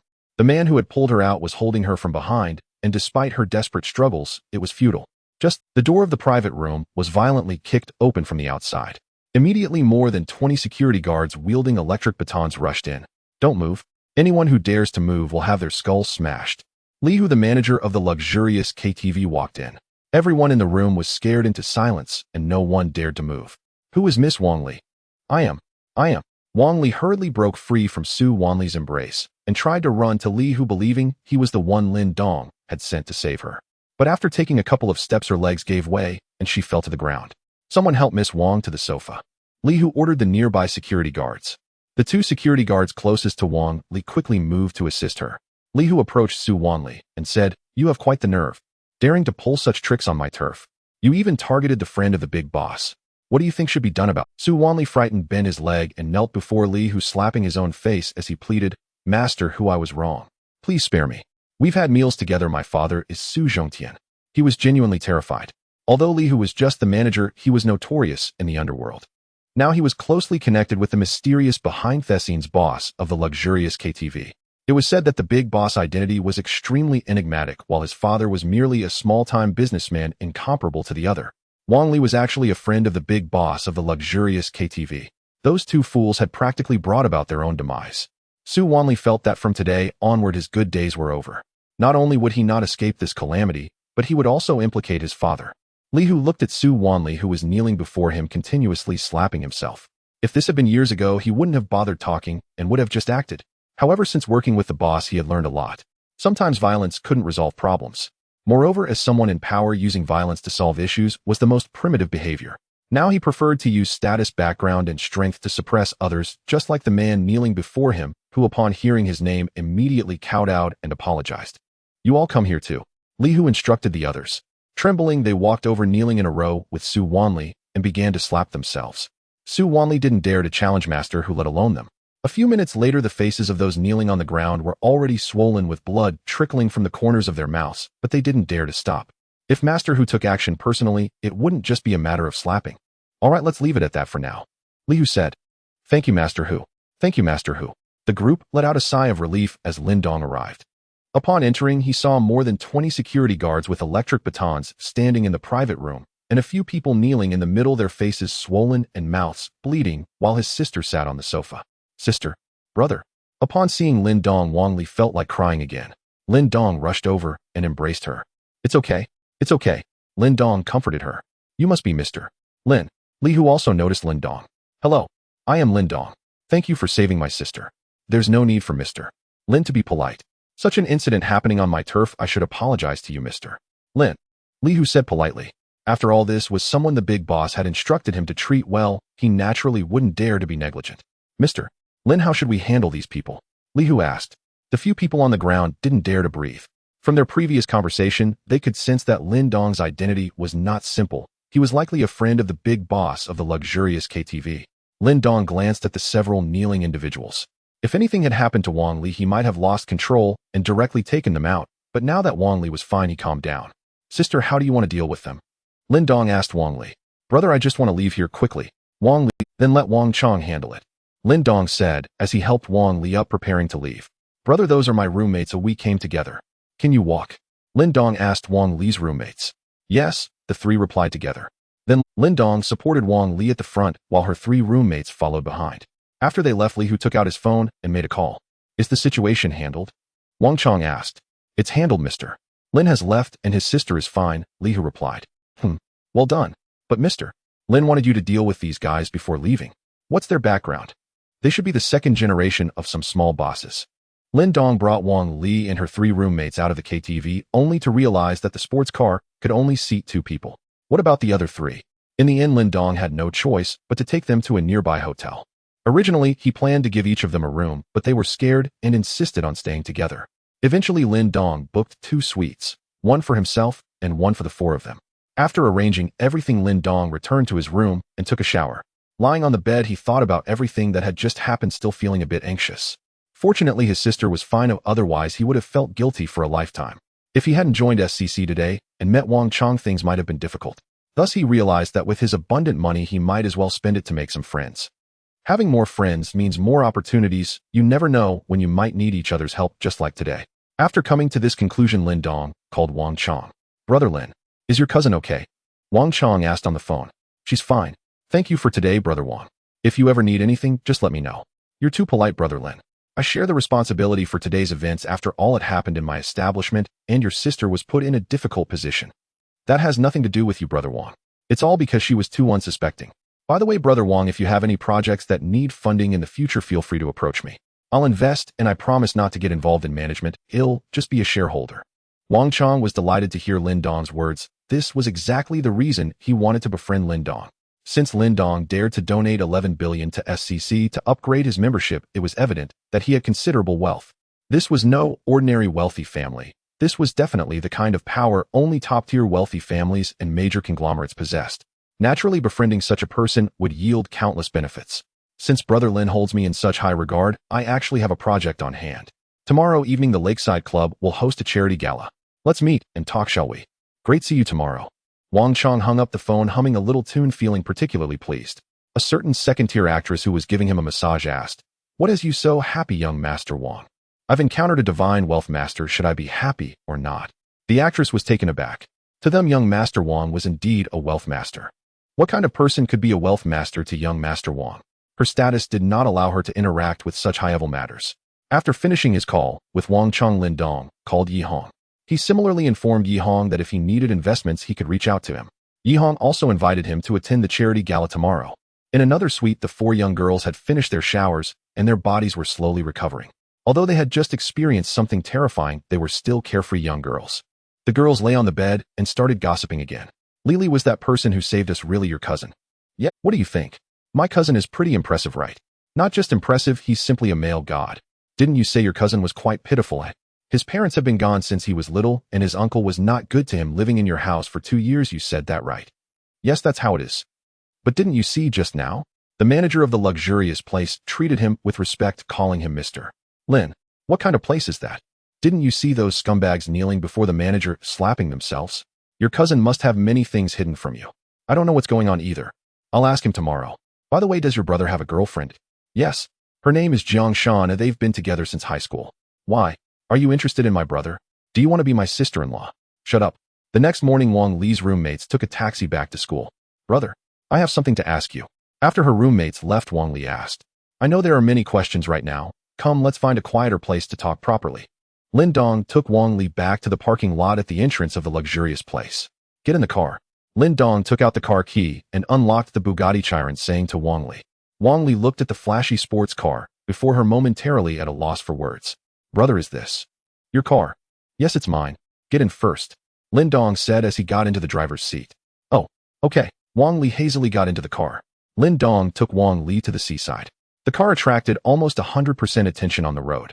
Too many people were giving them admiring looks. On the road, ordinary cars kept a distance of several meters from them, even at red lights. It was obvious that they were not to be trifled with. The two found a quiet spot by the sea, leaning against the railing as the sea breeze blew past. "Wang Xiaomei, I know you have many questions. Feel free to ask whatever you want." Lin Dong gazed at the distance. "Brother, that car is yours?" Wang Li asked. "Yes, I just bought it yesterday right here in Lake City. I came this time to see you and to buy that car." "How much was that car?" 80 million. How much?" 80 million. "Where did you get that much money? Did you rob a bank?" "If I had robbed a bank, could I still be here chatting with you? Besides, which bank could possibly have 80 million? Then where did you get the money?" "I earned it." "How did you earn it?" "This is something I can't explain clearly in just a few words. Just know that your brother hasn't done anything illegal. I'm a real tycoon now." "Does Mom know?" "No." "Then who else knows?" "As of now, only you know." "Really? So how much hush money are you planning to give me?" "Whatever you want." "You have no sincerity at all." The two chatted a lot. Although they hadn't seen each other for a long time, they didn't feel strange at all. That day, Lin Dong took Wang Li around the major shopping malls in Lake City, buying lots of expensive clothes and cosmetics. Wang Li was not shy about it. After all, he was her brother. Now that he had money, he naturally spent it on his sister. At 5 in the afternoon, Lin Dong took Wang Li in the Bugatti Chiron to the Lakeside Club. A car like the Bugatti Chiron would naturally not be stopped at the club. After parking the car, they had to take a yacht to reach the gathering place in the center of the lake. By the lakeside, several yachts were waiting to pick up guests. The two casually boarded one, and the driver headed straight towards the center of the lake. Lin Dong leaned against the edge of the yacht, looking at the clear lake water, secretly thinking, "These rich people really know how to enjoy themselves." "Brother, why did you bring me here?" "I brought you to attend a gathering and meet two people. In the future, when I'm not in Lake City, if you have any issues, you can seek their help, one of whom is the owner of the luxurious place." Lin Dong and Wang Li arrived at the center of the lake. After disembarking from the yacht, they were escorted by a waiter to the second floor of the building. The waiter opened the door to the second floor hall and gestured for the two to enter. Lin Dong and Wang Li stepped into the hall. Instantly, they felt as if they had entered another world. The entire hall was at least 5,000 square meters, lavishly decorated with dazzling lights, filled with hundreds of people chatting in small groups. Dozens of beautiful and tall waiters moved gracefully through the hall carrying drinks and food. This was Wang Li's first visit to such a place, and she felt a bit nervous gently tugging at Lin Dong's sleeve. Don't be afraid. Just relax and take whatever you want. Lin Dong patted Wang Li to comfort her. He was also somewhat nervous, having never experienced such a scene before. But then he thought, I am now the richest man in the world. It shouldn't be me who feels nervous. The two walked into. As Lin Dong passed by a waiter, he casually took a glass of wine. After tasting a sip, he found it quite good. Wang Li, on the other hand, was much more reserved. Brother Lin, you finally made it. Wang Chong approached with a glass of wine in hand. Brother Wang, sorry to keep you waiting. Let me introduce, this is my cousin Wang Li, who studies at university in Lake City. I hope you'll take care of her in the future. Brother Lin, you're too polite. Your cousin is also my cousin. If she needs anything in the future, don't hesitate to contact me. In Lake City, I, Wang Chong, still have a bit of influence. After saying this, Wang Chong handed Wang Li a gilded business card. Thank you, Brother Chong. Wang Li said softly. Cousin, you can move freely. Take whatever you like, treat it as if you were at home. I will discuss some matters with your brother. You two go ahead and be busy. Wang Chong led Lin Dong to a private room on the third floor. When Lin Dong entered, there were already two people seated inside. A man and a woman. The man appeared to be in his 40s, looking somewhat refined. The woman seemed to be in her 30s, wearing light makeup, exuding the charm of a mature woman. Brother Lin, let me introduce you. This is General Xiao Jie, and this is General Tang Ling. This is my brother Lin Dong, also the fourth shareholder I brought in. Wang Chong made a brief introduction to both parties. After Lin Dong shook hands with them, he took a seat. At this moment, Wang Chong began to explain the details of the project.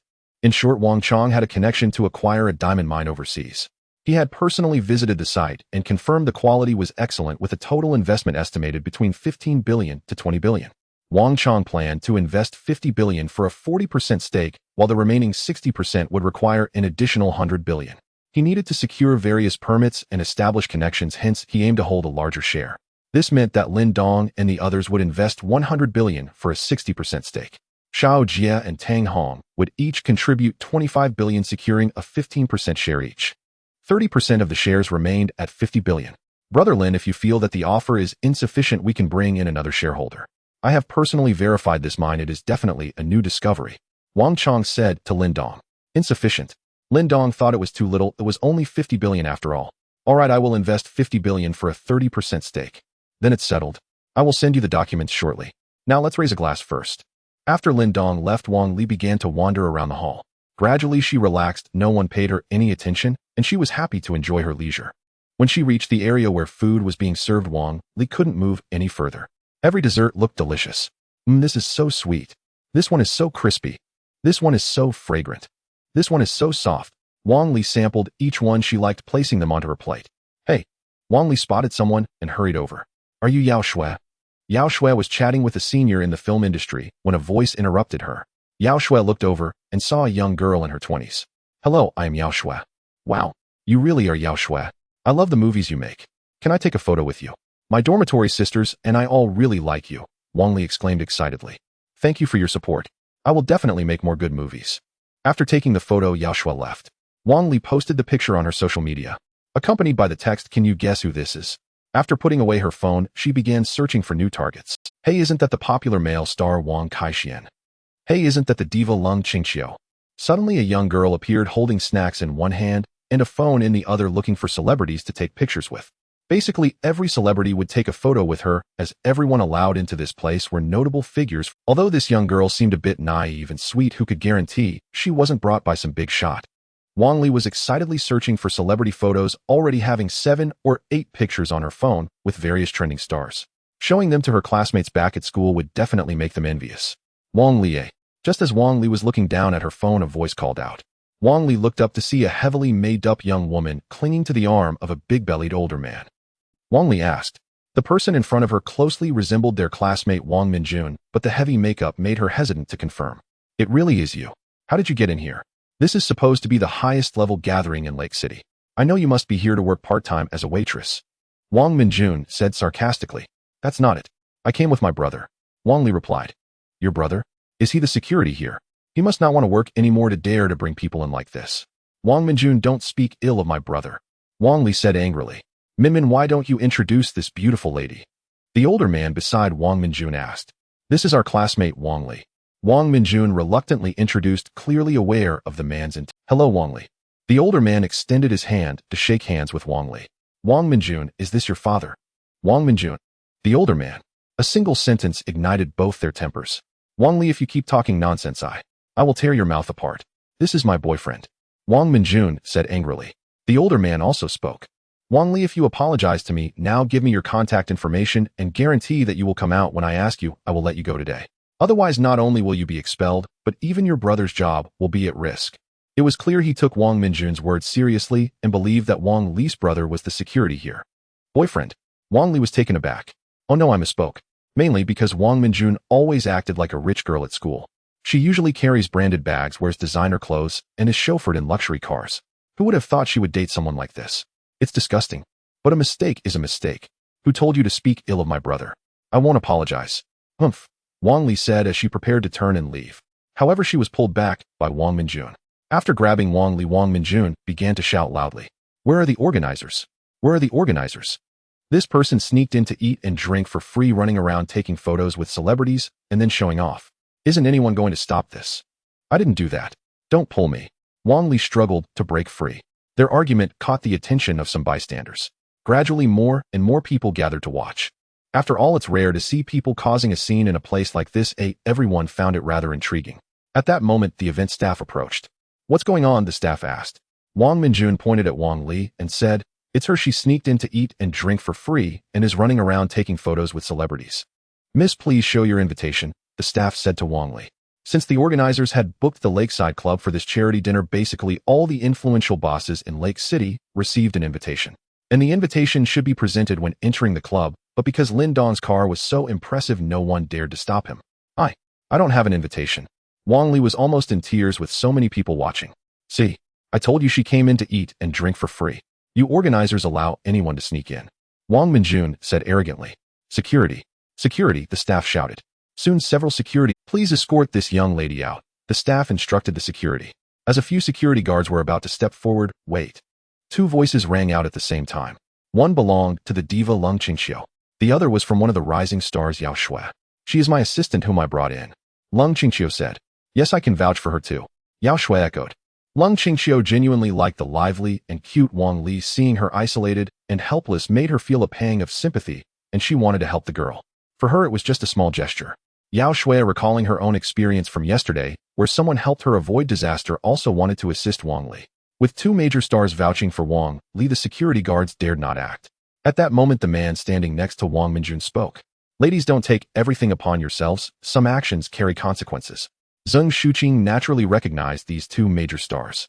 However, he was a billionaire businessman, and although there were many more powerful figures in this hall, these two would certainly not be among them. Stars. To ordinary people, they are stars.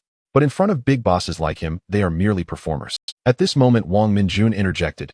You're talking nonsense. Wang Li is my classmate, and still a university student. How could she possibly be your assistant? Moreover, she just said she was brought in by her brother, who must be one of the security guards. Miss, what is your brother's name? The staff inquired. My brother is Lin Dong. Wang Li said in a somewhat aggrieved tone. Lin Dong. Is there anyone here named Lin Dong? The staff asked the security guards. The guards exchanged glances and said no. When Yao Shui heard Wang Li say her brother's name was Lin Dong, her heart sank. Could it be the Lin Dong who helped me yesterday? Just as she was about to speak, Wang Li spoke again. My brother was just taken away by someone named Wang Chong. He said they were going to discuss business and seemed to have gone to the third floor. Wang Chong. Everyone present was in Lake City. It seemed that only the young master of the Wang family was called Wang Chong. This was certainly a top figure in Lake City. How could her brother be in business with Wang Chong? The staff and Zheng Shuqing also started to panic. Young Master Wang was not someone they could provoke. In Lake City, young Master Wang was quite famous. If he considered you a friend, he would be wholeheartedly loyal. If he viewed you as an enemy, he would do everything he could to eliminate you. There were countless small business owners and companies in Lake City that he had ruined in various ways. Thus, a saying circulated in Lake City, even if you can't be young Master Wang's friend, you must never be his enemy. Upon realizing this, Zheng Shuqing began to sweat coldly. His several billion in assets would be nothing but dirt in young Master Wang's eyes and could lead him to bankruptcy in an instant. Just then, Lin Dong and Wang Chong came downstairs after discussing their collaboration. Lin Dong glanced around, but didn't see Wang Li. He only saw a crowd gathered in the middle of the hall. Lin Dong hurried over, parting the crowd. He saw his cousin Wang Li being tugged by a heavily made-up. Wang Li seemed a bit wrong, trying to break free, but unable to. Her eyes were already slightly moist. Little sister. Lin Dong called out. Brother. When Wang Minjun heard Wang Li call out for her brother, she instinctively loosened her grip, allowing Wang Li to break free and run to Lin Dong's side, hugging him. It's okay. It's okay, Lin Dong comforted. What happened? At that moment, Wang Chong also stepped forward and asked. Oh no. Seeing Wang Chong, Zheng Shuqing's head spun, and he nearly lost his balance and fell to the ground. The staff wiped the cold sweat from their forehead and quietly explained the earlier situation to Wang Chong. Who is he? After listening, Wang Chong pointed at Zheng Shuqing and asked, Young Master Wang, this is Zheng Shuqing, the owner of Shangyun Real Estate. Someone from the crowd chimed in. Mr. Zheng, you have 3 days to pack up and leave Lake City, or I will take action myself in 3 days. Young Master Wang, I was wrong. Please forgive me. It was all this woman's doing. She caused me trouble. Zheng Shuqing said, slapping Wang Minjun across the face, sending her to the ground stunned. Zheng Shuqing quickly knelt on the ground, begging for mercy. Being told to leave Lake City in 3 days was more painful than losing his life. He had several billion in assets, but not in cash. If he truly had several billion in cash, he would just leave. That money could help him thrive anywhere. But his several billion were fixed assets, and to liquidate them in 3 days would mean a significant loss in value. Besides, young Master Wang was present. It was uncertain if anyone would dare to buy. Moreover, he was currently involved in a project where he had already invested a lot of money. Leaving now would mean a loss. In the end, he could go from being a billionaire businessman to a penniless debtor with several mistresses and 2 illegitimate children waiting for his support. I won't say it a second time. Wang Chong said expressionlessly. Zheng Shuqing had already felt hopeless. But a voice echoed in everyone's ears. Wang Chong, are you bullying someone again? Yi Hong walked in. Mister, Yi saved me. We used to— I am Zheng Shuqing from Shangyun Real Estate. Zheng Shuqing grasped at this lifeline. If anyone in Huqing could save him, it would definitely be Yi Hong. As the second young master of the Yi family, he was originally only the second heir. However, he had turned the situation around and contested fiercely with his elder brother, leaving the elders in the family unsure of whom to choose as the successor. In the end, they simply decided to give each of them a sum of money, allowing them to develop freely for 10 years, and after 10 years, whoever excelled more would be chosen as the heir. 5 years have passed, and it is said that Yi Hong has firmly grasped the advantage. Old Yi, I didn't bully anyone, he bullied Lin's brother's cousin. What do you say we should do? Wang Chong pointed at Lin Dong. Yi Hong indeed saw Lin Dong holding a young woman. Oh, bullying Lin's younger brother's cousin. You have quite the nerve. Yi Hong asked Zheng Shuqing. Zheng Shuqing was still a bit confused. Wang Chong, how did you handle this? I told him to get out of Huqing within 3 days. 3 days? That's too long. I think 1 day should be enough. As soon as Yi Hong finished speaking, Zheng Shuqing fainted. With the 2 big shots of Huqing targeting him, there was no chance for him to turn things around. He fainted from a sudden rush of blood to the head. Throw him out and call an ambulance. If he doesn't wake up, so be it. If he does wake up, tell him that what he said tonight still stands. Wang Chong instructed the staff. Yes, young Master Wang. Several security guards carried Zheng Shuqing out, and Wang Minjun was also. With the matter resolved, everyone looked at Lin Dong with curious eyes. Having connections with the 2 big shots of Huqing was somewhat intimidating. When Yao Shui saw Lin Dong, her heart leapt with joy. She originally thought that with her status, she might never see Lin Dong again. She didn't expect to see him again today after just parting ways yesterday, but she had been looking forward to this moment since she arrived. Today, since everyone is here, let me say this: Lin Dong is my brother and his cousin is my cousin. From now on in Huqing, anyone who dares to bully her will have to face my wrath. Wang Chong announced loudly to the onlookers. And me, Yi Hong added. Thanks, brothers. Yi Hong was already over 30 and Wang Chong was at least in his mid-20s, so Lin Dong felt that calling them brothers was not a loss. No need to be polite, Lin Lao Di. All right, everyone disperse. The crowd gradually scattered. Yao Shui walked up to Lin Dong and said, Mr. Lin, we meet again. Miss Yao, hello.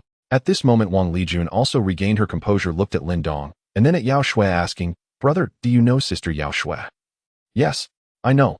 Sister Yao Shui, thank you for helping me just now, and also thank you, Sister Qingqiu. Lung Qingqiu, who was about to leave, came over when she heard Wang Lijun call her. No need to be polite, little sister. Thank you both. Lin Dong also expressed his gratitude. Mr. Lin is being too kind. Both stars replied simultaneously. Jiangxing, Jiangnan International Mansion. Zhao Xian drove a Porsche 911 through the gate. She did not notice that a taxi was following behind. In the taxi, besides the driver, there were a young man and woman. Driver, what place is this? The young man asked. Young man, this is the rich area of Jiangcheng. I can't go and just drop you off here. That'll be 50 in total, the driver replied. So expensive? The young man questioned. I waited for over half an hour. Time is money, right? All right then. Thank you, driver. The 2 paid and got out of the car. They arrived at the entrance of Jiangnan International Mansion. Just as they were about to approach, a security guard called out to them. Hey, what are you two doing? Get out of here, this is not a place for you. Big brother, I want to ask who owns the red Porsche that just went in? Whose? Of course it's the owner's. Is it yours? Hurry up and get lost. Big brother, the housing prices here must be quite expensive, right? Kid, are you from a remote area? Let me tell you, the housing prices here start at 200,000 per square meter, and a house is at least 50 million. Do you think that's expensive? Oh, so expensive. Is it possible that someone is renting here? Are you out of your mind? You spend 50 million to buy a house just to rent it out. Besides, who can afford to rent here would care about that little rent? Get lost. All right. I'm leaving now, thank you, big brother. The young man took the young woman and left. They found a cheap hotel to stay in. After entering the room, the girl, Zhao Yang, can't we just go find your sister directly? The young man was Zhao Xian's younger brother Zhao Yang, and the girl was Feng Miao, his girlfriend. However, their relationship faced opposition from Feng Miao's family, as her family was from the town, while Zhao Yang's family was from the countryside. The two secretly ran away to seek refuge with Zhao Yang's sister Zhao Xian. However, upon arriving here, Zhao Yang discovered that his sister Zhao Xian had lied to the family. Zhao Xian said it was difficult to earn money in the city and that one had to rent and live. But after Zhao Yang arrived, he saw his sister Zhao Xian driving a luxury car and living in a mansion. No, let's wait until our parents come before going. I've always been afraid of my sister. Only my parents can handle her. I need to call my mom first. Zhao Yang took out his phone and started dialing. You little rascal, where have you run off to? Hurry back. A middle-aged woman's angry voice came from the phone. Mom, I'm already in Jiangxing and I'm not going back. The young man said. You little rascal, you've run off with someone else's daughter and they are here looking for you. Hurry back. Mom, listen to me, I've found my sister. She's very wealthy, now driving a sports car worth several million and living in a mansion worth tens of millions. You should come and see. You must be going crazy over money. Mom, really am not lying. Yesterday, I went to where my sister works and I saw her leave in a red sports car worth several million. And then, oi, the voice on the phone asked. Then I couldn't catch up. Today I took a taxi and waited at the entrance and I saw my sister enter a community. I asked the security guard and the housing price there starts at 200,000 per square meter. In our place, we could buy a house for that amount and each house costs at least 50 million. Are you really not lying to me? You didn't mistake someone else for her, did you? What would I lie about? How could I not know? All right, then your dad and I will hurry over tomorrow morning. That girl only sends back 2,000 a month, but drives a luxury car and lives in a mansion in the big city. Miao Miao, call your parents too. Ask them to come tomorrow. Zhao Yang said to Feng Miao after finishing his own phone call with his mother. What on earth would they come for? To drag me back home. They've never approved of us being together. Are you truly that naive? Your parents oppose our relationship because yours is a town family, while mine is rural and far less affluent. But once they see how wealthy my elder sister has become, they'll surely withdraw their objections. Then we can be together openly and unashamedly. Feng Miao pondered his words and found them sound. She promptly dialed her parents. Her mother scolded them both fiercely, but confirmed she would attend tomorrow. Zhao Yang lay in bed holding Feng Miao close. Miao Miao will never go back. We'll stay in Jiang City. My elder sister will buy me a luxury car and a mansion. Then we'll cruise the streets every day in style. But will she really buy them for you? Feng Miao asked skeptically. If I ask, she won't. But if our parents ask, she certainly will. Didn't I just invite them here myself? Don't worry. My parents have always placed me first. Since childhood, every privilege, every treasure belonged to me alone.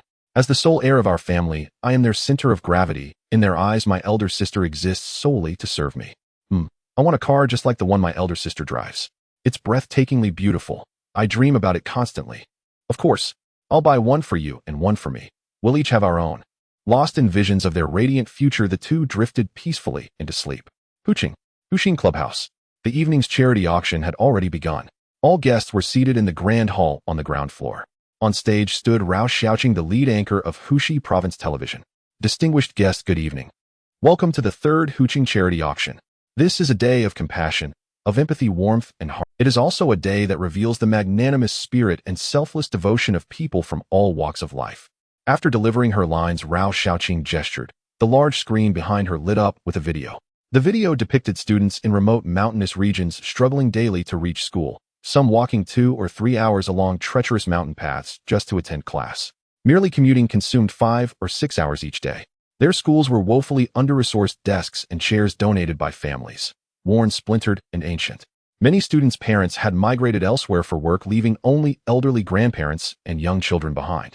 These children, barely more than toddlers, shouldered adult burdens, cooking, washing clothes, managing households with quiet competence. They yearned for knowledge. They longed to escape the mountains, to glimpse the vast luminous world beyond. Then the video ended. Rao Xiaoqing resumed. All proceeds from tonight's auction will go entirely to these children. To build new schools, furnish them with sturdy desks and chairs, and provide new backpacks and clothing. Now let us begin with our first item of compassion. Lot 1, a newly composed song by the legendary diva Lung Qingxiu. Bidding begins now, no reserve price. Bid freely. 100,000. 150,000. 300,000. 500,000. Excellent. Bidder no. 17 offers 500,000. Is there any higher bid? Lin Dong glanced at his paddle. No. 7. And raised it without hesitation. I bid 5 million. At that figure, dozens of heads turned toward Lin Dong, curious, astonished, eager to identify the enigmatic patron behind such audacity. 5 million. Bidder no. 7 bids 5 million. Any higher? 3, 2, 1 sold. Please welcome the legendary Lung Qingxiu to perform her new song. Lung Qingxiu stepped onto the stage, stunned that her song had fetched 5 million yuan. Though none of it would go to her, all proceeds were pledged to the children. She felt genuine joy. Every extra yuan meant another ray of hope for those distant classrooms. When Lung Qingxiu finished her performance, silence lingered, then swelled into thunderous applause. Lot 2 was an original painting by a master artist. It sold for 800,000 yuan, though its true market value scarcely exceeded 100,000. Yet such premiums were understandable. Everyone had come not to collect art, but to give. One lot followed another, each claimed with generous intent. Lin Dong remained silent, observing. Then came Yao Shue's turn. She offered a live dance performance, bought instantly by Lin Dong for 5 million yuan. His nature was unwavering. Even the smallest kindness demanded boundless reciprocity. Since she and Lung Qingxiu had supported his cousin Wang Li tonight, he would ensure their dignity shone brightest. Soon the auction neared its conclusion. As the final charitable lot was acquired, the gala itself began. Suddenly Lin Dong raised his paddle. Madam Host, I'd like to donate a song. Rao Xiaoqing, poised to deliver her closing remarks, paused, surprised then swiftly accommodating. Having spent 10 million yuan tonight, Lin Dong commanded unquestionable deference. Rao Xiaoqing invited him on stage. Mr. Lin wishes to donate a song. Does anyone wish to place a bid? May I purchase it myself? Lin Dong asked. Purchase it yourself? Yes. Certainly, if Mr. Lin chooses to reclaim his own song, then let us all enjoy one final performance by him. At what price shall he redeem it? 100 million yuan. How much? Rao Xiaoqing stammered, utterly flustered. I bid 100 million yuan to buy back my own song. That declaration stunned not only Rao Xiaoqing, but every one of the 100-odd distinguished guests below, save Yi Hong and Wang Chong. 100 million yuan for his own song. In effect, a direct donation of 100 million yuan. Who was this Lin Dong? He had never appeared in Huqing before, yet moved effortlessly among Wang Daoxiao and Yi Erxiao, and now gave with staggering, almost mythical generosity. Lin Dong walked calmly to the grand piano and sat. Tonight's song is titled The Snail. I offer it in hope that the children in that video may one day claim skies of their own. He paused, then began to play. A gentle, tender melody unfurled from the keys. Should I set aside this heavy chalet to search for where the blue sky lies, drifting softly with the breeze so light? Even wounds endured feel no sting. I will climb, step by steady step, waiting as sunlight quietly watches my face. A tiny sky holds a vast, soaring dream. This heavy shell unfolds a light, uplifted gaze. I will climb, step by steady step. Riding a leaf, I soar forward from the highest peak. Tears and sweat flow beneath this small sky. Yet one day, I will possess a sky wholly my own. When the final note faded, thunderous applause erupted. These children, like the snail in Lin Dong's song, dreamed of climbing out of their mountains to claim a sky uniquely theirs. Mr. Lin, is this composition your own creation? A guest called from the audience. Yes, Lin Dong replied simply. Mr. Lin, you are brilliant. You are magnificent. Yao Shui gazed upward, eyes shimmering with quiet adoration. This was the man she revered. Lung Qingxiu watched him, equally captivated. There was something profoundly singular about this man. Lung Qingxiu watched him, equally captivated. There was something profoundly singular about this man. Lung Qingxiu watched him, equally captivated. There was something profoundly singular about this man. The next morning, Lin Dong sent Wang Li back to school, transferring 100 million to her account, allowing her to spend freely, and told her to give a little hint to her aunt and uncle. Then he drove back to Jiangsheng in his Bugatti Chiron. Lake City is nearly 1,000 kilometers from Jiangsheng, and Lin Dong drove straight back. A good car is indeed a good car. The high price is justified. Its performance is top-notch in every aspect.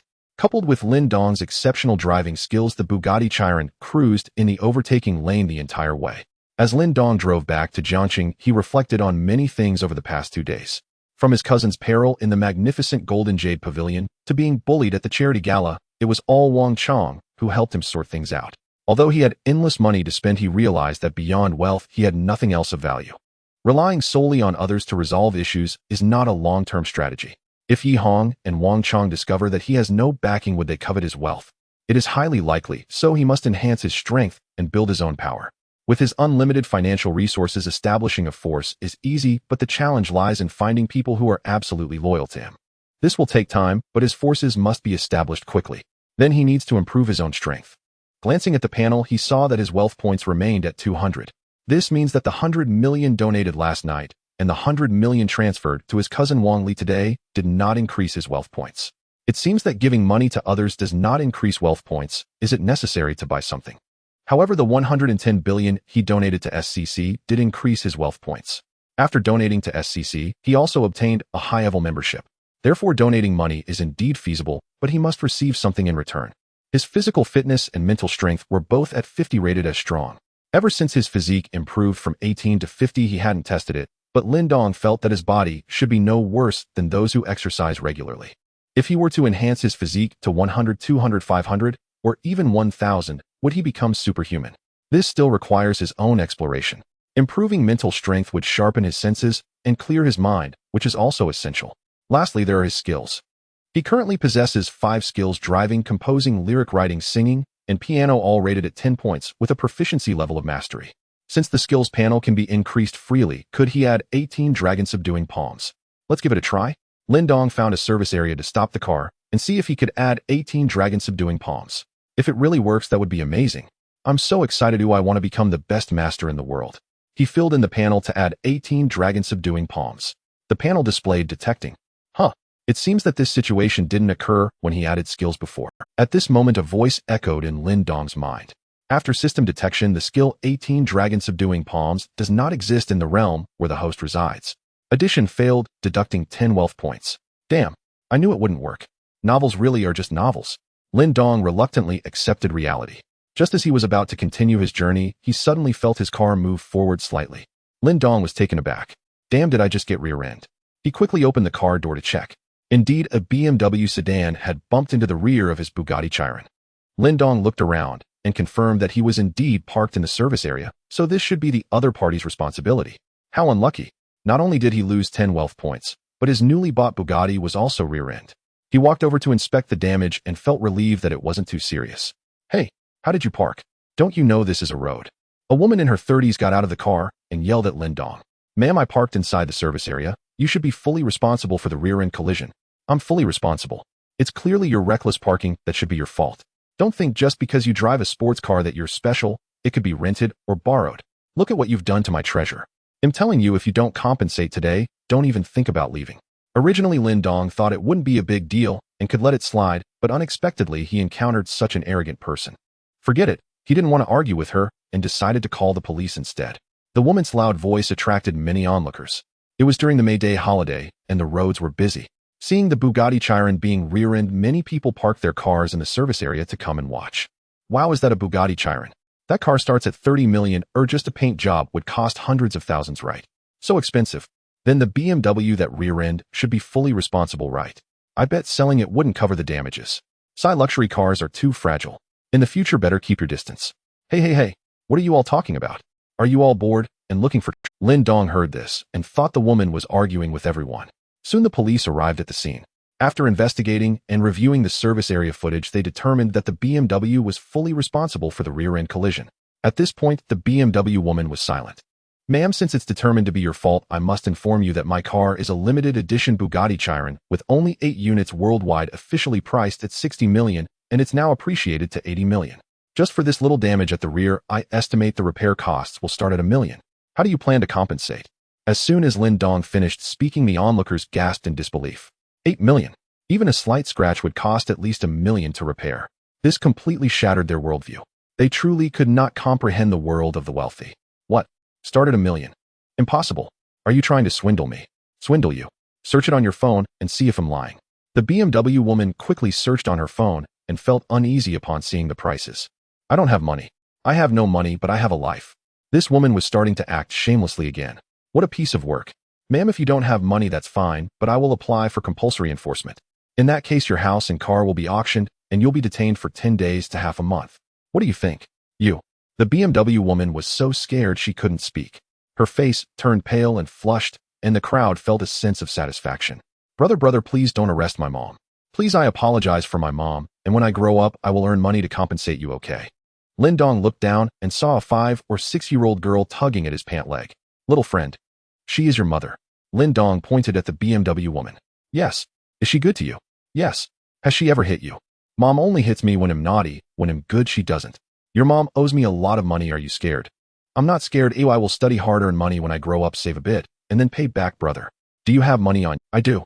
The little girl took out a 10-yuan note from her small pocket and handed it to Lindong, saying, I only have this much. Lindong took the 10 yuan, stood up, and walked towards his car, muttering, people in their 30s are really living life. He opened the door, got in, started the engine, and disappeared from everyone's sight in a flash. Wow, just over $1 million, and he's letting it go.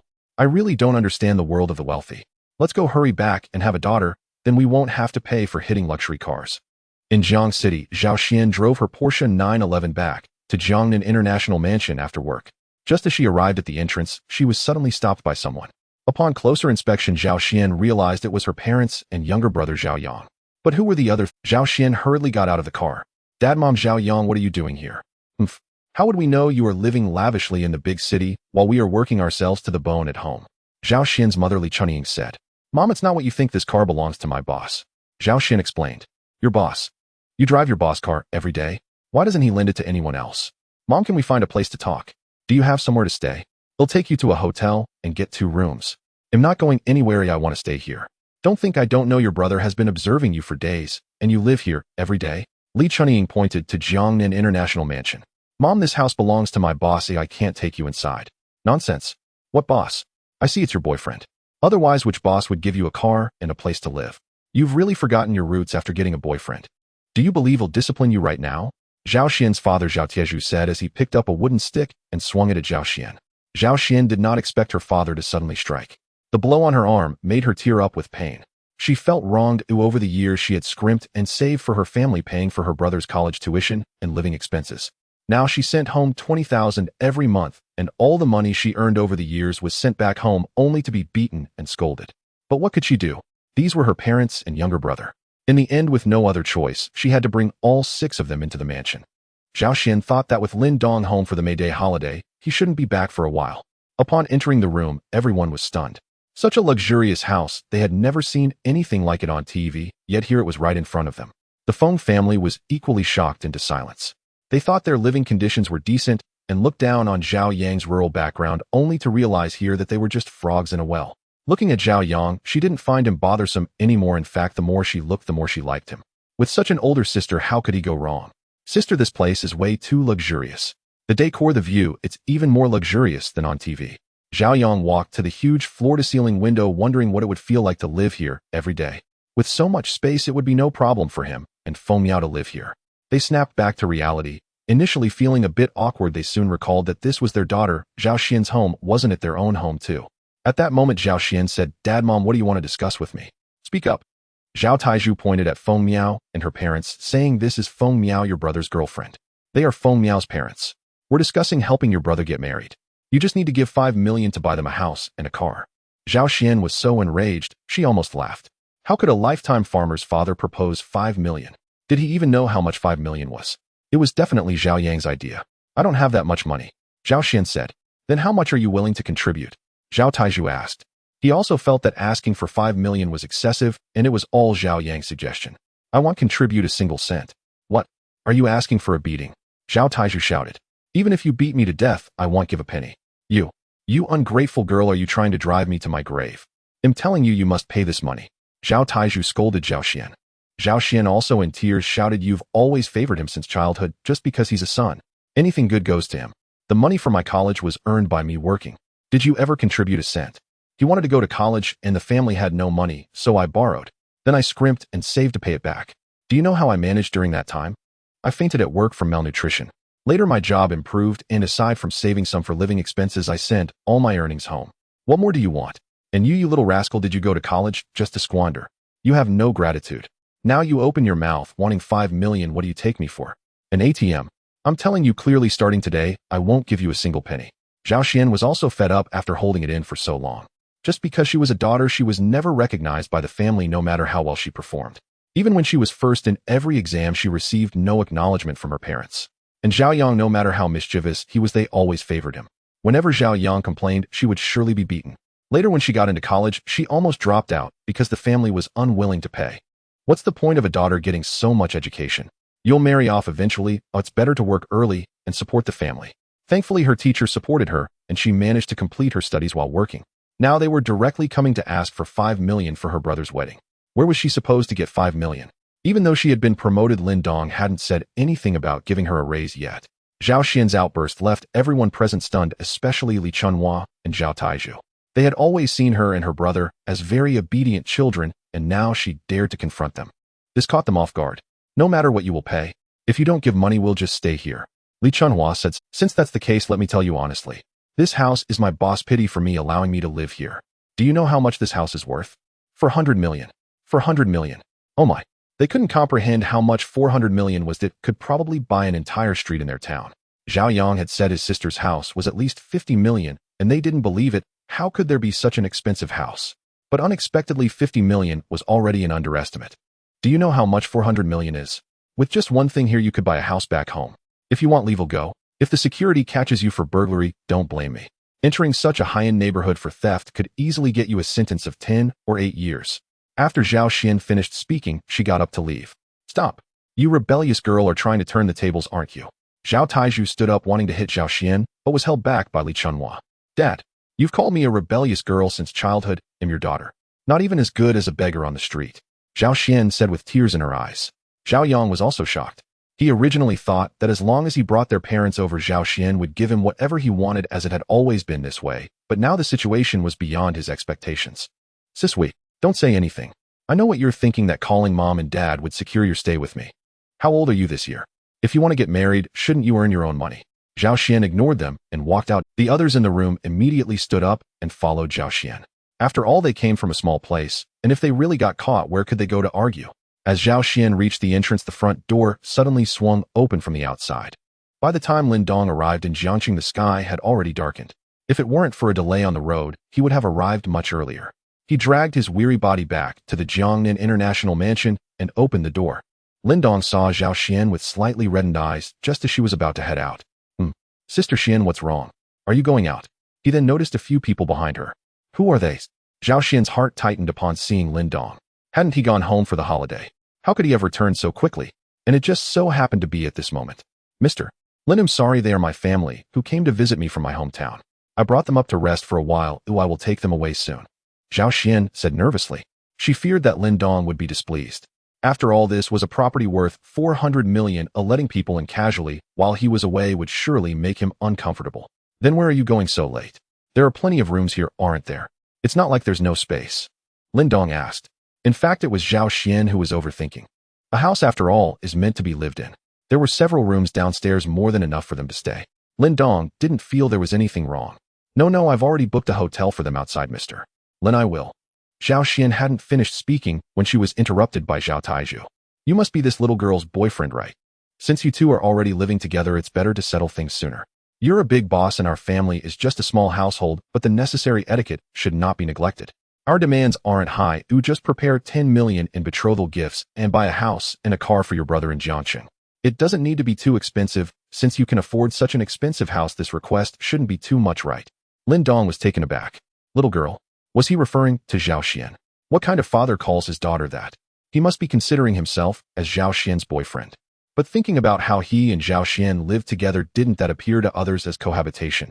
This might be a situation that couldn't be clarified even if he jumped into the Yellow River. However, 10 million in betrothal gifts along with a house and a car in Jiangqing, was this selling his daughter? Lin Dong remained silent and glanced at Zhao Xian.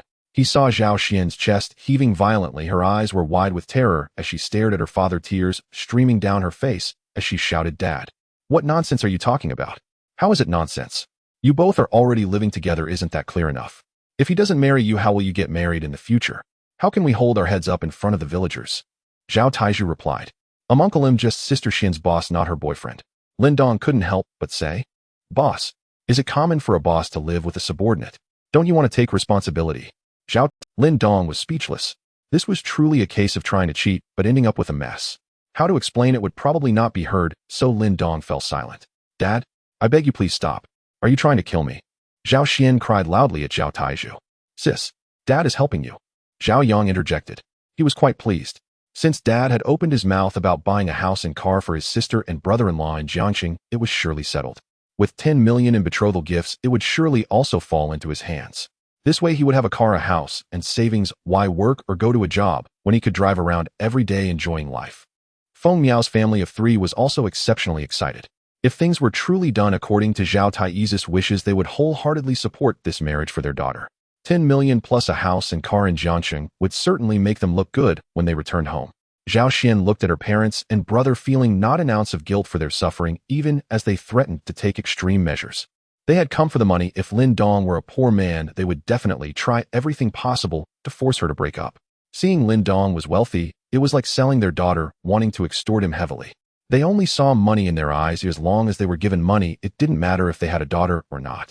In that instant, Zhao Xian suddenly understood. From the moment she was born, she was destined to be treated as a tool by this family. She could only blame herself for being too foolish before saving a little money and sending it home, thinking that was where her roots lay. At this moment, she realized that she was nothing but a mayfly, rootless and drifting. Her heart grew cold. Zhao Xian no longer spoke and turned to walk into the elevator. She just wanted to escape this place. Lin Dong sensed that something was amiss and hurriedly followed her. Just as the elevator door was about to close, he squeezed in. The remaining Zhao Yang and the others exchanged glances, unsure of what to do. In the end, they decided to leave. After all, this was someone else's house, and they were indeed frightened by Zhao Xian, fearing they would be treated as thieves. In a park in Jiang City, Lin Dong and Zhao Xian sat beside a river. Zhao Xian was recounting her experiences over the past 20 years. Lin Dong listened quietly without saying a word. Lin Dong, am I being foolish? Whatever they want, I give them. If I don't have it, I borrow it, then save up to repay slowly. After Zhao Xian finished speaking, she asked, Sister Xian, you're not foolish, just too sentimental. The more you give, the more they feel entitled to it. Lin Dong pondered for a moment and replied, perhaps. But I have decided I lived for them for the past 20 years, but for the next few decades I want to live for myself. Sister Xian, let's invite uncle and aunt to the hotel for dinner tomorrow. Having come all this way, I should at least show my appreciation. If you need money, just go to the finance department and take it. No matter what decision you make, I will support you. Lin Dong said. Thank you, Lin Dong. Zhao Xian cried as she leaned against Lin Dong's embrace. She thought Lin Dong would look down on her because of her family, but to her surprise, he was not judgmental at all. Little did she know Lin Dong had lost his parents at a young age, and his life at his uncle's house was not much better than hers. However, he had a caring aunt and a younger aunt, while Zhao Xian had nothing. He actually felt quite sorry for her. She thought of everything for her family, only to realize in the end that her family regarded her merely as a tool for making money. Sister Xian cried out, you'll feel better once you've let it out. Lin Dong gently patted Zhao Xian's back. Zhao Xian cried in Lin Dong's arms for about half an hour before she finally stopped. Seeing that her tears had soaked Lin Dong's shirt, she felt a bit embarrassed. Lin Dong, I'm sorry. I got your shirt wet. It's fine. Sister Xian, let's go. We're heading back. The two returned to Jiangnan International Mansion. They found that Zhao Yang and the others had already left. Lin Dong, I'll go look for them, Zhao Xian said as she moved towards the door, but Lin Dong stopped her. Sister Xian, didn't you say you want to live for yourself from now on? You should learn to say no. If you go looking for them now, it will only embolden them further. Besides, they are all adults, and nothing will happen to them. Well, okay. Good night, Lin Dong. Zhao Xian entered her room after finishing her sentence. She thought Lin Dong was right. Since she wanted to live for herself, she needed to learn to refuse. Lin Dong lay in bed looking at the system panel before him. Host Lin Dong. Balance 99999686546255465. Physique 50 strong. Spirit 50 strong. Skills driving 10 proficient piano, 10 proficient singing, 10 proficient lyric writing, 10 proficient composition, 10 proficient. Rich points 190. Remaining 190 rich points. Thinking about quickly enhancing his strength, he made a firm decision and directly added 50 rich points to his physique. The physique section jumped from 50 points to 100. Instantly, Lin Dong felt a surge of heat throughout his body, as if countless ants were crawling in his muscles, a feeling both exhilarating and intense. This sensation lasted a full 5 minutes before it faded. Lin Dong felt as though he had just emerged from water, his entire body drenched. Not rushing to get up, he added another 50 rich points to his spirit. His head felt suddenly heavy as if he had drunk too much, so Lin Dong closed his eyes and lay quietly on the bed. A few minutes later, he felt himself becoming alert. He opened his eyes. His vision seemed to have significantly improved. He used to be slightly near, but now he could even see a mosquito on the 3-meter-high ceiling, and not only that, he could see which leg of the mosquito. How amazing! Lindong quickly glanced at the panel. Host Lindong. Balance 99999686546255465. Physique 100 limit. Spirit 100 limit. Skills driving 10 proficient piano, 10 proficient singing, 10 proficient lyric writing, 10 proficient composition, 10 proficient. Rich points 90. Both physique and spirit had reached 100 points, but it seemed they had hit the limit and the addition sign had disappeared. Does that mean I can't improve anymore? That's impossible. So soon I can't improve anymore. Then with so much money, what am I going to use the rich points for in the future? Increase skills. If I can't even increase the 18 dragon subduing palms, what else can I enhance? Forget it, I'll not worry about it now, and we'll research it slowly later. He felt that this system shouldn't be so simple. Lindong got out of bed feeling sticky all over. He walked to the edge of the swimming pool. Sister Xian should be asleep by now. Not wanting to think too much, he stripped off his clothes and jumped into the pool. What a relief. After swimming a couple of laps and washing himself clean, Lindong climbed ashore to inspect his body. There was no significant change, nor did he have particularly prominent muscles. However, Lindong felt an explosive power within him. He felt that he could now punch a cow to death. The next morning, in the chairman's office of the Golden Leaf Hotel, Xianjia, I am planning to establish an investment company called Donglai International, but I don't have the time, so I need a trustworthy person to help me build a team. I hope you can assist me. Lindong, I'm afraid I won't do well. Zhao Xian hesitated in response. She wanted to help, but feared her abilities might hinder Lindong's important matters. Xianjia, you are capable and should not limit yourself to this small hotel. You should go out and see the world beyond. Then, I will give it a try. Do it boldly and without reservation. The greatest support I can offer you is unlimited financial resources. If you think someone is suitable, we will approach them. If others offer 1 million, we will offer 5 million or 10 million. As long as they are talented, we are not afraid to spend money. Good. When should I set out? The sooner the better. Then I will leave tomorrow. Great, call uncle and aunt over, and let's have a meal together. After last night's events, Lindong felt that Zhao Xian had changed. She used to be optimistic and cheerful. Now she was transforming into a cold and ruthless businesswoman. To be honest, Lindong still preferred the old Zhao Xian, who would occasionally give him unintentional temptations. But there was nothing to be done. People inevitably change after experiencing certain things. On the other side, in a regular hotel where Zhao Taizhu and the others were staying. In the morning, everyone gathered together waiting for Zhao Taizhu to decide what to do. Dad, what should we do today? Zhao Yang asked. What should we do? Just go to her hotel and find her. But what if my sister refuses to see us? Refuse to see us. I raised her for so many years. Now that she has a good life, she wants to disown me as her father. Then I will create a scene at her workplace so that she can't hold her head up in front of her colleagues. Well, let's do that. This stubborn girl thinks she can abandon us now that she has grown wings. It's not that easy. Li Chunhua chimed in. Feng Miao and her family remained silent, but they hoped Zhao Yang could get Zhao Xian's help as it concerned their daughter's future happiness. Just as they were preparing to head to the Golden Leaf Hotel, where Zhao Xian worked, her call came in inviting them to the hotel for a meal. Dad, it seems my sister has compromised. We have a chance for our house and car. Zhao Yang said happily. Feng Miao was also pleased as Zhao Yang's good fortune was her own. She would also have a luxury car to drive in the future. At this moment, Zhao Taizhu also smiled and said, look at your little ambitions. Your brother-in-law is a big boss living in a house worth hundreds of millions. He can't manage such a large hotel by himself. Didn't you say your sister is a manager? Have her arrange a management position for you. Right, my sister is the general manager. Apart from my brother-in-law, she holds the most power. Have her arrange a job for me, and let Miao Miao join too. Have your sister arrange a management position for you and a financial role for Miao Miao, so that your brother-in-law won't stray with his money. You two can help support your sister a bit. With that, the group happily headed towards the Golden Leaf Hotel. Upon arrival, they were led to the private room number 1 by a waiter. Lindong and Zhao Xian were already seated inside, and the dishes were all served. Looking at the table full of exotic delicacies, everyone couldn't help but swallow. Only emperors on television get to eat such exquisite dishes. I never thought I would have a chance to enjoy them. Uncle and aunt, you have come from afar. Today I will treat you as hosts. Everyone eat freely. If there isn't enough, let the kitchen prepare more. Thank you, brother-in-law. Zhao Yang sat down and began to eat, and everyone followed suit. This lobster is delicious, Miao Miao, you should try some. Dad, Mom, you should also have some of this lobster. Why is this crab so big? Mom, this is a king crab. It's very expensive, costing several thousand for just one. What is this? It's dark and melts in your mouth, so delicious. This is caviar. It's even more This is abalone. I don't recognize this either. This is even more delicious. While they were enjoying their meal, Lin Dong stood up and said, Uncle and Aunt, please enjoy your meal. I have something to attend to and will leave first. If you need more, let Xian Jia inform the kitchen to prepare it. Brother-in-law, you go ahead. Zhao Yang replied with his mouth full. Lin Dong left knowing that Zhao Xian had something to discuss with her family. He didn't want to interfere with her decisions, no matter what she chose he would support her. After Lin Dong left, Zhao Xian finally spoke. Once you finish eating, gather your things and go back. I will send money back on time every month.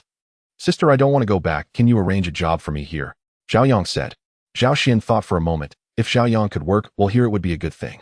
She replied, then give me your college diploma, and I will see which position suits you. Zhao Yang fell silent, and the atmosphere became tense. Zhao Xian kept staring at him. Zhao Yang felt a bit anxious. Although he used to be afraid of Zhao Xian, it was never like this before. Zhao Xian's gaze made him feel cold. Finally, he had no choice but to say, well, sister, I actually didn't attend university. Oh, did you not attend university? What about the money I saved up to send you there? Zhao Xian took a deep breath and asked, well, I lost some money while gambling at that time, and I was forced to lie to you saying I got into university. Zhao Yang stammered. So you all conspired to deceive me. I saved every penny, even risking my health and fainting at work, and the money I saved was used by you to pay off gambling debts. Sister, we had no choice. Those debt collectors said if we didn't pay them, they would take one of my hands. Mom and Dad had to deceive you. Sister, I know it was my fault, but I have changed. I haven't gambled since then. Zhao Yang explained. Yang Yang has indeed changed. Li Chunhua interjected. Zhao Xian took several deep breaths, trying to calm the anger in her heart. Zhao Xian took several deep breaths, trying to calm the anger within her. Fine. You can start as a bottom. Sister, I don't want to be a waiter. Arrange a managing position for me and one for Miao Miao to oversee finances. This way we can prevent brother-in-law from straying when he has money. I assure you I will report every move he makes to you as per Mom's request, so we can support you.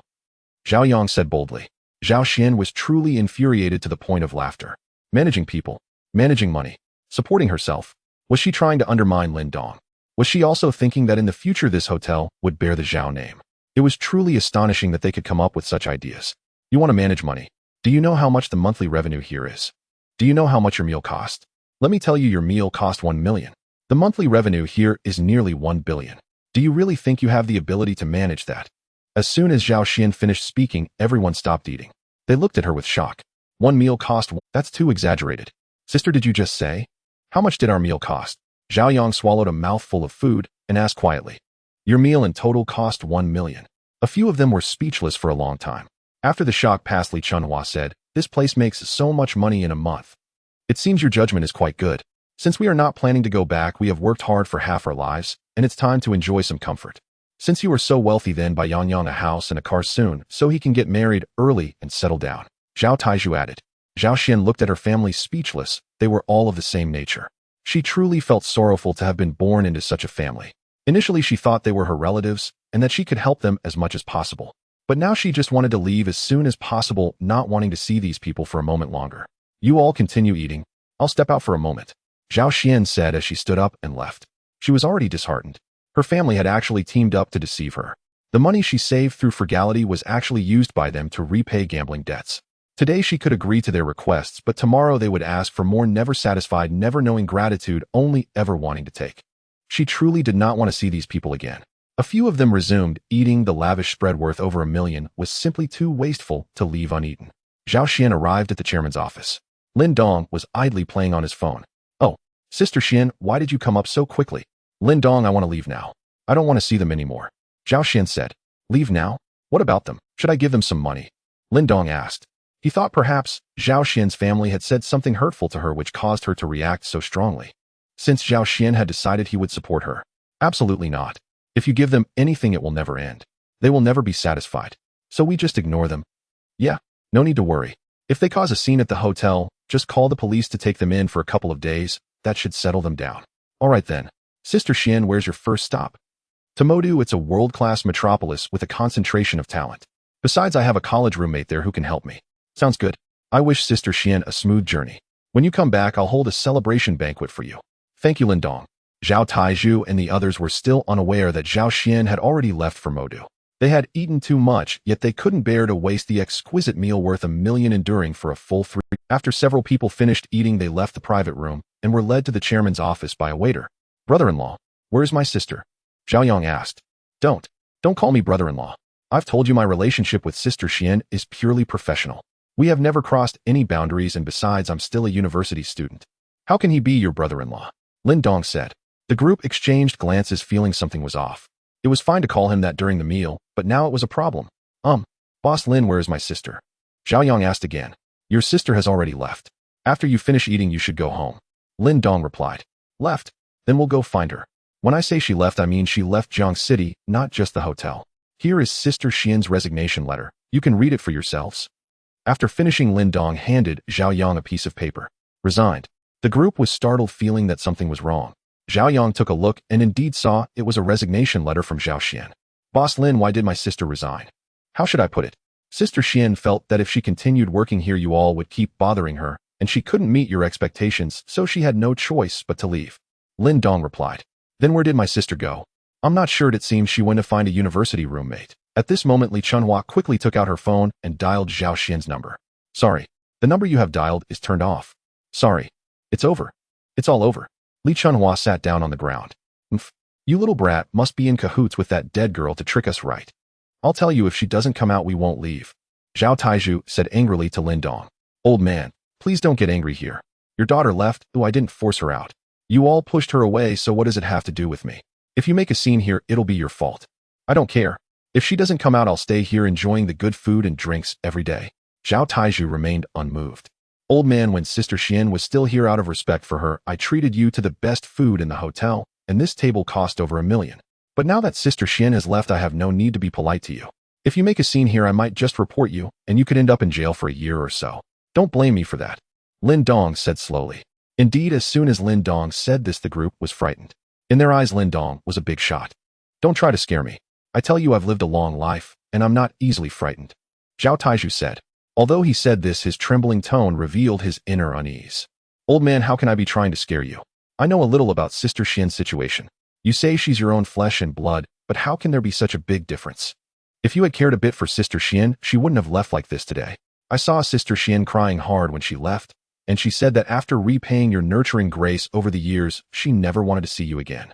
It's probably going to be very hard for you to find her again in this lifetime. Hearing Lin Dong's words, Zhao Taizhu gasped and nearly fainted. Li Chunhua hurriedly came forward to support Zhao Taizhu. Zhao Yang also felt a buzzing in his head. All the beautiful futures he had imagined were shattered. Feng Miao's parents were pulling her ready to leave. They didn't want to accompany Zhao Taizhu in his madness. What would happen if they really got caught? Miao Miao, Zhao Yang shouted. Feng Miao turned her head, looking at Zhao Yang with a pitiful expression. Why are you still looking at this useless thing? This was such a good opportunity, and you had to drive Zhao Xian away. Now look, you've got nothing. With his ability, when can he afford a house? Can he afford a car? Come on, hurry up and go back with me. You are not allowed to associate with him anymore, while introduce someone better to you. Feng's mother said fiercely to Zhao Yang. In an instant, Zhao Yang felt like he had fallen from heaven to hell. At the same time, Zhao Taizhu and Li Chunhua were also filled with anger and frustration. If Zhao Xian really changed her contact information, where would they find her?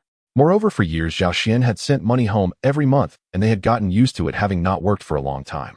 In the village, their family was the envy of everyone, raising a good daughter who brought in money without having to labor. What would they do if the source of income suddenly stopped? Would they have to return to the exhausting life of early mornings and late nights? What would the villagers think of their family? Thinking of this, the old couple truly regretted their decisions. Staying at home would have been so good. Just playing cards and walking around would get them through the day. It was all Zhao Yang's fault. If it weren't for him, they would still be living comfortably at home. Now look, they had nothing. The old couple didn't even reflect on their harshness towards Zhao Xian when she was young. They only regretted listening to Zhao Yang and running here from their hometown. Of course, they were right in thinking that if they had stayed home, Zhao Xian would have continued to send money every month.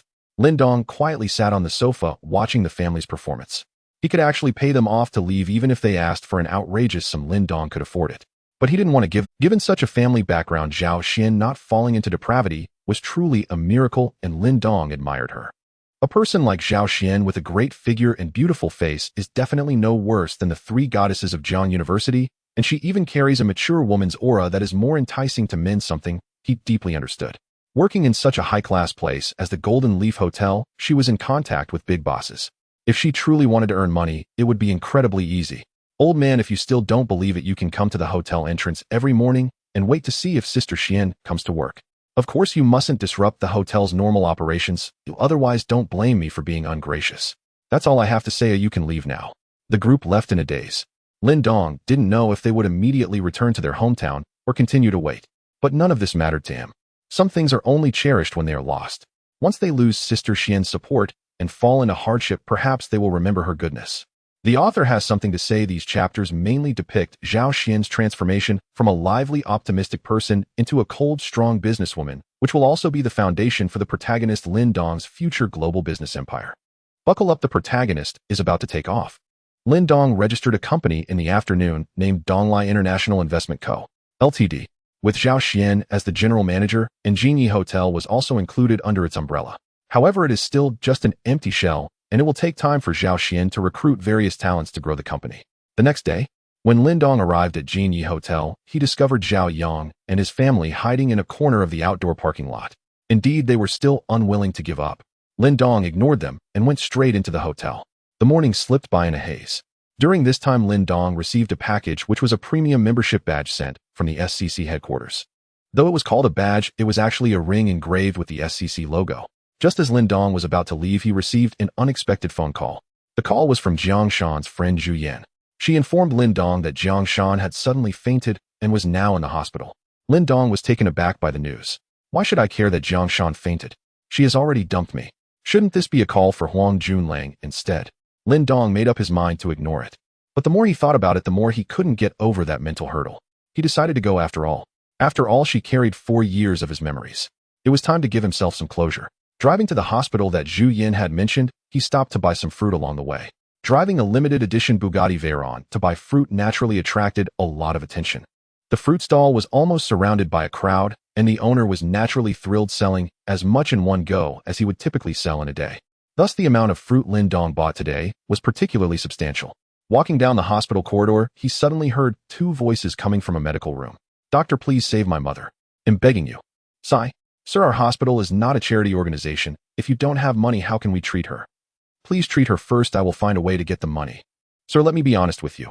Your mother's condition is very serious. Even if we perform surgery at our hospital, the success rate is not high. You should look for a hospital with more advanced medical equipment. That would increase the chances of success." "Doctor, how long can my mother live without surgery?" "If no surgery is performed, she should have about 3 months left. If the surgery is successful, she could live for another 10 years without issue, but if it fails, she might not even last 3 months. As Lin Dong walked past the medical room, he casually glanced inside. A man in his 30s was desperately pleading with a doctor in his 50s to save his mother. Lin Dong chose to ignore it. Such things happened every day.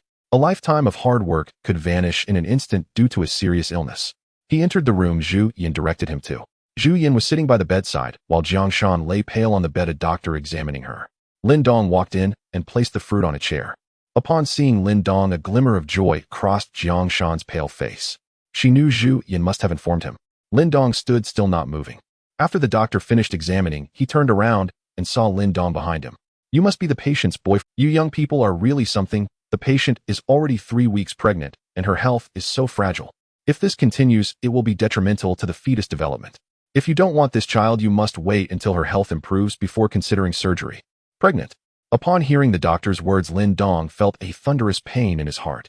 For entire years, countless days and nights, he had unfailingly delivered meals to Jiang Shan at her dormitory.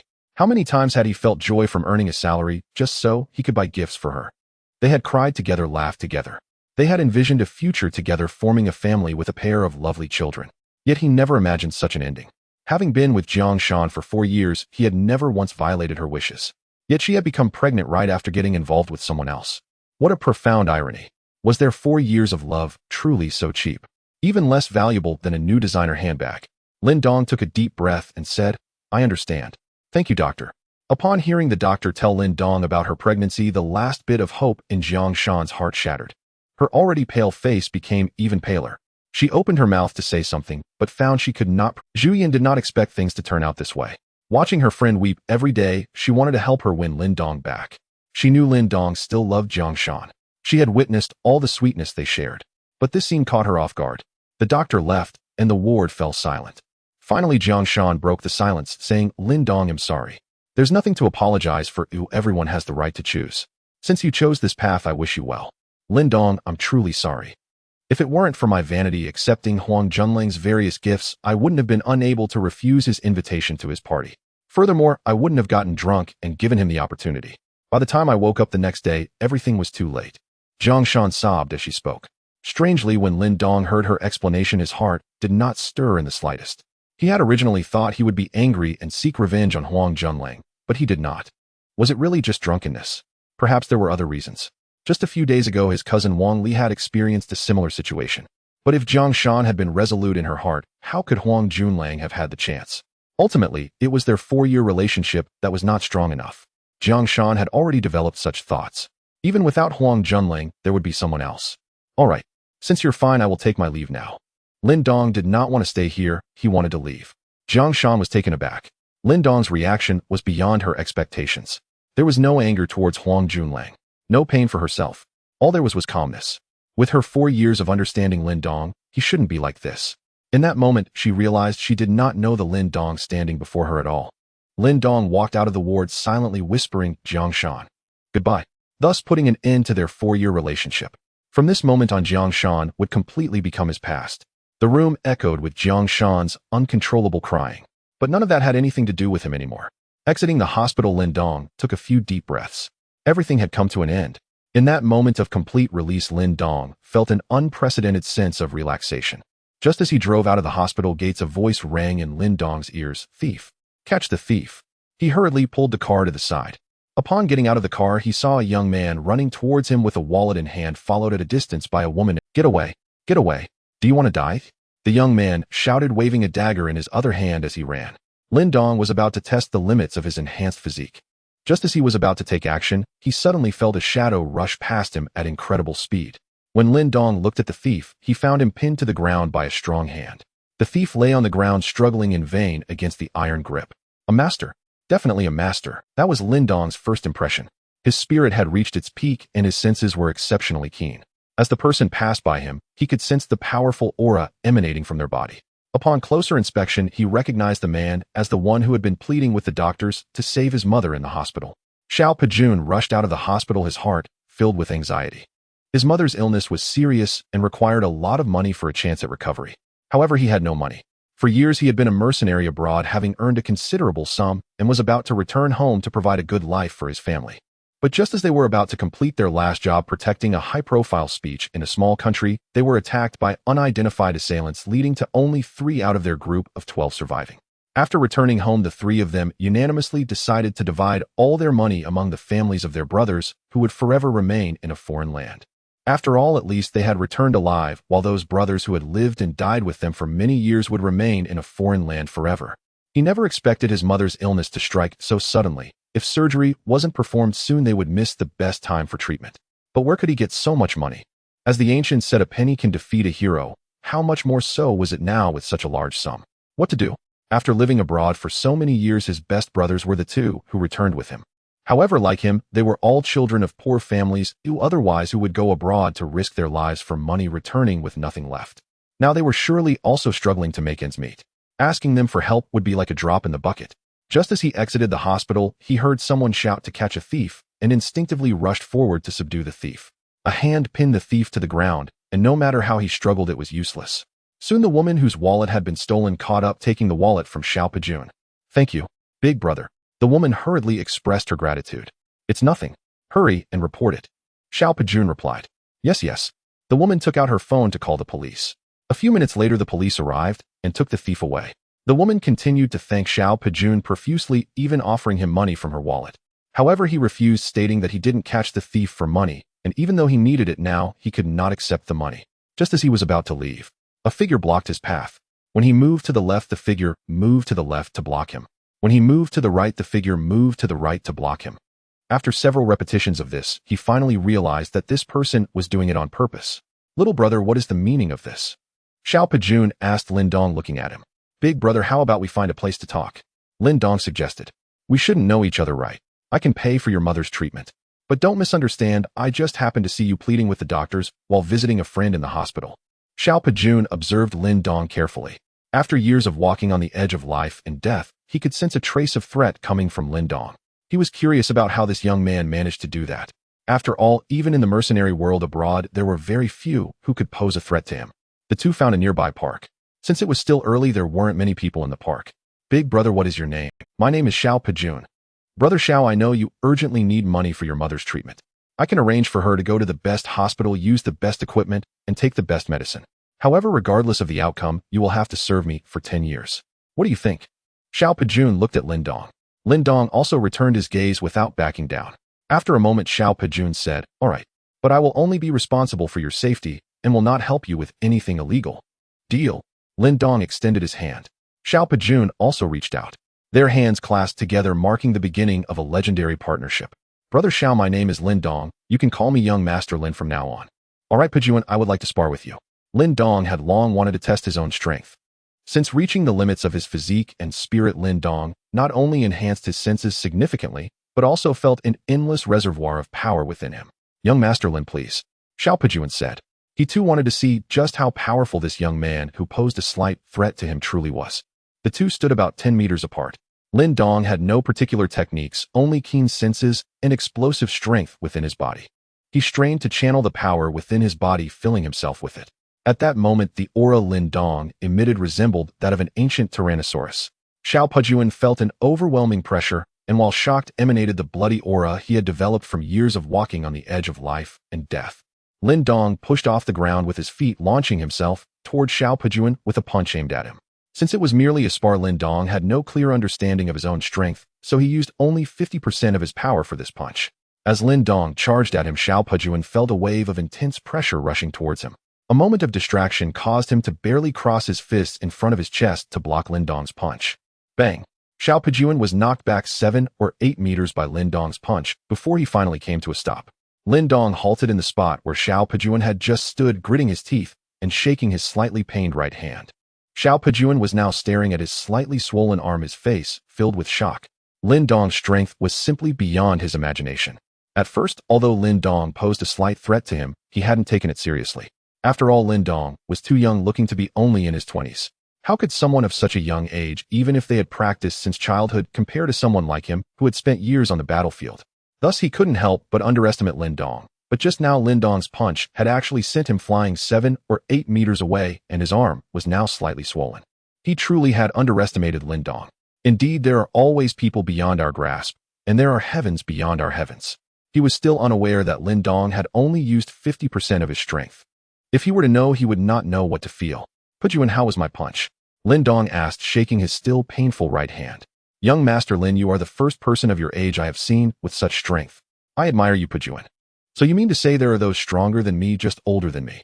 Lin Dong felt somewhat dissatisfied with Xiao Pejun's evaluation. He was already at dual extremes. Could there really be someone stronger than him? Doesn't that mean I can't surpass him? Even with my advantages, I can't achieve invincibility. It seems I need to research the system further. Pejun, let's go. We need to help Aunt switch to a different hospital and get the surgery done sooner, so you can feel secure staying by my side. Thank you, young Master Lin. Xiao Pejun exclaimed excitedly. Lin Dong asked in the SCC group of Jiangnan province if anyone knew high-level personnel at the first hospital. Soon someone replied. A person named Lu Chun added Lin Dong as a friend and provided him with a phone number to contact the director of the first hospital. When Lin Dong called, he explained his purpose. The other party was very polite and enthusiastic, telling Lin Dong that he could come over at any time and they would promptly arrange for a specialist consultation. When Lin Dong arrived at the first hospital in the afternoon, with Xiao Pejun and his mother, a team of more than 10 specialists was already waiting at the entrance. You must be Mr. Lin. Hello, I am Lu Chuan, the director of the first hospital. Welcome to our hospital. We will do our utmost to assist the patient. Thank you very much, Director Lu. You're too kind, Mr. Lin. It is our duty. Next came a series of examinations for Xiao Pejun's mother conducted by the team of over 10 specialists. The final conclusion was that surgery needed to be done as soon as possible to prevent the condition from worsening. The risk of surgery would increase slightly for each day that passed. Thus, the hospital arranged for Xiao Pejun's mother to undergo surgery the following day. In the high-level ward of the first hospital, Lin Dong said, Pejun, isn't such a good hospital going to cost a lot of money? Mom, don't worry about the money. I've already sorted that out. You just focus on getting better. Mom doesn't want treatment. Keep the money for marrying a daughter-in-law. You are already over 30 and still have no wife. Look at that kid next door who grew up with you. His son is almost in middle school. Mom, please get well soon, or I'll bring a wife home to give you a big fat grandson, okay? All right. You must keep your word. A mom has been looking forward to holding a grandson her whole life. Xiao Pejuan stepped out of the ward, wiping the corners of his eyes that had become moist. The greatest regret of his life was toward his parents. He absolutely could not let his mother leave this world. The next day, Xiao Pejuan's mother's surgery was very successful, performed by the top medical professors from Jiangnan province, with the hospital specially dispatching 2 senior nurses to care for her. Lin Dong gave the Ben's G class to Xiao Pejuan, who began working secretly, protecting Lin Dong from the shadows. Zhao Yang's family split into 2 groups. Zhao Taizhu and Li Chunhua stood guard at the hotel entrance. Zhao Yang was stationed at the entrance of Jiangnan International Mansion. It seems they were still unwilling to leave quietly. Without Zhao Xian's financial support, they faced a bleak future. Lin Dong paid them no mind, curious to see how long they could hold out. At the very least, they needed to learn a profound lesson. Zhao Xian also brought good news. Under the temptation of huge sums of money, someone had already expressed interest in Donglai International and was currently in negotiations. As an investment company, Donglai International's first task was to recruit a powerful legal team, negotiation experts, and evaluation teams. Lin Dong urged Zhao Xian to tighten her grip, stating that spending more money was acceptable, as they were about to collaborate with Wang Chong, hoping that the newly recruited individuals would be useful. In the evening, at the luxurious Golden Sands Entertainment City in Jiangqing, Zhang Min brought Lu Peng here to attend a class reunion. Today's gathering was organized by those who stayed at school during the holiday. Some who returned early also attended. However, Sun Siyu did not come, as her family had an emergency, and she would likely need to take a few days off. The reason Zhang Min brought Lu Peng was that he was indeed a wealthy second-generation individual, and he also looked quite good. Typical of a tall, rich, and handsome guy, Zhang Min had a bit of a flaunting mentality. Entering a super-large private room, there were already about 20 to 30 young people inside, both men and women. These young men and women were all quite good-looking, as they were from the Performing Arts Department of the Communication University. No one would study acting without a certain level of attractiveness. The arrival of Zhang Min and Lu Peng also drew attention from everyone. After all, Zhang Min was considered one of the more outstanding individuals in the class. Zhang Min, who is this? Aren't you going to introduce him? A classmate asked. Zhang Min then said, this is my boyfriend Lu Peng, who studies at Jiangnan University and whose family runs a small business with assets of a few tens of millions. Wow. Zhang Min, you actually found a tall, rich, and handsome guy. I envy you so much. Min, I didn't expect you to have quietly moved ahead of us. You're fortunate. After graduation, you can just enjoy being a rich wife, while we still have to work hard for our future. Sounds of envy echoed around. Zhang Min felt a bit lightheaded from the compliments. She loved the feeling of being envied. Hello everyone. I'm Lu Peng, Min's boyfriend. Thank you for taking care of Min. I'd like to toast to everyone. As Lu Peng spoke, he grabbed a large cup of beer from the table and downed it in one go. His performance earned him a round of applause from the girls present. The boys looked at Lu Peng with some discomfort. How could the class flower be taken away by someone from another school? It was hard for them to feel good about it. After a brief introduction, everyone continued singing and dancing. What was it like to enter a KTV with students from the Communication University? Lu Peng was now deeply aware. It was simply like a small concert. Everyone's desire to perform was extremely strong, and there was no opportunity for Lu Peng to showcase himself. He wanted to sing a couple of lines, but was afraid of embarrassing himself. Compared to these professionals, he felt he was on a completely different level, so Lu Peng could only sit on the sofa and be an audience member. Fortunately, Zhang Min stayed by his side. After a while, Zhang Min got up to go to the restroom. Lu Peng remained on the sofa, clapping for the future superstar. About 10 minutes later, Zhang Min hurriedly entered the private room, pulling Lu Peng up and saying, "De Peng, we need..." "What's wrong, Min?" Lu Peng asked, noticing something was off with her. "Hurry up, we can talk outside," Zhang Min said anxiously. "All right." The two were just about to leave the private room when the door suddenly burst open and a group of men in black rushed in. Slap. The lights in the room were turned on. Everyone stopped what they were doing and stared at the uninvited. "Damn it, who just hit me?" A bald man in his 30s walked in, his face covered in scars, his upper body bare, adorned with many strange tattoos. The room fell silent as no one spoke. Everyone was terrified. After all, they were still students, and it was clear that this person was not to be trifled with. The bald man quickly spotted Zhang Min and Lu Peng, who were about to leave. He stepped forward, grabbed Zhang Min's long hair, and yanked hard, causing her to scream as she was pulled into his embrace. "So it was you who hit me. Damn it, it's the first time I've been slapped in my life. Oh, what are you going to do about it?" The bald man whispered in Zhang Min's ear. Lu Peng was startled when he saw the bald man grab Zhang Min's hair, but he quickly reacted and said, "What are you doing? Let Min go, or he'll call the police," Lu Peng said, pulling out his phone to dial. However, before he could dial, a man in black kicked him onto the sofa, causing him to clutch his stomach and gasp for breath, while his phone flew into the pile of students. A few timid girls in the room screamed. The others were also frozen in shock. The bald man tugged at Zhang Min's hair, and looked at the others in the private room asking, "You all are together, right? This little girl just slapped me. What do you think we should do?" "You touched me first," Zhang Min cried out. "I only touched you because I was interested in you. Ask around how many girls want me hey good to touch them, but am not even interested." No one in the private room dared to speak. At that moment, a female student hiding at the back of the crowd quietly finished picking up Lu Peng's phone. She then typed a few words emergency at room 47 Golden Sands and randomly selected someone to send it to. Afterward, she quietly threw the phone back to its original position. Lu Peng was starting to regain his composure. He looked at the bald man and said, "So you're hey gu, right? I apologize on behalf of Min Min. How much do you want to let her go? Just name your price." He also realized the current situation. Despite having more people on their side, most of them were girls, and if it came to blows they would likely only end up being beaten. Besides him, it was uncertain whether anyone else would dare to take action as they all looked terrified, their faces pale. "Are you this girl's boyfriend?" "Yes," Lu Peng replied. "All right, you seem to be straightforward. Just get me $1 million and I'll let you go. Otherwise, since this girl is quite a catch, I wouldn't mind having a little fun." "Huh?" The bald man laughed loudly. "De Peng, save me," Zhang Min cried out. She was being pulled by her hair by the bald man and couldn't move while he was continuously taking advantage of her. "Hey gu, $1 million is too much. We are just students and can't possibly come up with that much money. If you let Min Min go, I'm willing to offer 100,000. 100,000? Are you trying to send a beggar away?" The bald man squinted at Lu Peng and asked, "That's all the money I have.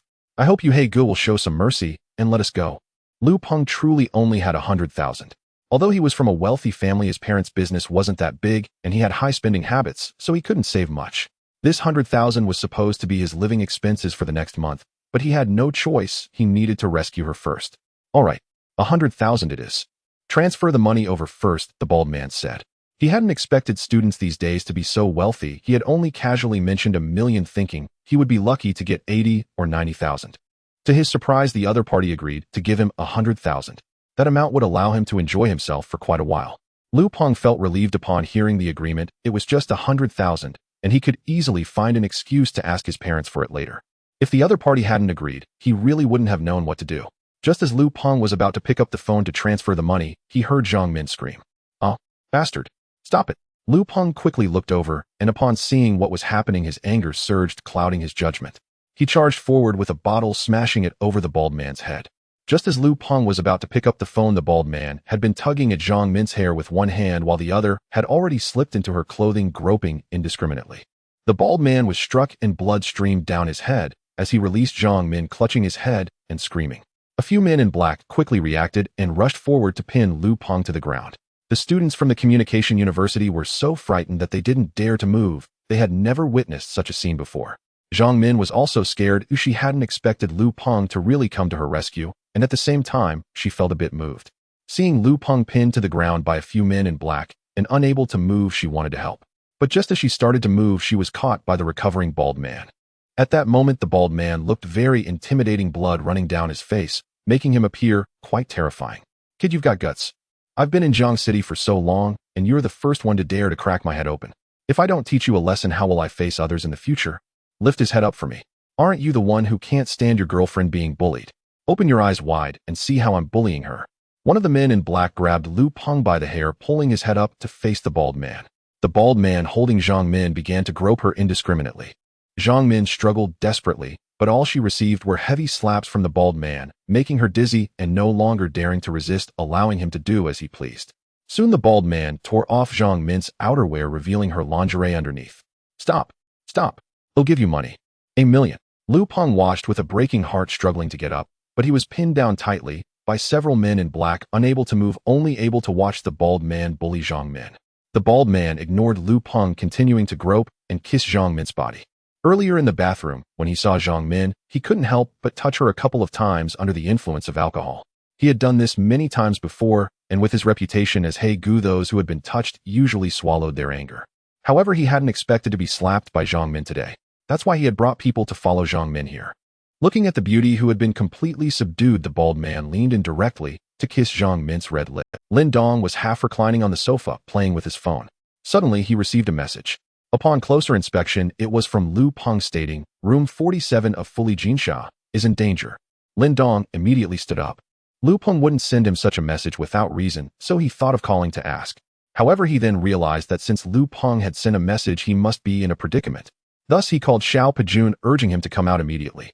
Lin Dong hurried downstairs and drove towards Fuli Jinsha. On the way, he met up with Xiao Pejun. The two of them rushed over together. Soon they arrived at Fuli Jinsha and were led to room 47 by a waiter. As Lin Dong pushed the door open, he saw a bald man with blood on his head harassing a woman.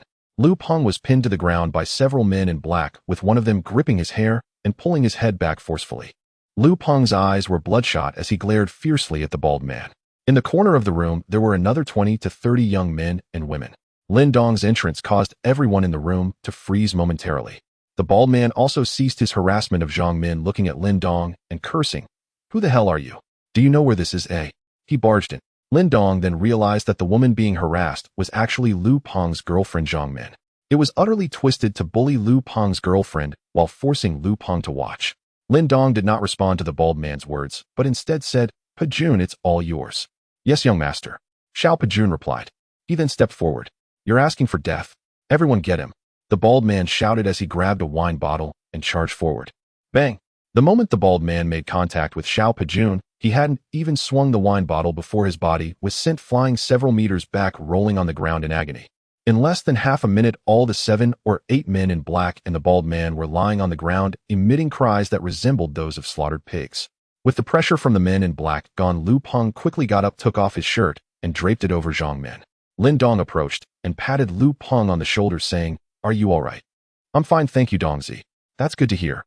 After speaking, Lin Dong walked over to the bald man, stepping on his face, and squatted down, saying, "You dared to hit my brother. You harassed my brother's girlfriend. Bald man, what do you think should happen now?" The bald man with Lin Dong's foot on his face spoke indistinctly. "You're finished. I'll tell you, I'm Chen Luye's man. If you touch me, there will be no place for you in Jiangcheng." "Oh, what a bold claim. I'm quite curious to meet this Chen Luye and see who he really is. Get up." After Lin Dong finished speaking, he released the bald man. The bald man hurriedly got up, glancing at Xiao Pejun behind Lin Dong, feeling frightened. This person was too powerful. "Hurry and call," Lin Dong ordered. The bald man, trembling, took out his phone and dialed. He told the person on the other end that there was a disturbance at Fuli Jinsha, that he had been beaten, and that they should bring people over because the troublemakers were very strong. Lin Dong didn't care about the bald man's lies. As long as someone came, that was enough. "Kid, Lu Yi will be here soon, you're dead." The bald man, realizing Lu Yi would arrive shortly, regained some courage. "Who's going to die is still uncertain. Let's go, we'll wait in the hall," Lin Dong said, leading the way downstairs to the lobby. Xiao Pejun dragged the bald man down with him. Lin Dong sat in the middle of the lobby of Fuli Jinsha Entertainment City, stepping on the bald man, with Xiao Pejun standing behind him, while over 10 security guards lay around them. The manager of Fuli Jinsha stood among the crowd, shocked at the might of Xiao Pejun, who had taken down more than 10 security guards in an instant, leaving them unable to rise. Many people around the lobby were watching. Even the 30 or so people from the media university hadn't left, with Lu Peng and Zhang Min among them. Everyone gazed at Lin Dong with curiosity. Lin Dong put on the ring that was exclusive to SCC senior members. He had just called upon all SCC members in Jiangcheng to come to Fuli Jinsha in his capacity as a senior member. This was a privilege unique to senior members. Apart from other senior members who could refuse, intermediate and junior members had no right to decline. No one had ever tried gathering all SCC members in Jiangcheng to see how much power it could generate, and it remained to be seen whether this Chen Luye could withstand it. Chen Luye's real name is Chen Sheng. Over a decade ago, he made a name for himself in Jiangcheng with his iron fists, earning the nickname Chen Liuji due to his 6 fingers on his left hand. As time passed, Chen Luye's reputation grew, and he nearly completely integrated the underground forces of Jiangcheng with his iron-fisted methods. People began to call him Sixth Master, and the name Chen Liuji slowly faded into obscurity. A few dared to address him directly by that name in Jiangcheng. Today, Chen Liuji received a call from his subordinate Hype, asking him to bring people over as someone was causing trouble at the luxurious Jinsha. He even beat up Hype. This person must be new to Jiangcheng. Although Hype isn't one of his top aides, he has a team of about 10 men under him, so the one who took him down must be quite formidable. Chen Liuji led over 100 men to Jinsha. It had been a long time since he personally took action. If he didn't move around, he would rust. Upon arriving at the entrance of Jinsha, Chen Liuji stepped forward, followed by over 100 men, and Chen Liuji was taken aback. In the center of the hall sat a young man with a middle-aged man standing behind him, while beneath the young man's feet lay his subordinate Hype, who had called him. On the ground lay over a dozen security guards, and around them hundreds of Jinsha's patrons were watching. It had been many years, or Chen Liuji could hardly remember the last time he had been so humiliated. This was no simple slap to his face. It was as if someone was defecating on his head. With so many witnesses, if he didn't handle this well today, how could he establish himself in Jiangxing in the future? Chen Liuji took a few steps forward about 7 or 8 meters from Lin Dong, with over 100 men following closely behind him. Seeing so many people arrive, some onlookers began to quietly slip away, fearing they might get caught up in the chaos. However, many bold individuals remained at the scene, merely shifting closer to the edges of the hall. With 2 against over 100, even though Xiao Pejun displayed impressive strength, no one had faith in them. At this moment, Lu Peng quietly whispered a few words to Zhang Min before stepping into the center of the hall, standing behind Lin Dong. Zhang Min wanted to stop Lu Peng from going, but realizing Lin Dong had put himself in this predicament to save them, she withdrew her hand, anxiously watching them. Lin Dong had offended the opponent to rescue him, so Lu Peng could not stand idly by. Young man, don't be so impulsive, some actions come with consequences. Chen Liuji looked at Lin Dong and said, Sixth master, save me. Hype under Lin Dong's foot cried out. Are you his master? Do you know your dog is biting people everywhere? Lin Dong ignored Chen Liuji's words and instead questioned Hype whom he was stepping on. Even if my dog bites people, it's up to me to handle it. If anyone dares to touch him, I'll break their hands. Sixth master is indeed the sixth master, truly domineering. You didn't even ask for a reason. But today I didn't just use my hands, or I used my feet as well. What are you going to do about it? What reason doesn't matter. What matters is that since you touched my people, you won't be leaving this hall. Let's see what you... After finishing his words, Chen Liuji charged directly at Lin Dong. His iron fists were not just for show. Although he hadn't fought in a long time, he practiced diligently every day. While he had lost some edge since his peak, he was still not far off. Today he had to take down Lin Dong with overwhelming force, otherwise how could he face anyone in Jiangxing? As Chen Liuji moved, Xiao Pejun, standing behind Lin Dong, also sprang into action. He quickly circled to the front of Lin Dong to meet Chen Liuji's iron fist. Chen Liuji was not far from Lin Dong and intended to take him down directly, but as he rushed forward, he found a figure blocking Lin Dong, Xiao Pejun. So fast, Chen Liuji was startled. He was only 7 or 8 meters away from Lin Dong, and the distance was direct. Coupled with his unexpected move, the opponent reacted remarkably quickly. This was undoubtedly a master. Chen Liuji was not afraid. Back in the day, he had carved a path through many masters to earn the title of the #1 in Jiangxing's underground world, and he hurled a punch at Xiao Pejun. Xiao Pejun sidestepped, adopting a crouching stance, silently reciting cannon fist, and then launched a punch. Bang! Their fists met in midair, colliding. They then separated. Xiao Pejun took a small step back, steadying himself as he looked at Chen Liuji with a hint of surprise in his eyes. In contrast, Chen Liuji staggered back 7 or 8 steps before he could stop. Looking at Xiao Pejun, who had only taken a small step back, he felt even more shocked. This person is incredibly strong. Chen Liuji considered himself the top in Jiangxing. Aside from a few hidden experts from powerful families, he didn't think much of anyone else in plain sight. Yet this person not only blocked his iron fist, but also pushed him back 6 to 7 meters. Moreover, he now felt that at least 3 of the fingers on his right hand were broken. These 2 were definitely not ordinary people. They were likely from some powerful family. However, they were not local force. As the recognized #1 in Jiangxing's underground world, he knew a bit about the local powerful families and had encountered several heirs, none of whom matched the person before him. So they must be outsiders. However, since they were on his turf, even a dragon must coil down. What if they were heirs of powerful families? He wasn't without support, otherwise he wouldn't have reached such heights. Chen Liuji did not rush forward again. After that collision, he knew he was not Xiao Pejun's opponent. You are quite strong. But as the saying goes, 2 fists can't fight against 4 hands, not to mention you still have to protect your master. Let's see how you handle this next. Just as Chen Liuji prepared to use his numbers to overpower Lin Dong, Xiao Pejun suddenly dashed to his side at an incredible speed, and before he could react, a massive hand like an iron claw had already seized his throat. You. Chen Liuji could only utter a word before his throat was gripped by Xiao Pejun, rendering him speechless, his terrified eyes fixed on the man before him. Sixth master. Sixth master. His subordinates around him wanted to rush forward, but were halted by Chen Liuji's gesture. Because if this man exerted even a little force, Chen Liuji would find himself in deep trouble today. Lin Dong stepped forward and said to Chen Liuji, So you are the 6th master. Your dog bit someone outside, and yet you want to break the hand of the one who was bitten. I want to see what your bluff is based on. Is it the over 100 subordinates behind you, or your self-proclaimed prowess? At that moment, a loud roar of machinery suddenly echoed from outside the hall. The luxurious Golden Sand, as the largest entertainment venue in Jiang City, features an incredibly vast first-floor hall. The thunderous roar of massive machines reverberates throughout the hall. Moments later, a customized Aston Martin drove in directly. Then came the second one. The third one followed. Finally, a total of 12 limited edition sports cars entered, each worth at least tens of millions. The arrival of the 12 limited edition sports cars sparked gasps of astonishment among the onlookers.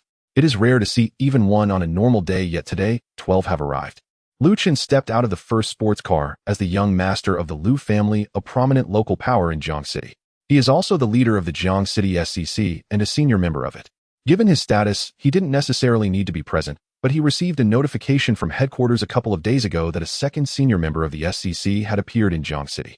As the leader of the Jiang City SCC, he certainly had to meet this new member. Coincidentally, Lin Dong had issued a summons for senior members today, so he came over. 12 vehicles, 12 individuals, 10 men and 2 women, all mostly in their 20s and 30s. These few people nearly represent more than half of the power in Jiang City. Ordinary people may not know who they are, only those who have reached a certain level would understand the terrifying power that lies behind them. To the eyes of common folk, Chen Luji, the top figure in Jiang City's underground world, is seen as a colossal character. However, little do they know that Chen Luji is merely a pawn pushed forward by certain individuals to attract attention. The real big shots are hidden behind the scenes and maintain a low profile. Lu Chen leads a few individuals towards Lin Dong. Everyone holds their breath as if they can foresee an impending clash of titans. "Brother Lin, could you grant me a favor?" Lu Chen approached Lin Dong and spoke. The anticipated clash of titans did not occur, and everyone awaited the next development. Lin Dong glanced at Lu Chen. This should be the only senior member of the Jiang City SCC, as well as its leader. Moreover, this person should be the one who helped contact the first hospital to arrange surgery for Pejun's mother. "Pejun," Lin Dong called out. Xiao Pejun, upon hearing this, released his grip on Chen Luji. After being freed, Chen Luji gasped for air and respectfully addressed Lu Chen, saying, "Young Master Lu." Smack! A sound echoed throughout the silent hall, catching everyone off guard. "Apologize to brother." Lu Chen slapped Chen Luji and said, "Young Master Lu." "I." Smack! Lu Chen gave Chen Luji another slap. After receiving 2 slaps from Lu Chen, Chen Luji suddenly came to realize. Who is Lu Chen? He is the young master of the Lu family, the first family in Jiang City. His position as the top figure in Jiang City's underground world could not be achieved without the support of the Lu family behind him. To put it bluntly, he is but a dog of the Lu family released to draw attention. And those whom young Master Lu calls brothers are at least individuals of the same caliber as him. It seems he has offended a significant figure today. Quickly, he turned towards Lin Dong and respectfully said, "Young Master Lin, I apologize. Lu Ji was blind to your greatness and offended you. Please show mercy and do not hold it against me. A true man can bend and stretch. There's a reason why Chen Luji has made it this far." A middle-aged man in his 40s in front of so many people bowed and apologized to a young man in his 20s. This is not something just anyone can do. Moreover, this middle-aged man is the apparent leader of Jiang City's underground world. Lin Dong ignored Chen Luji and spoke to Lu Chen. "Since Brother Lu has spoken, let today's matter come to an end. Brother Lin, you are generous. Hurry up and thank Brother Lin." "Thank you, young Master Lin." "Thank you, young Master Lin." Chen Luji quickly said, "Let's go. Brother Lin, let's find a place to have a drink." "Please, Brother Lu." The two made their way upstairs at the Golden Sand, followed by a group of Jiang City SCC members. As they were leaving, Lin Dong patted Lu Peng on the shoulder, signaling him to go back first. The manager of the Golden Sand hurriedly ran to the front to lead the way. The group departed, leaving behind hundreds of bold onlookers and over 100 of Chen Luji's subordinates confused in the wind. At that moment, they were still in a dreamlike state. Is it over just like that? What happened to the anticipated clash of titans? Chen Luji, the proclaimed #1 in Jiang City's underground world, was slapped twice and had to bow and apologize. Many people looked at Chen Luji standing there as if to say, "Aren't you the boss of Jiang City's underground world? Why are you so cowardly?" Being struck and still needing to apologize. Except for a few who knew the inside story, others felt that their imaginations had been overturned. At this moment, Hei Pai lay on the ground, pretending to be unconscious, fearing that Chen Luji would directly dismember him. If it weren't for him, how could Chen Luji have lost such face today? It wouldn't take long for today's events to spread throughout Jiang City. Chen Luji, the top figure in Jiang City's underground world, would become the subject of jokes over tea and meals. Of course, this could only be said behind his back. Zhang Min and her classmates watched Lin Dong's departing figure and felt it was unreal, wanting to ask Lu Peng who Lin Dong was, but not knowing how to start. In fact, Lu Peng was also in a state of confusion. He and Lin Dong had been roommates in their freshman year, and among the 4 roommates, they had the best relationship. He never expected Lin Dong to hide such a terrifying identity. It seems he needs to find an opportunity to inquire properly. Meanwhile, Zheng Yun and Chen Lan in the crowd exchanged glances, both able to see the regret in each other's eyes. If only Zhang Min had pulled them along to socialize with Lu Peng back then and established a better relationship with Lin Dong, wouldn't they now be able to walk freely in Jiang City? Such a prominent figure who only appears in dreams was once looked down upon by them. Life is sometimes like this, once you miss certain things you may never have the chance again. Inside a top-notch private room at the Golden Sand, two young men were chatting. Huili, you've worked hard for these past few years. Young Master Qin, you're too polite. It's an honor for Huili to serve young Master Qin. By the way, how has Mingyu been lately? Back to young Master Qin. Miss Mingyu has been doing quite well recently. Knock knock. As they were speaking, there was a knock on the door. Come in. A middle-aged man in his 40s walked in. Young Master, more than 10 SCC members have gathered downstairs. Oh, do you know what it's about? I heard that a senior member has issued a summons. Is it Lu Chun?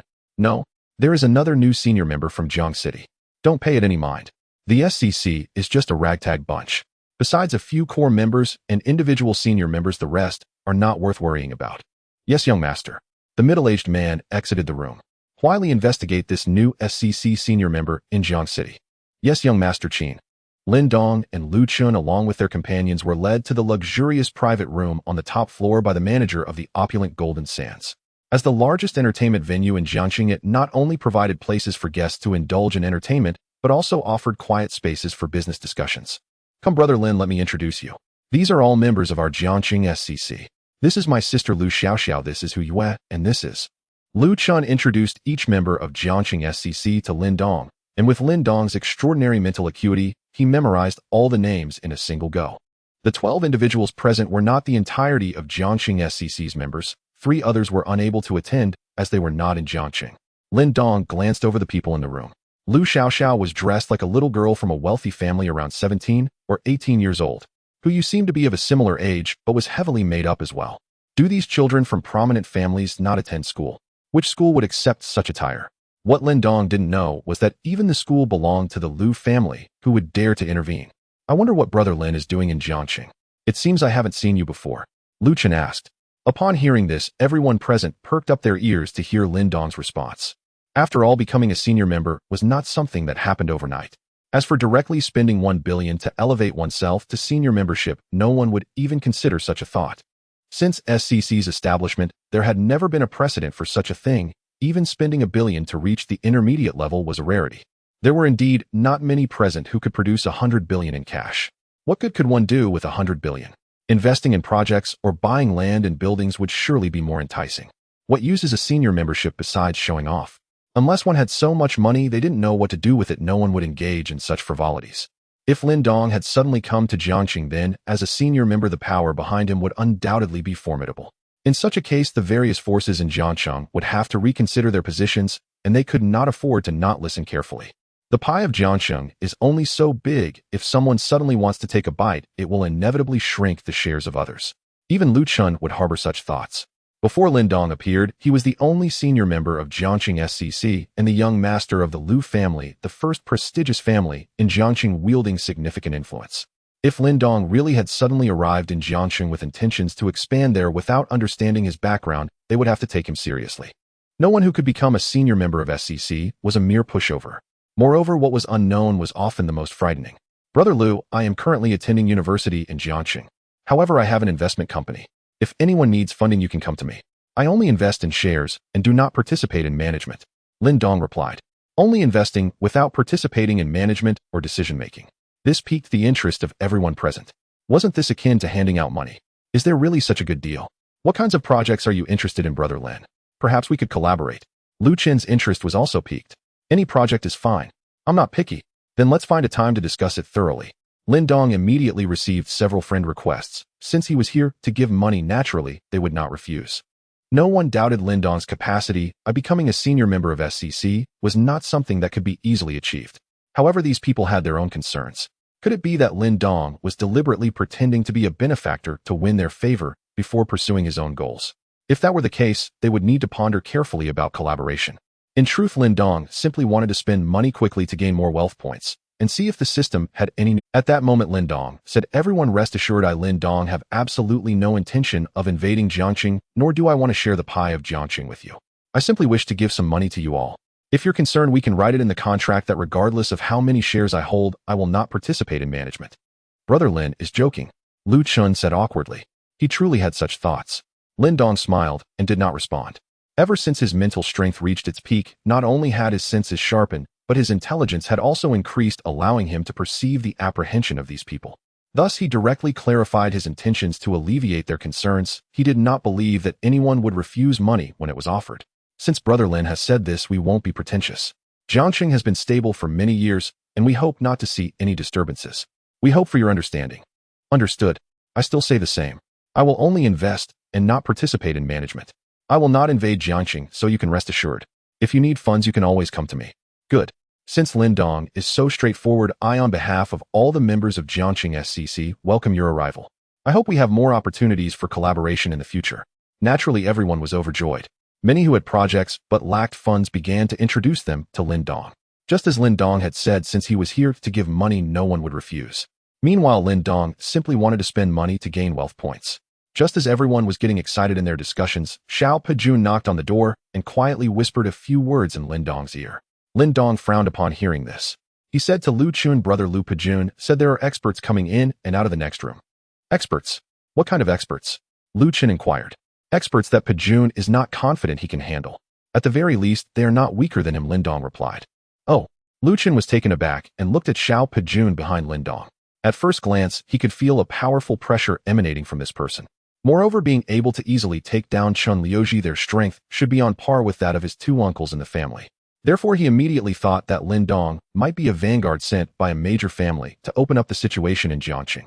However, now that Lin Dong had made his intentions clear, he likely did not genuinely want to enter Jiangxing. Why was such an expert appearing now? When had experts of this caliber become so common in Jiangxing? Lu Chun still felt it was necessary to investigate. An expert of this level hiding in Jiangxing would still pose a significant threat. He needed to understand the other party's background. After all, Jiangxing was the Lu family's territory. Let's go. Brother Lin, let's go meet them together. Lu Chun stood up and was the first to walk out, giving Lu Xiaoxiao a glance as he left. The group arrived at the door of the adjacent private room only to be blocked by a middle-aged man. Xiao Pejun stood in front confronting the middle-aged man.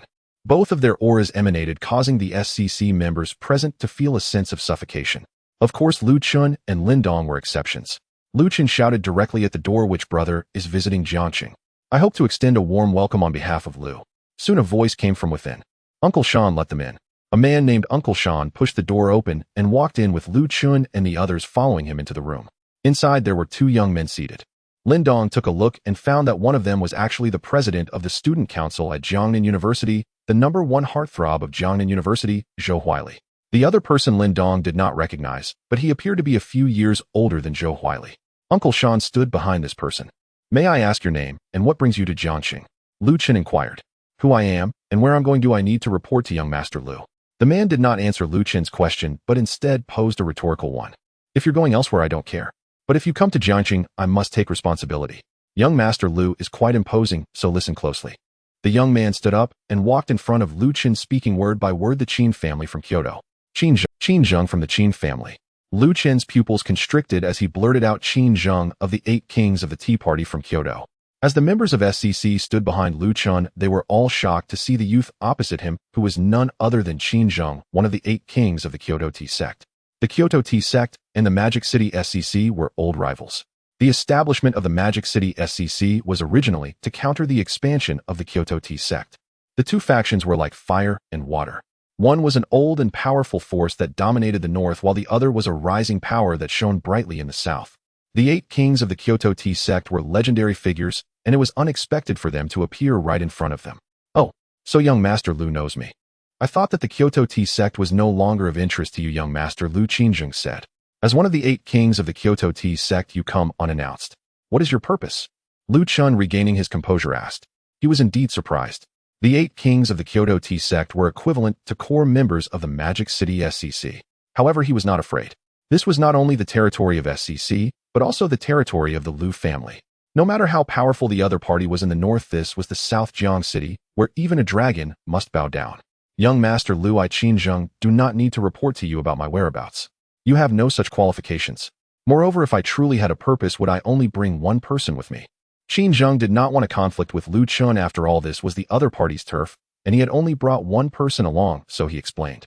Otherwise, with his identity as one of the 8 kings of the tea sect, he would not waste so many words on Lu Chun, who was not even of the same level. He came here because he had business in Jiangbei province, and stopped by to ask Zhou Huili about the situation of Shangguan Mingyue, only to unexpectedly run into Lu Chen. Had he not encountered Lu Chen, he might have left already. Shangguan Mingyue was the third miss of the hidden family, the Shangguan family. Both the Shangguan family and the Qin family intended to unite them through marriage. Shangguan Mingyue was attending university in Jiangnan province, while Zhou Huili was sent by Qin Zheng to monitor her and also to help drive away her suitors. No one was allowed to covet the woman of Qin Zheng. Qin Zheng, I do not care what your purpose is. I hope you can leave Jiang City as soon as possible. Otherwise, even if you are one of the 8 kings of the T sect today, Lu Chen will probe your bottom line. Lu Chen stated. Qin Zheng laughed. He hadn't been threatened like this in a long time, especially not by a senior member of SCC. If he left now, how could he establish himself in the T sect?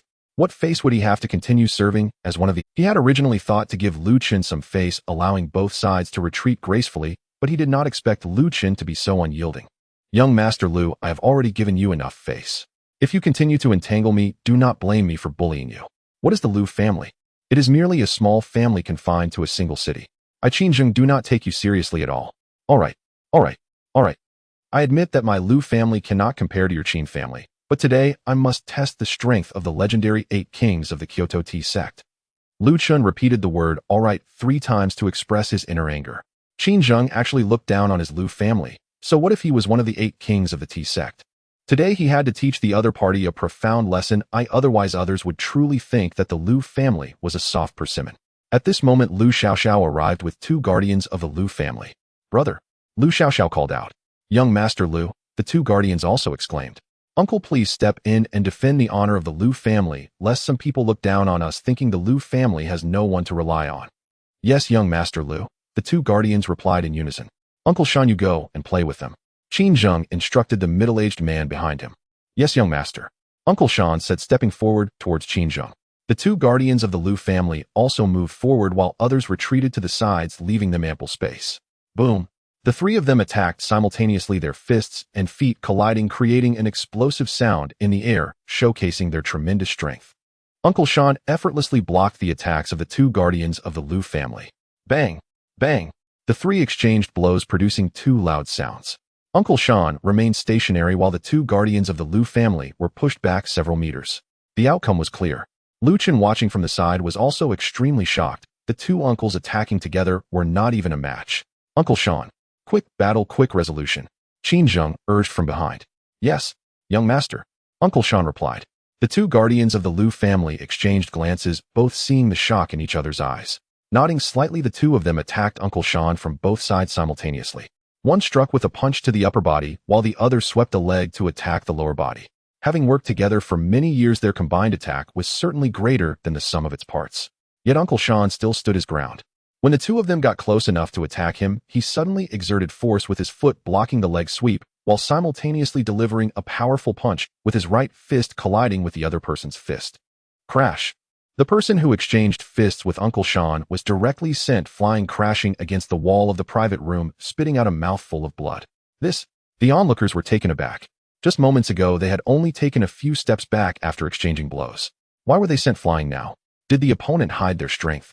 The remaining individual did not expect that while the opponent could block his leg sweep, they could also injure the other person. By the time he wanted to retreat, it was already too late. After sending one person flying, Uncle Shan turned back and kicked the remaining one directly. Bang! Another loud noise, and the last person was also kicked into the corner. If he hadn't managed to use both hands to block his chest in time, that kick would have severely injured him. Now his hands were already fractured. Uncle Lu. Uncle Li. Lu Chen and Lu Xiaoxiao rushed to the sides to help the 2 men up. Are you a master of the tiger list? Uncle Lu, who was helped up by Lu Chen, asked. Uncle Shan did not answer, but directly returned to stand beside Qin Zheng. Tiger list expert. Lin Dong was taken aback. This was the first time he had heard such a term. The other SCC members present, apart from Lin Dong, were all shaken to their core. This is a level inaccessible to ordinary people. Perhaps some believe that the so-called heaven and earth lists are mere fabrications from novels or TV dramas, non-existent in reality. But in fact, there is only one list in the global underground world. Anyone who ranks on this list is among the top experts worldwide. And the Tiger list is one of those rankings. So how is it, young Master Lu? Your family's only expert, old Master Lu, is already over 70 this year, isn't he?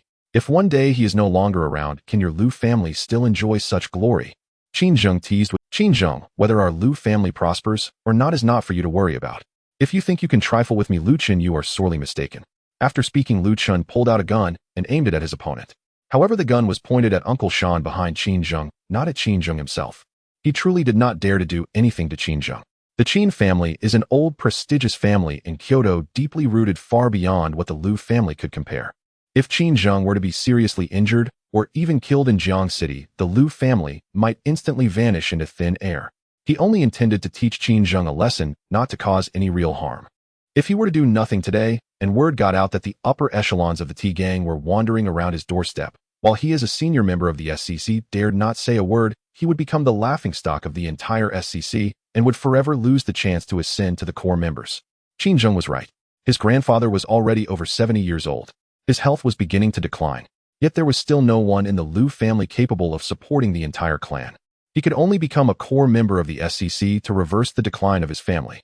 Thus, even knowing that his opponent was one of the 8 kings of the T gang, he still dared to confront him, all for the sake of showing the SCC core members. Failing would at least prove that he had the courage to stand up to one of the 8 kings of the T gang rather than being a coward who dared not act. Succeeding would add a significant mark to his ascent to becoming a core member of the SCC. Therefore, regardless of winning or losing, he had to do this. As long as he kept Uncle Shan behind Qin Zheng here, he would have won. As Lu Chen aimed the gun at Uncle Shan, Qin Zheng's expression changed instantly. The once jovial expression was now filled with seriousness. There was an unspoken understanding between the T gang and the SCC that firearms were not to be used during conflicts. Now Lu Chen actually dared to aim a gun at them. Young Master Lu, do you know the consequences of your actions? Lu Chen did not respond. Young Master Lu, don't. Lu Shu, standing beside Lu Chen, also spoke up to stop him. He wanted to tell Lu Chen that Tiger List experts no longer feared low-end firearms. But it was too late. For the sake of his family, Lu Chen no longer hesitated and pulled the trigger. Bang! The sound of the gunshot silenced the entire private room. Uncle Shan, who should have fallen to the ground from the gunshot, had vanished without a trace. Pajun! Lin Dong suddenly shouted. His spiritual power had reached its peak and his senses were heightened. He saw Uncle Shan easily evade Lu Chen's bullet, then swiftly charge towards Lu Chen, and he could see the murderous intent in the opponent's eyes. He was going to kill Lu Chen. Xiao Pajun stood in front of Lin Dong, closest to Lu Chen, so Lin Dong shouted Pajun's name, urging him to save Lu Chen. Upon hearing Lin Dong's voice, Xiao Pajun quickly reacted, instantly moving in front of Lu Chen and charging towards Uncle Shan. After dodging Lu Chen's bullet, Uncle Shan, filled with killing intent, rushed towards Lu Chen. Anyone who dared to aim a gun at the young master must be killed. Boom! Another loud sound resonated throughout the private room, much louder than the previous gunshot. The sound was caused by the vibrations, the intensity of the clash between the two, creating a strong resonance within the enclosed space. As a result, this deafening sound pained the ears of all but a few seasoned individuals. The ordinary onlookers clutched their ears in torment. After the two figures collided, they quickly bounced away. Uncle Shan stepped back 5 or 6 paces before stopping. Xiao Pajun also retreated 5 or 6 steps, even knocking Lu Chen to the ground. Brother! Lu Xiao hurriedly ran over to help Lu Chen up. After Lu Chen stood up, he spat out a mouth. In the duel between the two Tiger List experts, he had merely been knocked down by Xiao Pajun's retreating body, and his internal organs were already injured. This showcased the terrifying power of Tiger List experts. Brother! Why are you spitting blood? Are you alright? Lu Xiao asked teary-eyed as she looked at Lu Chen. Xiao, I'm fine. Lu Chen's face was pale as well. Coming to his senses, he looked at Lin Dong with gratitude. If Lin Dong hadn't urged Xiao Pajun to act in time, he would already be a corpse. Now that he calmed down, he recalled the events that had just transpired, realizing he had indeed been too impulsive. It was mainly because Qin Zheng had touched a nerve that made him act rashly and pull the gun. Thinking it over now, even if he had killed Uncle Shan, so what? He would still have violated the rules of both sides. Moreover, he did not dare to kill Qin Zheng, but Qin Zheng could kill him. That was the disparity in their identities.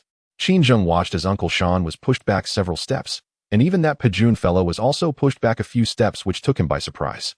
He began to look closely at Lin Dong, who was someone unyielding in combat against Uncle Shan, seemingly always beside this person. Who might you be? Qin Zheng asked Lin Dong. I am Lin Dong, a senior member of the SCC.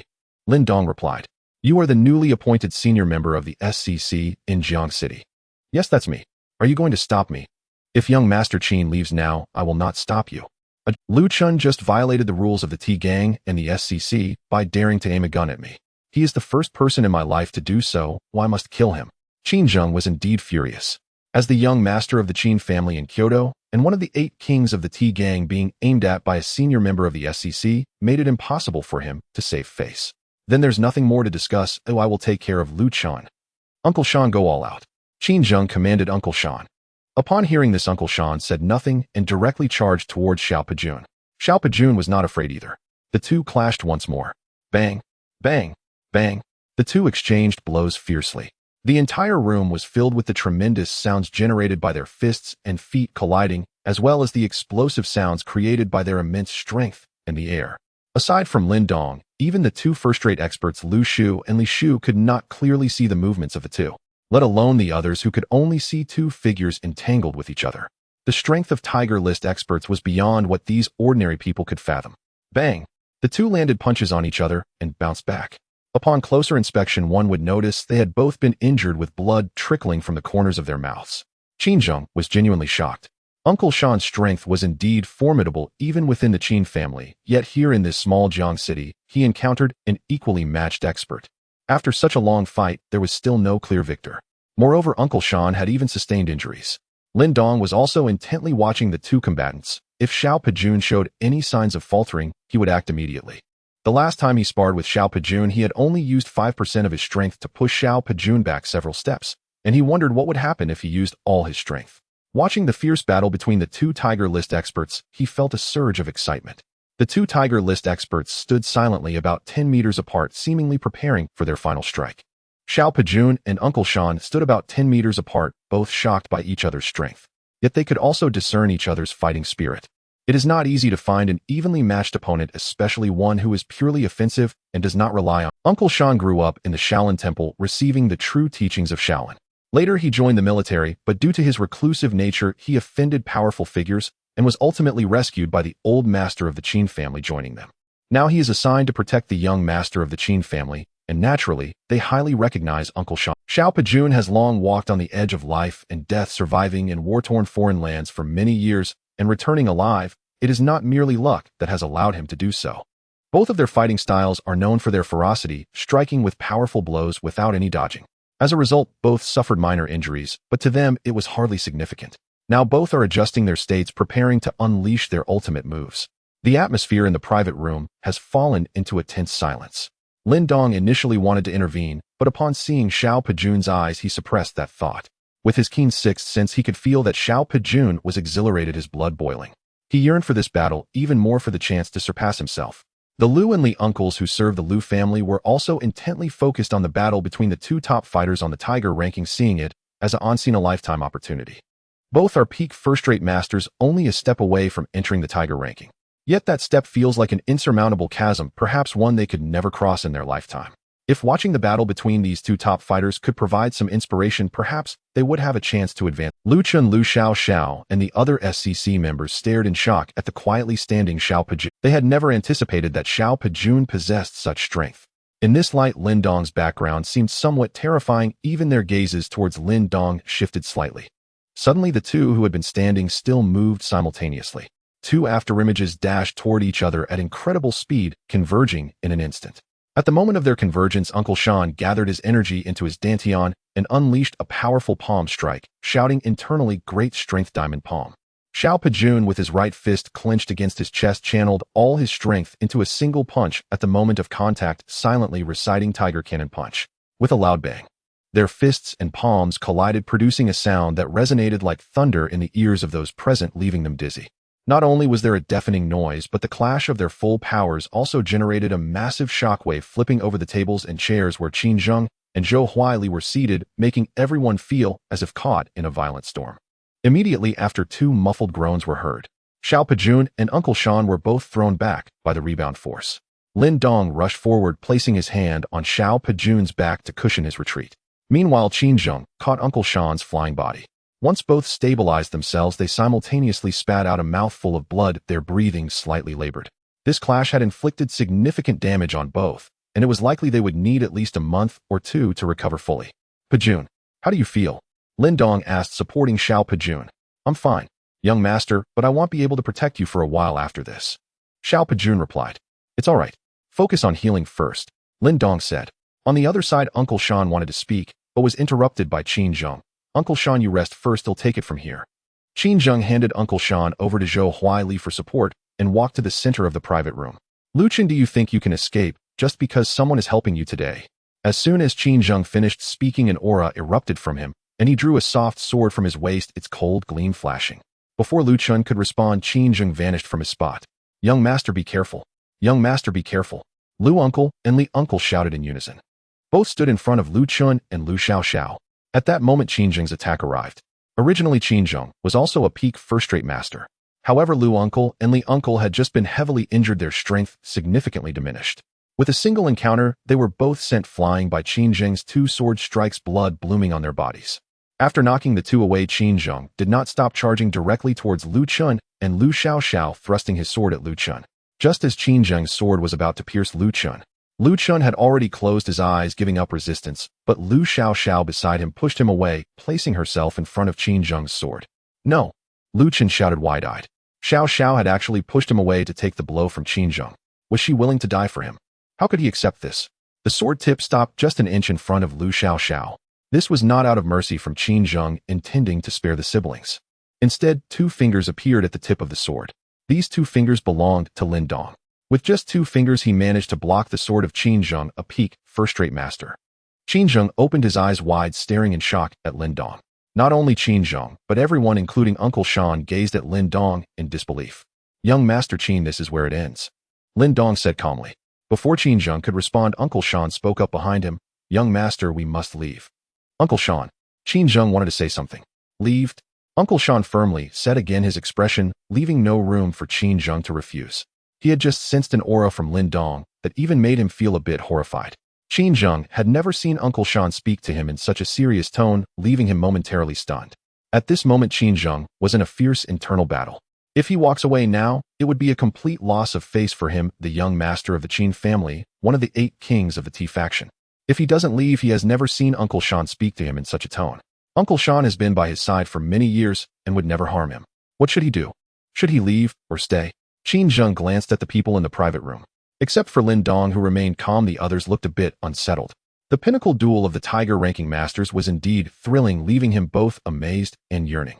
Qin Zheng felt he couldn't leave. Even if he couldn't kill Lu Chun today, he had to give him a lesson he would never forget. If he retreated today, not only would he lose face, but it would also affect his state of mind.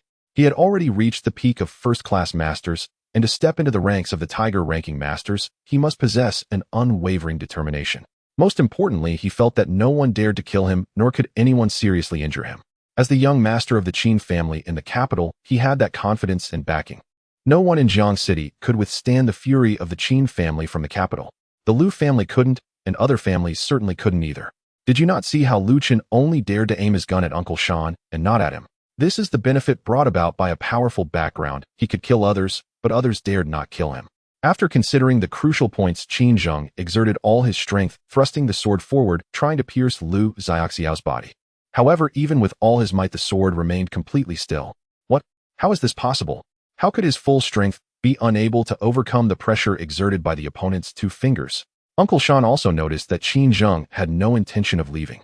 Qin Zheng didn't want to leave, and Uncle Shan had no way to force him. He was only here to protect Qin Zheng, hoping that the reputation of the Qin family would have a deterring effect, wishing the opponent wouldn't be too ruthless. "Please spare this young master, and the Qin family will be eternally grateful." Uncle Shan quickly interjected. Lin Dong ignored Uncle Shan, merely saying to Qin Zheng, "Young Master Qin, it seems you are still unwilling to give up." Then the 2 fingers that were clutching the sword tip quickly released, and with astonishing speed, they overlapped and gently flicked the sword tip. Ding! A crisp sound echoed throughout the entire private room. This was the sound produced by rapid vibrations, bright and sharp, piercing the ears of everyone present like countless needles. Qin Zheng's right hand also felt numb from the rapid vibrations transmitted through the sword tip, as if it no longer belonged to him. He quickly released the sword grip. At the moment he released the grip, the sword body could no longer withstand such rapid vibrations and shattered into countless fragments that scattered on the ground. Everyone was stunned by this scene, including the 2 Tiger ranking masters. Lin Dong stood calmly beside Lu Xiaoxiao, who was with her eyes closed, her little face twisted in pain. Qin Zheng stood 2 meters away, cradling his right hand with a pained expression, with a ground full of soft sword fragments in between. Qin Zheng looked at the fragments scattered on the ground, feeling a shock that was beyond measure. This was a super alloy weapon made using the most advanced technology. Saying it could cut through iron like mud was not an exaggeration. Yet now it had been shattered by someone's fingers. The strength of this person was simply unimaginable, and he now felt a genuine fear. How could someone so young possess such power? How strong was the family behind him? Uncle Sean quickly disregarded his severely injured body, breaking free from Zhou Weili's support, and rushed forward to stand in front of Qin Zheng. Zhou Weili stood still, watching Lin Dong in a daze.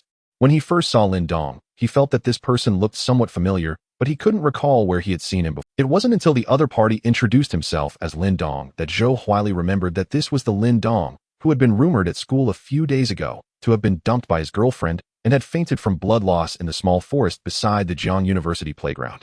He could even find some photos and stories of Lin Dong in his phone. Although they looked alike, had the same name, and were of similar ages, their auras were worlds apart. He doubted they were the same person, but what were the odds of such a coincidence? Same age, same appearance, same name, it was simply impossible. So this person was indeed his fellow student Lin Dong, the one who had been dumped by his girlfriend and was so furious he bled. But now he stood here radiating a calm aura, seemingly indifferent to young Master Qin. He found it hard to believe. Young Master Qin, do you wish to continue? Lin Dong asked. He did not make. His only aim was to save Lu Chun. After all, Lu Chun had helped him, and they were both part of the same organization. He couldn't bear to see him killed. He also didn't want to completely offend Qin Zheng. Although he felt his strength was considerable, now he was still lacking in foundational depth. Moreover, there was no deep-seated hatred between them. Qin Zheng wanted to kill Lu Chun, not him. If someone truly wanted to kill him, Lin Dong felt he would not hold back regardless of the other party's background. He would strike first and ask questions later. That was the change brought by strength. Qin Zheng remained silent, staring at Lin Dong with intense scrutiny over Uncle Sean. He couldn't understand why Lin Dong, who was clearly younger than him, possessed such strength. Perhaps Qin Zheng thought of a possibility. Only this could explain everything. With this thought, Qin Zheng felt at ease. Only they could cultivate such talents. However, this matter had to be reported back to the T faction quickly, as those people had already begun to appear, and some had joined the SSC camp, which was not good news for their T faction. Uncle Sean, Weili, let's go. Zhou Weili quickly stepped forward to support Uncle Sean, and the three left the private room together. As Qin Zheng reached the door of the private room, he turned back and said to Lu Chun, "Lu Chun, I hope next time we meet you still have such good luck." Then he said to Lin Dong, "Lin Dong, we will meet again." The three left. In the private room, aside from Lin Dong and Xiao Pejun, everyone else let out a sigh of relief. A legendary figure like Qin Zheng, one of the 8 kings of the T faction, was still a heavy pressure on them. Subsequently, everyone's gaze towards Lin Dong changed from disdain when they first met to awe now.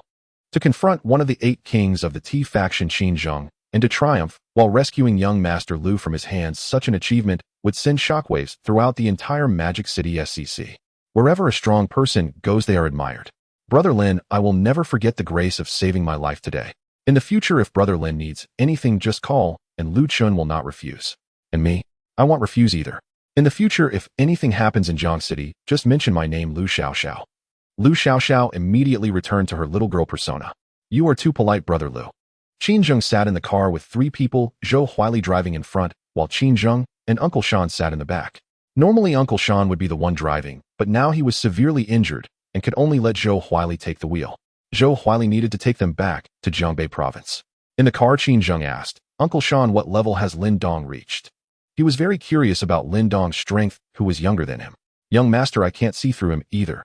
He only revealed a hint of his aura, yet it sent shivers down my spine. Moreover, I cannot replicate his ability to shatter swords with a snap of his fingers. I speculate he must be at least at the peak of the tiger list, or even higher. Uncle Sean pondered for a moment before responding. Above the tiger list. How is that even possible? Qin Zheng asked in shock. Young Master, you must understand that there are always people stronger than others. There are some with extraordinary talent. When I was at Shaolin, I met a secret disciple who was not weaker than Lin Dong. Uncle Sean explained patiently. Uncle Sean, do you think I have a chance to reach that level? Young Master, you have good talent. As long as you work hard, you can definitely achieve it. But by the time I reach that level, how much further will they have advanced? This time Uncle Sean did not answer, because he did not know how to respond. People are different. Some are born with a starting point that is a destination others can never reach in their lifetime. Some are born with extraordinary talent, and with a little effort, they can reach great heights. Others lack such talent and remain stagnant no matter how hard they try. Thus, he did not know how to answer this question. Qin Zheng had some talent, but still fell short compared to those true. Young Master Qin, I know Lin Dong. Zhou Weili, who was driving, spoke up. Oh, you know him? Qin Zheng asked. Yes, he is a student at Jiangnan University. A student at Jiangnan University. That's right. Zhou Weili then shared some rumors about Lin Dong and showed Qin Zheng some pictures he had saved on his phone. So you're saying he is deliberately low-key at school? Qin Zheng inquired. It should be like that. Zhou, interesting. A person with such strength, yet chooses to act modestly, remaining unfazed even when his girlfriend is taken away. What kind of person is he? Lin Dong had taken Xiao Pejun to the first hospital. Although it was nighttime, the hospital's leaders were waiting for them, presumably having received early notice from Lu Chen. After a full body examination, it turned out that there were no major issues, just some internal damage that required a period of rest. Lin Dong arranged for Xiao Pejun's hospitalization procedures, ensuring that his room was not far from his mother's ward, allowing Xiao Pejun to visit her at any time. Originally, he could have stayed right next to his mother, but Xiao Pejun was worried that she would fret upon learning of his injuries, so he chose a room further away. Pejun, just focus on recovering. Spend time with your mom and don't think about anything else. Once you and your mom are discharged, settle down in Jiangxing, and I'll arrange everything for you. Lin Dong said in Xiao Pejun's hospital room. Thank you, young master. During my stay, I can have my two brothers come in for me. They've been with me overseas for many years and their skills are not much different from mine. Xiao Pejun replied. The other two were brothers who had fought alongside him through life and death, and Xiao Pejun also wanted to help them. Initially, the three of them returned and gave all their money to the families of the brothers who were left behind overseas. Their lives must be tough now. Being able to follow a young master like Lin Dong and continue fighting together was naturally the best outcome. You have such brothers. Hurry and call them over, as many as possible. They'll treat them to the best. Lin Dong quickly asked. The more experts like Xiao Pejun, the better, as money was no object. Among the brothers we went out with, only the three of us returned. The others are forever left overseas. Xiao Pejun said in a low voice. Condolences. Lin Dong patted Xiao Pejun's shoulder. Young master, I'm fine. We all came back from the gates of hell, so there's nothing to be upset about. That's good. Bring them over tomorrow. Yes, young master. Lin Dong returned to Jiangnan International Pavilion at 11 o'clock at night. After taking a quick shower, Lin Dong lay down and flipped through his phone. Many people had sent him messages. Sun Siyu, Lin Dong, when are you free? My parents want to invite you to dinner to express their gratitude. Lin Dong, no need. It's not a big deal. Shortly after Lin Dong sent this, Sun Siyu replied. Sun Siyu, it may not be a big deal to you, but it's a huge matter for our family. Lin Dong, all right. However, I don't have much time in the next couple of days. Let's arrange it for next week. Sun Siyu, okay. They'll wait for your call. After chatting with Sun Siyu, Lin Dong opened Lu Peng's message. Lu Peng, Dongzi, are you alright? Thank you for today. If it weren't for your appearance, I don't know what would have happened to Minmin and me. By the way, how did you know I was in room 47 of the Fuli Jinsha? Lin Dong, I'm fine. I'm back and ready to rest. Didn't you send me a message saying you were in danger in room 47 of the Fuli Jinsha? I didn't send you anything. Moreover, I didn't know you were hiding so deeply. Based on your previous performance, calling you over would just be leading you to death with us, right? So when are you going to explain this to the brothers? Lin Dong was taken aback. Lu Peng hadn't sent him a distress message. Who had sent him a message using Lu Peng's phone? Then take a look at what this is about. Lin Dong sent Lu Peng a screenshot of the message he had received from Lu Peng. Lu Peng looked at the time and said, that message was likely sent by a classmate of Minmin's. At that time I was kicked and my phone was knocked away. So I should thank her, otherwise the consequences would have been unimaginable. Lin Dong, Dapeng, you should really comfort Zhongmin. She must have been scared today. When we have time, let's have dinner together and I'll explain everything to you. Lu Peng, you don't need to tell me that. I was just in the same bed with her. Now I'm off to take a shower. Lin Dong, damn. Beast. Dapeng, don't be jealous, brother. Once you win over Han Shiyan, you can have it too. Alright, I won't say more. Minmin's back from her shower, and I have to go for round 2. They'll thank you properly another day. Lin Dong threw his phone onto the bed, too tired to respond to anyone else. Today had worn him out, and he decided to take a look at everything tomorrow. The next day, Lin Dong woke up to find it was already noon. After getting up and washing up, he went to the Golden Leaf Hotel for a meal and conveniently packed some highly nutritious food for Xiao Pejun and his mother before heading to the first hospital. As Lin Dong was on his way to the hospital, 2 men in their 30s entered Xiao Pejun's hospital room and started chatting with him. Boss, what happened to you? Who could have injured you like this? Exactly. You rarely suffered such serious injuries, even in a hail of bullets. With your physical strength, you should at least take a month to recover.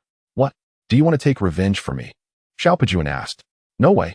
We wouldn't be able to handle it. We would just be delivering food. Who the hell said I can't handle it? We were both injured, to understand. He can't be in much better condition than I am. He's probably lying in bed, just like me right now. Seriously injured. Then who did it? Where are they? We'll take care of them. Get lost. By the way, how have you two been lately? Don't mention it. I don't have much education, Mim, just a brute. It's of no use back home, so I can only work on construction sites to make a living. But it feels more stable than abroad. At least I can sleep soundly. I'm about the same, another person replied. If we hadn't taken that last job, all 12 of us would still be just fine. Boss, this is a unanimous decision among us. We all want to go home, buy cars, buy houses, and marry wives. It's just unfortunate that fate has been unfair to us brothers. Upon mentioning this, the three fell silent. It weighed heavily on their hearts. Just before they were to return home, 9 out of the 12 brothers suddenly disappeared. Only the 3 of them made it back alive, so after returning they divided all the money they earned over the years among the families of those who were lost. After a while, Xiao said, "Since you all are here, don't go back. You'll waste your skills." Then what can we? It's not like abroad here. Everything is under strict scrutiny. One slip up and you're in trouble, one of them asked. I'm currently with young Master Lin, who is attending university in Jiangqing. My main job is to protect his safety in secret. While I'm recuperating, you can take my place. Young Master Lin has also said that if you come, he will provide you with the best treatment. Really? Protecting the safety of our employer is our specialty, and the situation here is much safer than abroad, so it should be relatively easy. How much can young Master Lin offer us per month? I can earn 8,000 a month working on construction. Oh, I won't work for less than that. You're thinking too much. Do you think this is abroad? Doing this is not as tiring as construction work. It definitely pays less, another person interjected. Then at least 5,000. You two have such low aspirations. Let me tell you, the car young Master Lin has arranged for me is worth millions. He doesn't care about your paltry salary. At least starting at 10,000. Really? Then I won't go back. When can you introduce us to young Master Lin? In the afternoon. Young Master Lin is probably still resting now. Oh, I'll call him in the afternoon. As the three continued chatting, Lin Dong walked in. Young Master Lin, what brings you here? Xiao Pajuan quickly tried to get up, but was stopped by Lin Dong. Pajuan, take a good rest. Oh, I brought you some food. These two must be the brothers you mentioned. Young Master Lin, let me introduce you to them. Xiao Pajuan introduced Lin Dong to the 2 brothers who returned. One slightly taller was named Yu Guobing. The other shorter was named Wei Yong. Neither of them looked particularly muscular, but their every movement exuded strength. This is a true manifestation of explosive power. Those bodybuilders seen on television may appear muscular, but their strength is not necessarily great. Pajuan, you rest first. I'll take them to eat as a welcome gesture, Lin Dong said. Young Master Lin, we can manage on our own. You don't need to trouble yourself. Since you're here, just listen to me. You two go with young Master Lin. Xiao Pajuan also said. Lin Dong drove a Mercedes-Benz G-Class, taking the 2 men to the luxurious Golden Sands. Then he let them drive the G-Class while he took the Bugatti Chiron in front. Last night, because Xiao Pajuan was injured and couldn't drive, he left the Bugatti Chiron here. In the Mercedes, Wei Yong was driving steadily behind Lin Dong's car. For them, having worked as mercenaries abroad for many years, driving was the most basic skill. They could drive anything, even a tank. Guobing, it seems our boss has made the right choice this time. Young Master Lin is definitely a wealthy individual. That car he drives must be worth tens of millions, and he treats people well, even personally bringing food to the boss. Yeah, we need to perform well and not embarrass the boss, Yu Guobing replied. Of course. Lin Dong led the 2 to the Golden Leaf Hotel. Yu Guobing and Wei Yong were somewhat shocked by the luxurious decor of the hotel. Although the 2 had been abroad for many years, they had only been in war-torn countries and had never seen such a nice place. A young Master Lin, we can just find any place to eat. There's no need to choose such a fancy place. No worries, you, I own this place. Whenever you're free, you can have your meals and stay here. I'll cover your food and accommodations. Young Master Lin owns this. They'll be staying here in the future. The 2 stared dumbfounded at the 8-star hotel before them. After the meal, both were still savoring the exquisite taste. Having lived so many years, they had never tasted such delicious food. Their lives had truly been miserable. That evening, Lu Chun called Lin Dong, asking him to come to the luxurious Golden Sands. When Lin Dong arrived, he saw He Pai and Chun Lu Ji kneeling in the private room. Upon seeing Lin Dong, they kept bowing their heads. Young Master Lin, I was wrong. Please forgive me this once. I won't dare again. Thud, thud, thud. They kept bowing their heads, bleeding. Lin'll leave those 2 to you to handle. Do whatever you want to, I'll take care of the aftermath, Lu Chun said, standing. After saying that, he left the private room. Lin Dong looked at the 2 without speaking. This is the change that power brings. If he were still an ordinary college student, what would have been the fate of Lu Peng and his girlfriend? Lin Dong called over the main characters Lu Peng and Zhang Min. Upon arrival, Zhang Min's first reaction was still one of fear. Lu Peng rushed over to He Pai and began to pummel him. The whole private room was filled with He Pai's cries. He was truly suffocating watching his girlfriend being bullied by others. If Lin Dong hadn't arrived, he would have been left with a lifelong shadow. In the end, He Pai was beaten by Lu Peng into multiple fractures and sent to the hospital before it ended. No one touched Chen Luji. Although he was He Pai's backup, he had no direct involvement in this matter. He came and was also dealt with by Xiao Pajuan. The May Day holiday has come to an end. On the first day of school, Lin Dong walked through the campus of Jiang University. Wow, Isn't that the piano prince Lin Dong? If he sings Boy Just For Me, it'll be his girlfriend. Dream on. Lin Dong, the male god, would never look at someone like you. What if he likes someone like me? He definitely prefers someone like me. Lin Dong glanced at the two girls who had just spoken, shivering involuntarily. One weighed 180 pounds. The other had a face full of acne. Lin Dong hurriedly quickened his pace towards the classroom as many were discussing him along the way, most of whom were of that same caliber. The girls in this school really can't compare to those from the Communication University. They are on completely different levels. Upon returning to the classroom, most of the students were already seated. His classmates looked at Lin Dong with unusual expressions. After all, during the May Day Gala, Lin Dong had been exceptionally stunning. Not only did he write the lyrics and compose the music, but he also performed and sang himself. The key was that the song was so beautiful. Lin Dong glanced at his classmates and felt a bit better upon seeing Suing Xue. Finally, someone who didn't look intimidating. He sat down in his seat. The morning passed just like that. In the afternoon, it was elective classes and Lin Dong was dragged by Lu Peng and a few roommates to the indoor basketball court to play basketball. In the past, Lin Dong was often dragged along, and he enjoyed playing basketball, relishing the cheers of his classmates on the court. Of course, the most important thing was that Jiang Shan liked to watch, but that was just his fantasy. With his skills aside from playing some casual games with Lu Peng and others, he couldn't even participate in class competitions because he was just so terrible. Although he was nearly 1.8 meters tall, he was too thin and lacked strength. A casual push would send him back several steps, and he hadn't had the time to practice his skills. However, that was in the past. Now Lin Dong's physique had reached its peak, and he stood there likely no one could push him around. The four of them began to form teams on the court. 2 against 2. Lu Peng and Lin Dong teamed up. Zhou Wenhua and Fan Biao formed the other team. Lu Peng was on the school basketball team. Although he was just the nth substitute, he was not someone others could easily compete with. So he could only bring along Lin Dong, the novice, to have a match. Lin Dong was basically responsible for serving the ball. After a while, it was essentially Lu Peng taking on 2 opponents. Just as the 4 were getting into the game, Huang Junlang and a few others arrived. Due to the limited number of indoor basketball courts, everyone was vying for space. There were quite a few outdoor basketball courts, but it was the afternoon, and with the sun blazing down, no one would win. Generally speaking, as long as someone occupied a court, no one would try to take it back. Otherwise, they would play together, and if others disagreed, they would have to leave. Of course, this was just a general situation. There were a few prominent figures in the school. As long as they showed up, someone would give way. For example, the student union president, the first male god of Jiang University, Zhou Huili. When he arrived, no one dared to refuse him. Huang Junlang had not yet reached that level. Lin Dong stood outside the three-point line, serving the ball. When Huang Junlang and his group walked close to him, one of them shouted, "Huang, I heard you got Jiang Shan pregnant. Is it true?" "Of course. Who told her to be so easy? After just a few times, she got pregnant." "Son," Huang Junlang replied with a sigh. "So what are you going to do, Huang? You aren't planning to marry her, are you?" "Marry? What are you talking about? What should I do? Give her 10 or 20,000 to abort the baby? What else can I do?" "You're something else, Huang. That Lin Dong was with Jiang Shan for so long and couldn't get her pregnant, yet you did it in just a few days. Let me be honest with you, Jiang Shan was still a virgin when she was with me. I certainly don't like picking up someone else's discarded shoes."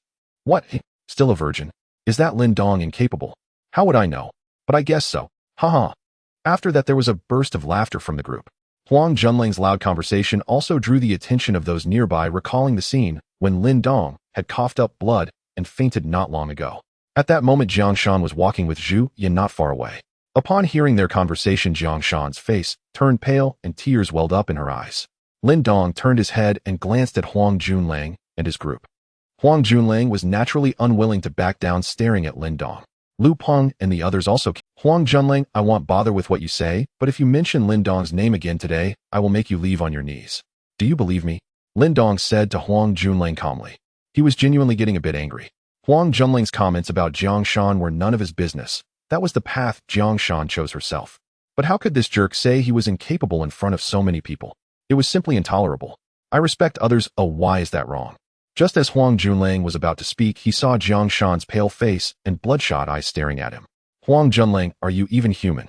How much suffering has Shan Shan endured for you? How could you say that about her in front of others?" Zhu Yin said angrily. Huang Junlang felt a bit awkward at that moment, as he had previously angered Lin Dong to the point of him fainting. So when he saw Lin Dong here, he wanted to provoke him again, hoping to embarrass him like last time, and with so many spectators, the effect would surely be better. Lin Dong dared to walk with Han Shiyun, preparing to face his revenge, but unexpectedly Jiang Shan was behind him. "Huang Junlang, tell me, why do you treat me this way? What did you say when we were together?" Something about eternal love, something about marrying after graduation, and now just a few days have passed. Jiang Shan asked through her tears. Huang Junlang was in a dilemma. However, it was absolutely impossible for him to apologize to Jiang Shan in front of so many people. How would he, the great Huang, survive at Jiang University after that? So he gritted his teeth and said, Jiang Shan, I'm already tired of you. Don't you just want more money? Just tell me how much you want. They'll give it to you. In front of so many people, he couldn't lose face. If necessary, he would just spend a bit more later to buy Jiang Shan some clothes and bags to appease her. You? Jiang Shan didn't expect Huang Junlang to say such a thing in front of so many people. For a moment, she didn't know how to respond and ran away crying. Huang Junlang, you're simply a beast, Zhu Yan said and hurried after Jiang Shan.